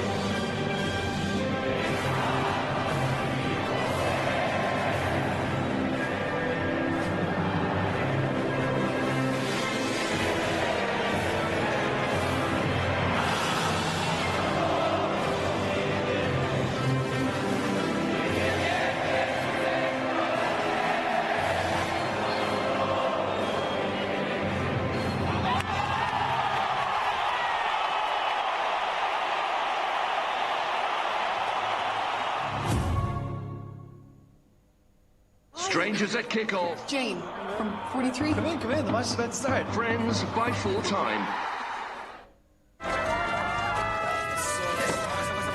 Adiós, amigos, gracias. Adelante. Disculpa. Sabes que te quiero. ¿Qué pasa? Oh, wow. ¿Qué está sucediendo? Pero me haces feliz.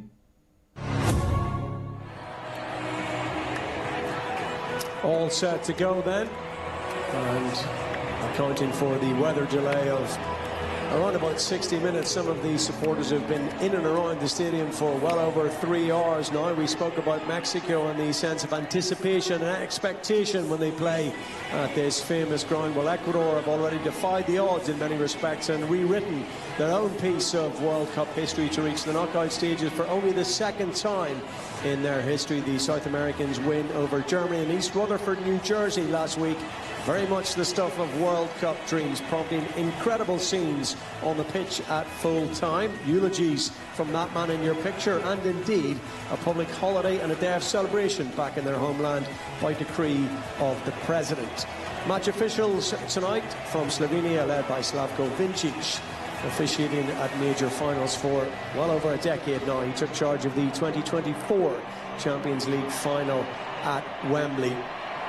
VAR in situ as well. We're all set to go. The worst of the weather, we are assured, has passed out of harm's way. As we take a check on the two teams, the Mexico head coach Javier Aguirre has used all but one of his 26 squad players across the opening 3 matches in the pool phase. Made 5 changes for that 3-0 win over Czechia here last time out. A couple of interesting calls for a game of this magnitude. Certainly not though in the back 4, where it's very much along familiar lines. Montez, Vasquez flanked by Gallardo and Sanchez. The big call though in midfield. Gilberto Mora, the 17-year-old prodigy, starts in midfield. Hidalgo and Gutierrez on the bench. Julian Quinones has been in excellent form up top. Half a dozen of the Ecuador starting 11 play their club football in Europe, including the likes of PSG's Champions League winner William Pacho, and of course Incapia of Arsenal in that back 4. It's a team built, of course, on rigid defence. Only 5 goals conceded and 18 matches in qualifying. Caicedo, of course, the integral figure in the South Americans' midfield unit. Angulo scored a wonderful equalising goal against Germany last week, and the match winner in New Jersey, Gonzalo Plata, takes his place up front alongside 36-year-old now Enner Valencia, who's looking for his 50th international goal on his 109th appearance for his country. Storm clouds thankfully have passed. Jorge Valdano, a goal scorer 40 years ago almost to the very day when Argentina beat West Germany in the 1986 World Cup final here, of course, famously described the experience of playing at the Azteca Stadium as like playing in a volcano. Hugo Sanchez, the totemic Mexican striker of a similar era, referred to putting on that green shirt, the national jersey, as wearing a second skin. You cannot oversell it to the Mexicans how important it is to play in this tournament, in this stadium. Mexico's record in the knockout phase, though, of recent World Cups, nothing to write home about. For 7 consecutive tournaments, they made it out of the group phase only to lose in the round of 16, all the way through from 1994 to 2018. They only, in fact, snapped that run 4 years ago when they failed to qualify from the group phase. Is tonight the knockout victory they've waited 40 long years for? Well, we've had to wait an extra 60 minutes, but we anticipate that this will be worth waiting for, Colin. It's another difficult one to call. A lot of people will feel that the balance of power swings Mexico's way when they play at this iconic stadium, but Ecuador will be a tough nut to crack. Yeah, I think so. I think the tactical battle the lads in the studio were talking about earlier on. Excited to see Mexico's press. Obviously they play with a 4-3-3, but they're super aggressive. Fullbacks will jump on the wide players, and like Stephen Bradley said, I don't think Ecuador can overplay in that back in the back line of defence. I think they'll have to go a bit more direct than previous games in this competition. Obviously, Nkapie and Paquetá. Johan Vasquez alongside him. No sign in the starting 11 of Edson Alvarez, who's held back in reserve. It's a strong Mexico bench that we will see across the 90 minutes this evening. We expect it to be tight. So much experience from Javier Aguirre. Will his gamble of sorts pay off? Gilberto Mora, that's testament to the fact that Ecuador are so difficult to break down. He's by a distance the most creative talent they have in midfield, despite his 17 years. It's a massive cauldron of a game to be thrown into. And he come off the bench to make his World Cup debut in the pool phase. This is the rarefied air of Mexico City in a knockout game in a World Cup. Which of these two sides will settle the quicker in front of 80,000 plus? Nilsson Angulo has been in excellent form in the pool phase, took his goal brilliantly against Germany, prompting, as I said, eulogies from his manager, who spoke at length about how his team played like warriors. And he spoke about the purity and the unification of this Ecuador squad.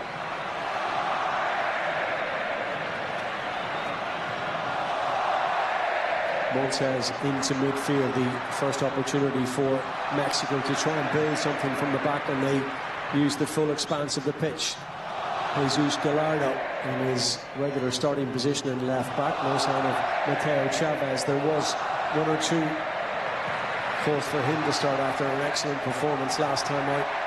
Something more of an attacking left back. Now then, a little bit of space down this right-hand side, opens up for Mora. Chance to take on his man, get his head up, and that's not to cross it. Instead, it's rolled back in field, looking to build. Alvarado, in the end, it breaks down right on the edge of that Ecuador penalty area. Picked up by Mora. He started very sharply, looking lively. Just picked the pocket of an Ecuador player who wanted far too much time on the ball. You won't get that time and space in the opening few frenetic moments here. Jorge Sanchez. Alvarado again involved, and Mora's picking up little pockets of space. Opportunity to lift it towards the back post. It was dragged across. Eric Lira just couldn't pick out a teammate in the green jersey. All the pressure, though, as we thought it might, coming from the home side in the opening 3 or 4 minutes here. Again, Lira pulling the strings in midfield. And every available opportunity, and just getting Mora on the ball. Goes for that little 1-2, gets his head up, pulls it back across. No one on the end of it, but they're threatening and looking menacing. And they're quickly out of the blocks here. Mexico free kick. It's been a great start by Mexico. Mora and Alvarado down this right side, interchanging positions. It's Jimenez dropping deep, allowing players run in behind. Ecuador don't know which player to go to.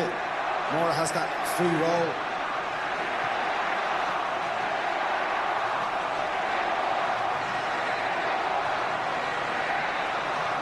It's got the crowd engaged. Not that it would take much in this atmosphere. And the shot from distance is rising. It's not too far away. And it's that young man again, Gilberto Mora, with a sight of goal. Full of confidence. He's just so versatile. And that versatility allows him to play across different midfield positions. And like you said, Conor, he has the confidence to take a shot on so early in this game. Diminutive in stature, 5'6", but already put a stamp on this game, and he may get on the end of this. Instead, it's the direct route towards goal again that Mexico take. 2 or 3 options left and right, and maybe in the end the better option was ignored. Did open up in front of him though. Luis Romo on target already at this World Cup, but he's a long way off there. He puts up his hand straight away. He saw his name in lights. Mora and Jimenez either side of him. Did open up for him to take the shot, but it just got caught underneath his feet a bit. Scored in the game against South Korea, but didn't trouble the goal of Hernan Caldinez. Mora just touched one around the corner, inviting the run down the channel. Oh, brilliant cross! On a sixpence from Luis Romo all the way to the back post, and Raul Jimenez with a gilt-edged opportunity 6 minutes in to put Mexico in front. He can't find the target. What a ball. And you fancy Jimenez every day of the week to put that away, given his ability in the air, given the way he put away the first goal of the tournament that he scored against South Africa.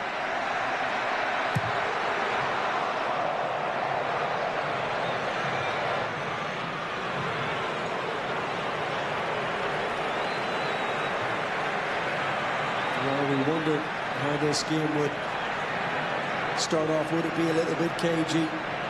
Would it be cut and mouse? Anything but. It's been all guns blazing. The full arsenal from Mexico, and already they will feel 7 minutes in they could probably be in front. Settled very quickly. It's just such an exciting team to watch. Overlapping fullbacks, rotating 8 and 10s, even rotating wingers. Pressing high up the field, high energy, tempo, on with it quickly, a little too quickly now, overexcited, understandable in the circumstances. What an opportunity that was for that man in your picture, Raul Jimenez. What a fantastic ball by Luis Romo, though. It was inch perfect onto the head of Jimenez. Really disappointed. He at least didn't hit the target. 40 Premier League goals across 5 seasons in the end for Wolves, where he's heading back to play in the Championship and chasing down the all-time record for Mexico, held by Javier Hernandez at 52 goals. He comes into this one on 46. Sanchez. It's a fluid Mexico attack in the opening 8 minutes or so here. Working hard on the other side of the ball, having lost it initially. Gilberto Mora sticking to the script. Everyone tuned in on the same hymn sheet. No real time as yet for Ecuador to settle into any kind of rhythm. And much of the attack for Mexico coming down this side. Hincapié defending. It's his throw-in for Ecuador.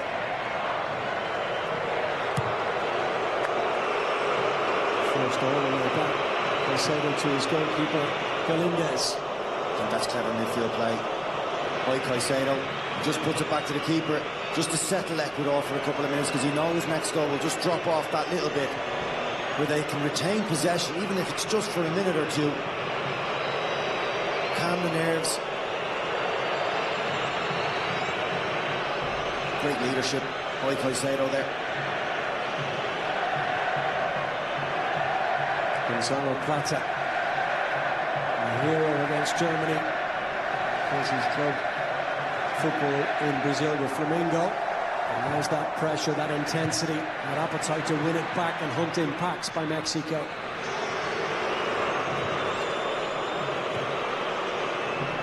Ordonez lifts it forward. And a little bit of space on this near side for Ecuador if they can manage to keep it in, which they do from Pedro Vita. Sitting alongside Caicedo in that midfield. Interesting battle between those two and Eric Lira and Luis Romo this evening. Franco, first 10 minutes at the Estadio Azteca, lifted in towards the 6-yard box. Valencia was lurking with real intent. The ball didn't find its way to him. Angola can't afford to give him too much space. Caicedo now. Real pace about the game, lifted into a central area, just beyond anyone in the yellow jersey. And cleared by Mexico, and now they look to counter at pace. Quinones. Probably the standout player for Mexico across the full stage. He was excellent when called upon. Ecuador have the reprieve momentarily of a free kick. just stopped as he was driving through the heart of that midfield. It's just Mexico, they just love attacking down those wide areas, getting crosses into the box, getting numbers into the box. Just don't think that Ecuador can afford to give Mexico too much time on the ball. We've already seen the damage that they can possibly do.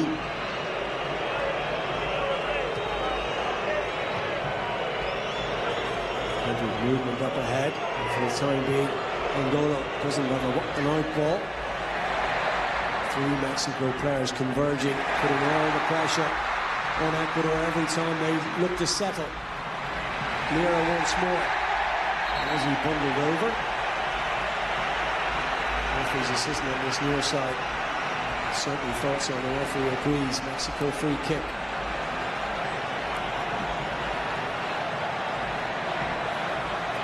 Remember those rotating positions in that midfield area. You have Eric Lamy, who's likes to sit in front of the back 4. Just tells the midfielders ahead of him he's going to go and try and press. It means it was Romo will just cover him while he does that. And here didn't get his free kick. Incidentally, thought the referee did indicate it's only a throw-in, and it comes to nothing down that right-hand side once again. There's that ball across again. What a delivery. Goal is gaping. Just got it all wrong in the end, Jimenez, didn't he? He was stretching for sure. He's got to angle that back towards the target. Yeah, I'm wondering is Ordonez just getting his line of sight, because yes, he was stretching, but I was still fancy him to get his head on the end of that to put it away.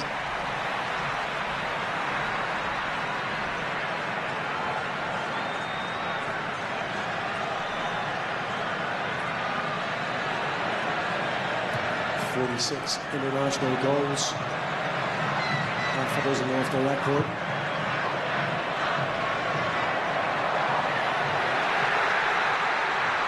Element of handball. They've got space again on this side. Alvarado with a side of goal, takes a deflection behind it, goes for a Mexico corner. Well, 13 and a half minutes into the game, they've had 4 or 5 sides, clear sides of that Ecuador goal. Just wasn't comfortable taking on his right foot. He just wanted to step inside. Just bend it in with his left. The covering player got back really quickly. Forced him to take that strike on with his weaker right foot, Alvarado.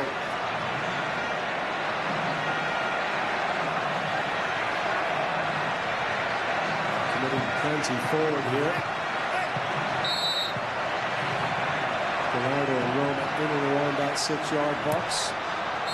Montes ordinarily the target, and the referee will call him back here, having gone short. I don't understand that at all.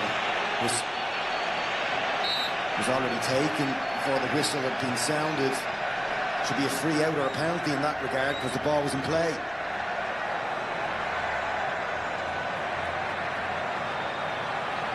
Vasquez lurking as well. It's whipped in low towards that near post. Chance for Sanchez to recycle it here. Montes lifts it up towards the back post. Plenty of Mexican numbers in there, and he strike on target. He's not a million miles away once again from Gilberto Mora. Chavez finds himself out in the right wing. Definitely doesn't want himself out there, but he whips Mora.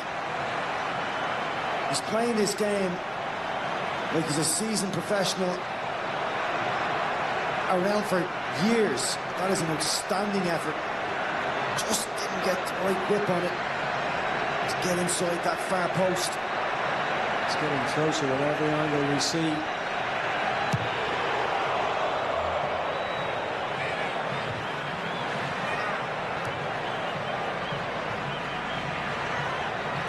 Aguirre has clearly handed license to the young teenager. All Mexico in the opening 15 minutes here. Showing real composure.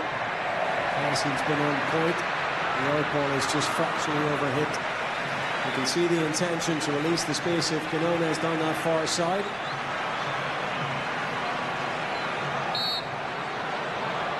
But you have someone like Raul Jimenez who can go in behind or come up short, link play.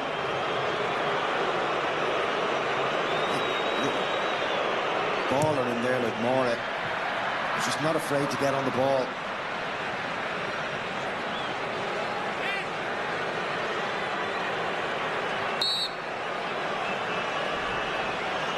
17 years and 240 days young when he came off the bench to make his World Cup debut against South Africa, and tonight he becomes the second youngest player in World Cup history to feature in a knockout game behind Pelé.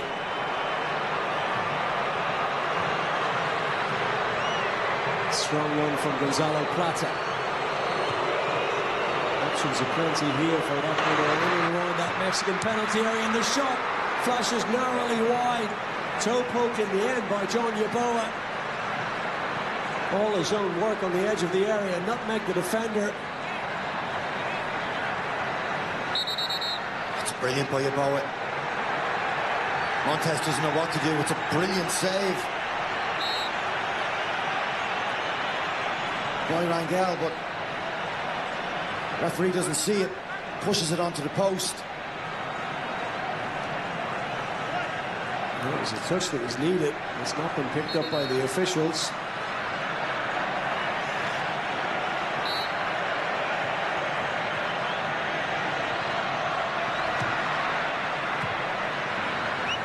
I'm wondering if they needed one for Mexico, and Ecuador can strike quickly, coming from back to front, swiftly.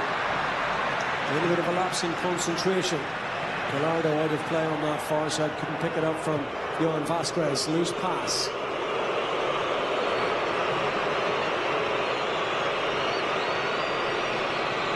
Hatcher.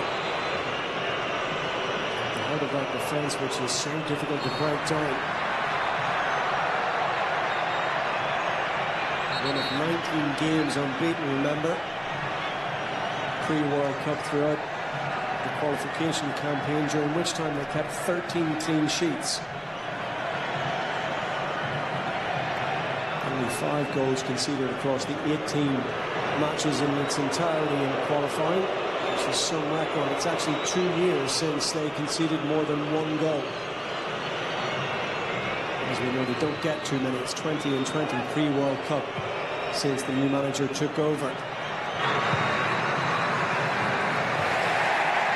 Seeking out the pace of Angulo again down this left-hand side. He was matched for pace and tenacity by Jorge Sanchez.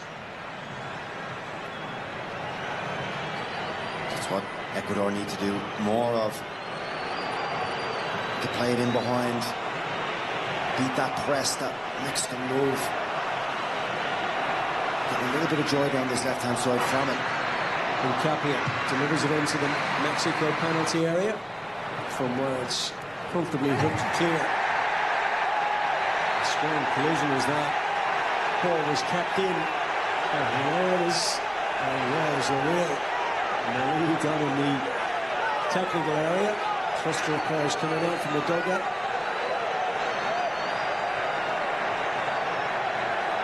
I think there was an awful lot in that. Pacho just guiding him off. It just looks worse than it actually is. Laughing and joking about it there. And Jimenez does well to reach the ball, kick it down the line. Assistant referee had his flag up straight away. And such is the occasion, such is the stadium, the atmosphere, everything about this contest, and the rivalry between the two nations. It's not going to take much to light the fuse, that's for sure.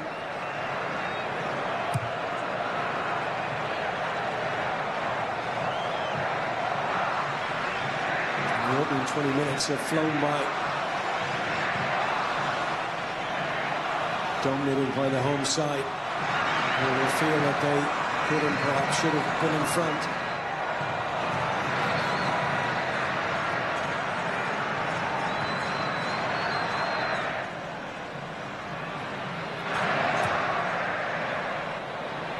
Back it goes from Lira to Vasquez. Gallardo, Ezequiel Quinones, all very tight and congested. Nice footwork. Quinones now in space. How does he manage to stay onside? 3 forward here for Mexico. Quinones! Incredible strike. Julian Quinones breaks the deadlock at the Mexico City Stadium. And the lion's share of 80,000 supporters inside this iconic stadium go berserk. Thunderous, thumping strike to the back of the Ecuador net. Quinones beats Galindez at his near post, but Mexico beat Ecuador's press from the goalkeeper. It's fantastic. He starts in his own half, 100% onside, but then he just drives at the heart of the 18-yard box and buries the ball past Galindez. It's scintillating for Mexico in this opening 20 minutes. He had support. He had only one thing on his mind, and that was to take the responsibility on his own shoulders. He's beaten the goalkeeper at its near post, but it's accuracy and power. And in the end, have rendered Galindez absolutely powerless to stop it. It's been coming, it's been richly deserved.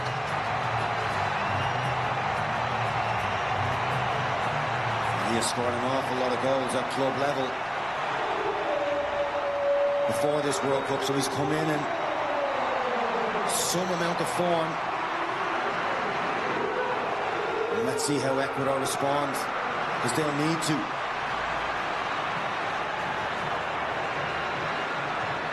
So much of the Ecuador game plan built around that stoic, rigid, belligerent defence. It's been cut open 4 or 5 times in the opening 23 minutes here, and now they've been breached on the scoreboard. A test of their character and how they will respond and settle. Opportunity to fashion a cross.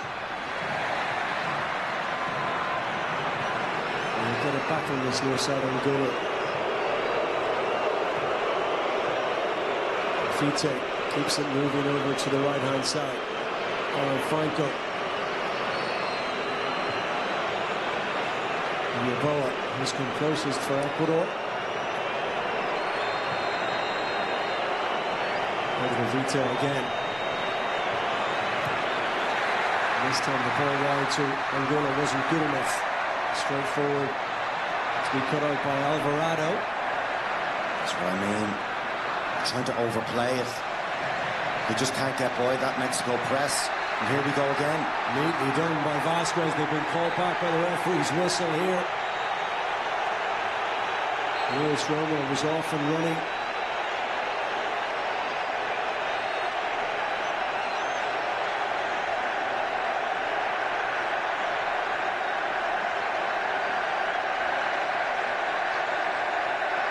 Going for the hydration break at the most inopportune of times for Mexico. That beggars belief.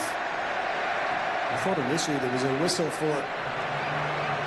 I think there was. He blows it back as Mexico were on the break for a free kick. That's why Mexico were really not happy with the decision of the referee. Time to take stock now from an Ecuadorian point of view.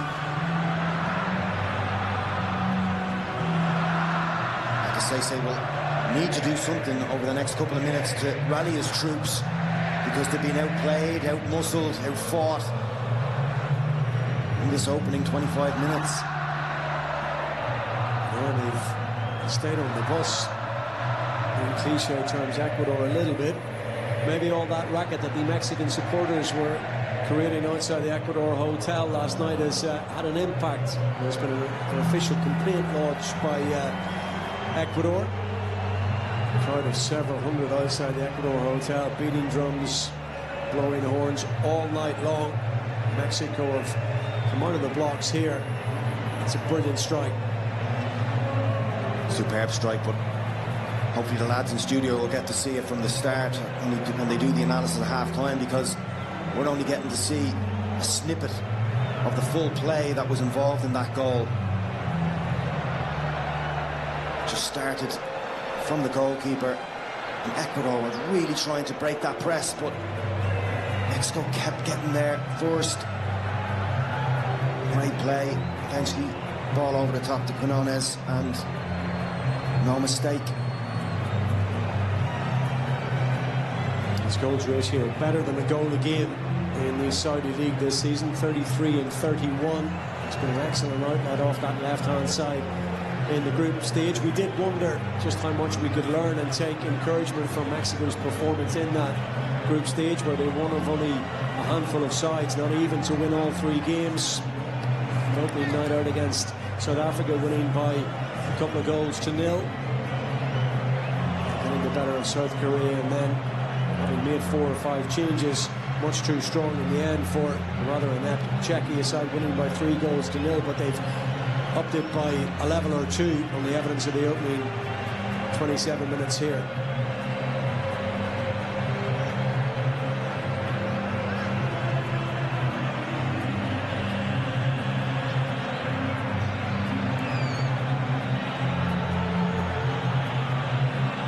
On the other side of things, difficult opening couple of games for Ecuador. We saw that against the Ivory Coast in Philadelphia when they were beaten 1-0. Couldn't manage to find the target against Curacao, but then when the chips were down and the odds heavily against them, against the 4 times world champions, they came up with the goods, got themselves out of a big hole against Germany. Work to do here. Jimenez is eventually sent tumbling over on that far side following the collision with Ordonez. How does the referee see that? Nonplussed with Jimenez there. Is there a little tip of the heels? Maybe not.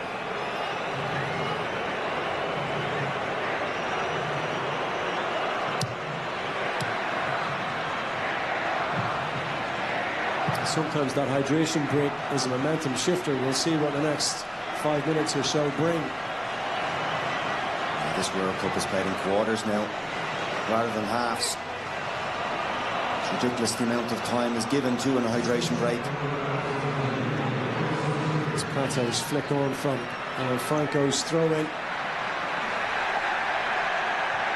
could throw a blanket over around 7 or 8 players in that little cluster, but the appetite to win it back, the frenzied tackling by Mexico there for all to see. Eric Lira in the thick of things, and there's been a little bit left on one of the Mexico players here. Alvarado has come off second best.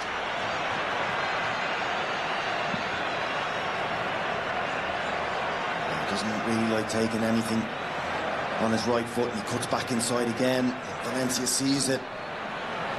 Just go over the ball a little bit, just landing on his foot.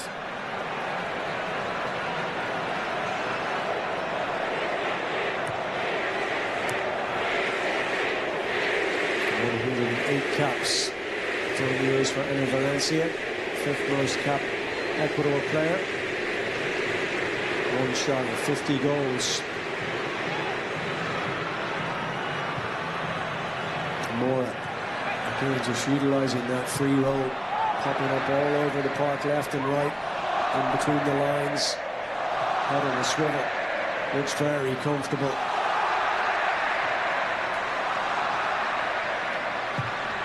Early ball into the centre. Just too early and in front of everyone who's waiting. But again, they're probing and pressing, carving out chances.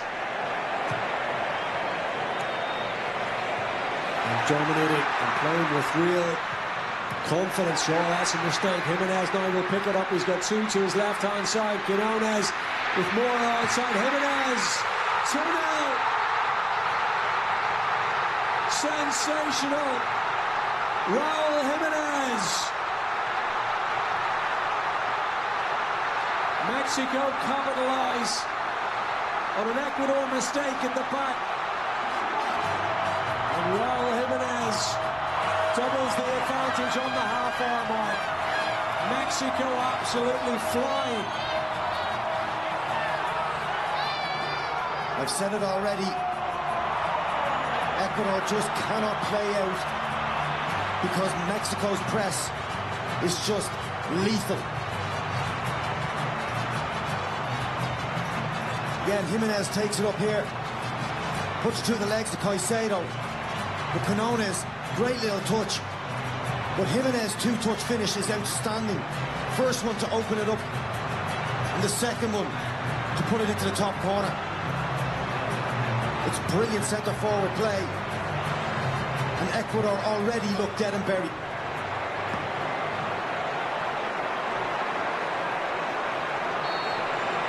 And the loose pass, a symptom of the incessant pressure. The finish indicative of a team full of confidence and the inspired mood at the Azteca this evening so far. 47th international goal for Raul Jimenez. Angulo. Goal kick is the outcome. It's all going Mexico's way here.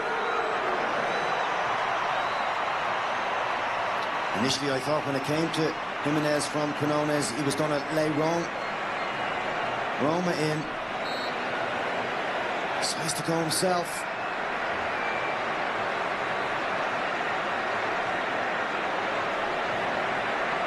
What a finish.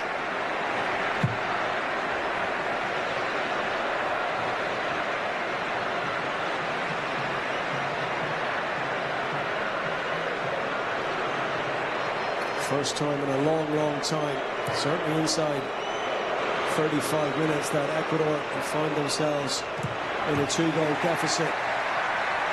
Not been in this position for 2 years. They've not faced this kind of situation since Becachese took over.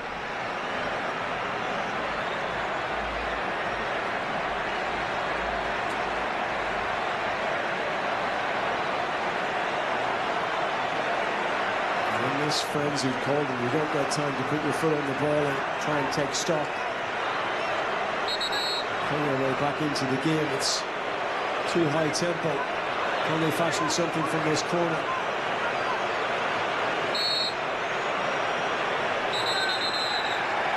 There's an absolute melee inside that 6-yard box. 2 or 3 players sent sprawling. Principally, Jesus Gallardo was in a real wrestling match.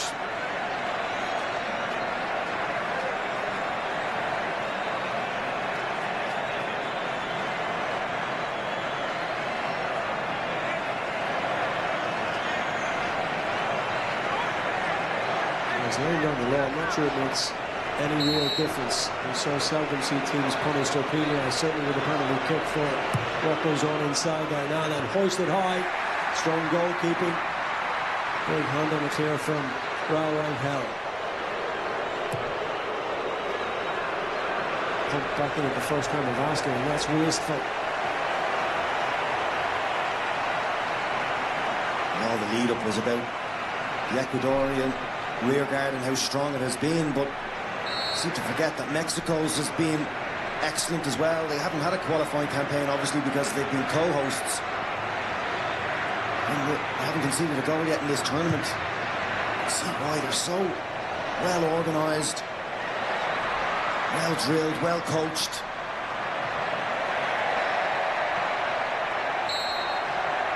The Mexico players stay down. There may have been a little more advantage afforded to Jorge Sanchez there. After he brings them back.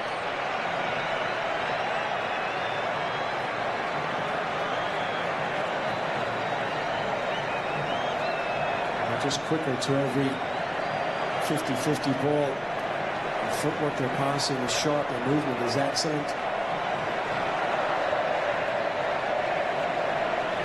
Like Slavko Vincic, the referee, just to let things go a little bit more. That's where a good opportunity on that right-hand side. Jorge Sanchez.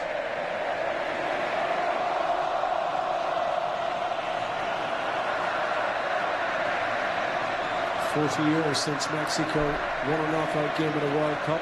20 years since Ecuador were last in one. Their only previous one in 2006, which ended in a 1-0 defeat to England, and David Beckham free kick.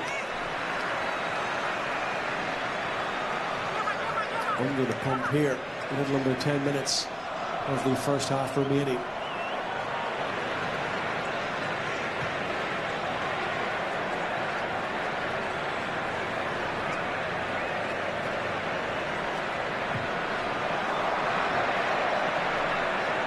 That was tight. Having conceded two, we refer back to the fact that at the other end, goals have been an issue for Ecuador. 20 and 20 under the new manager pre-World Cup.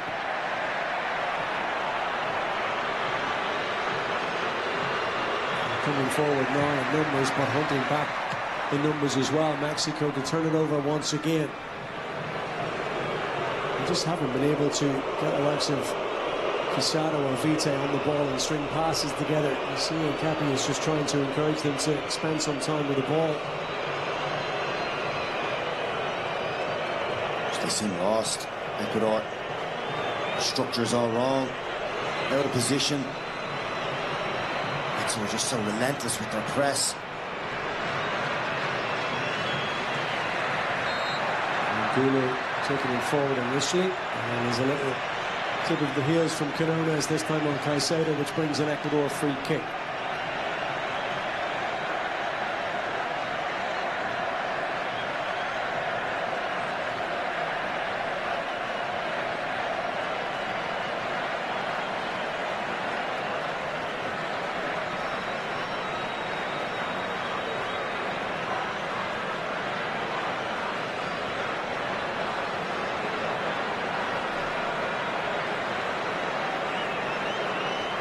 Some of the more high-profile players, Ecuador, Caicedo included,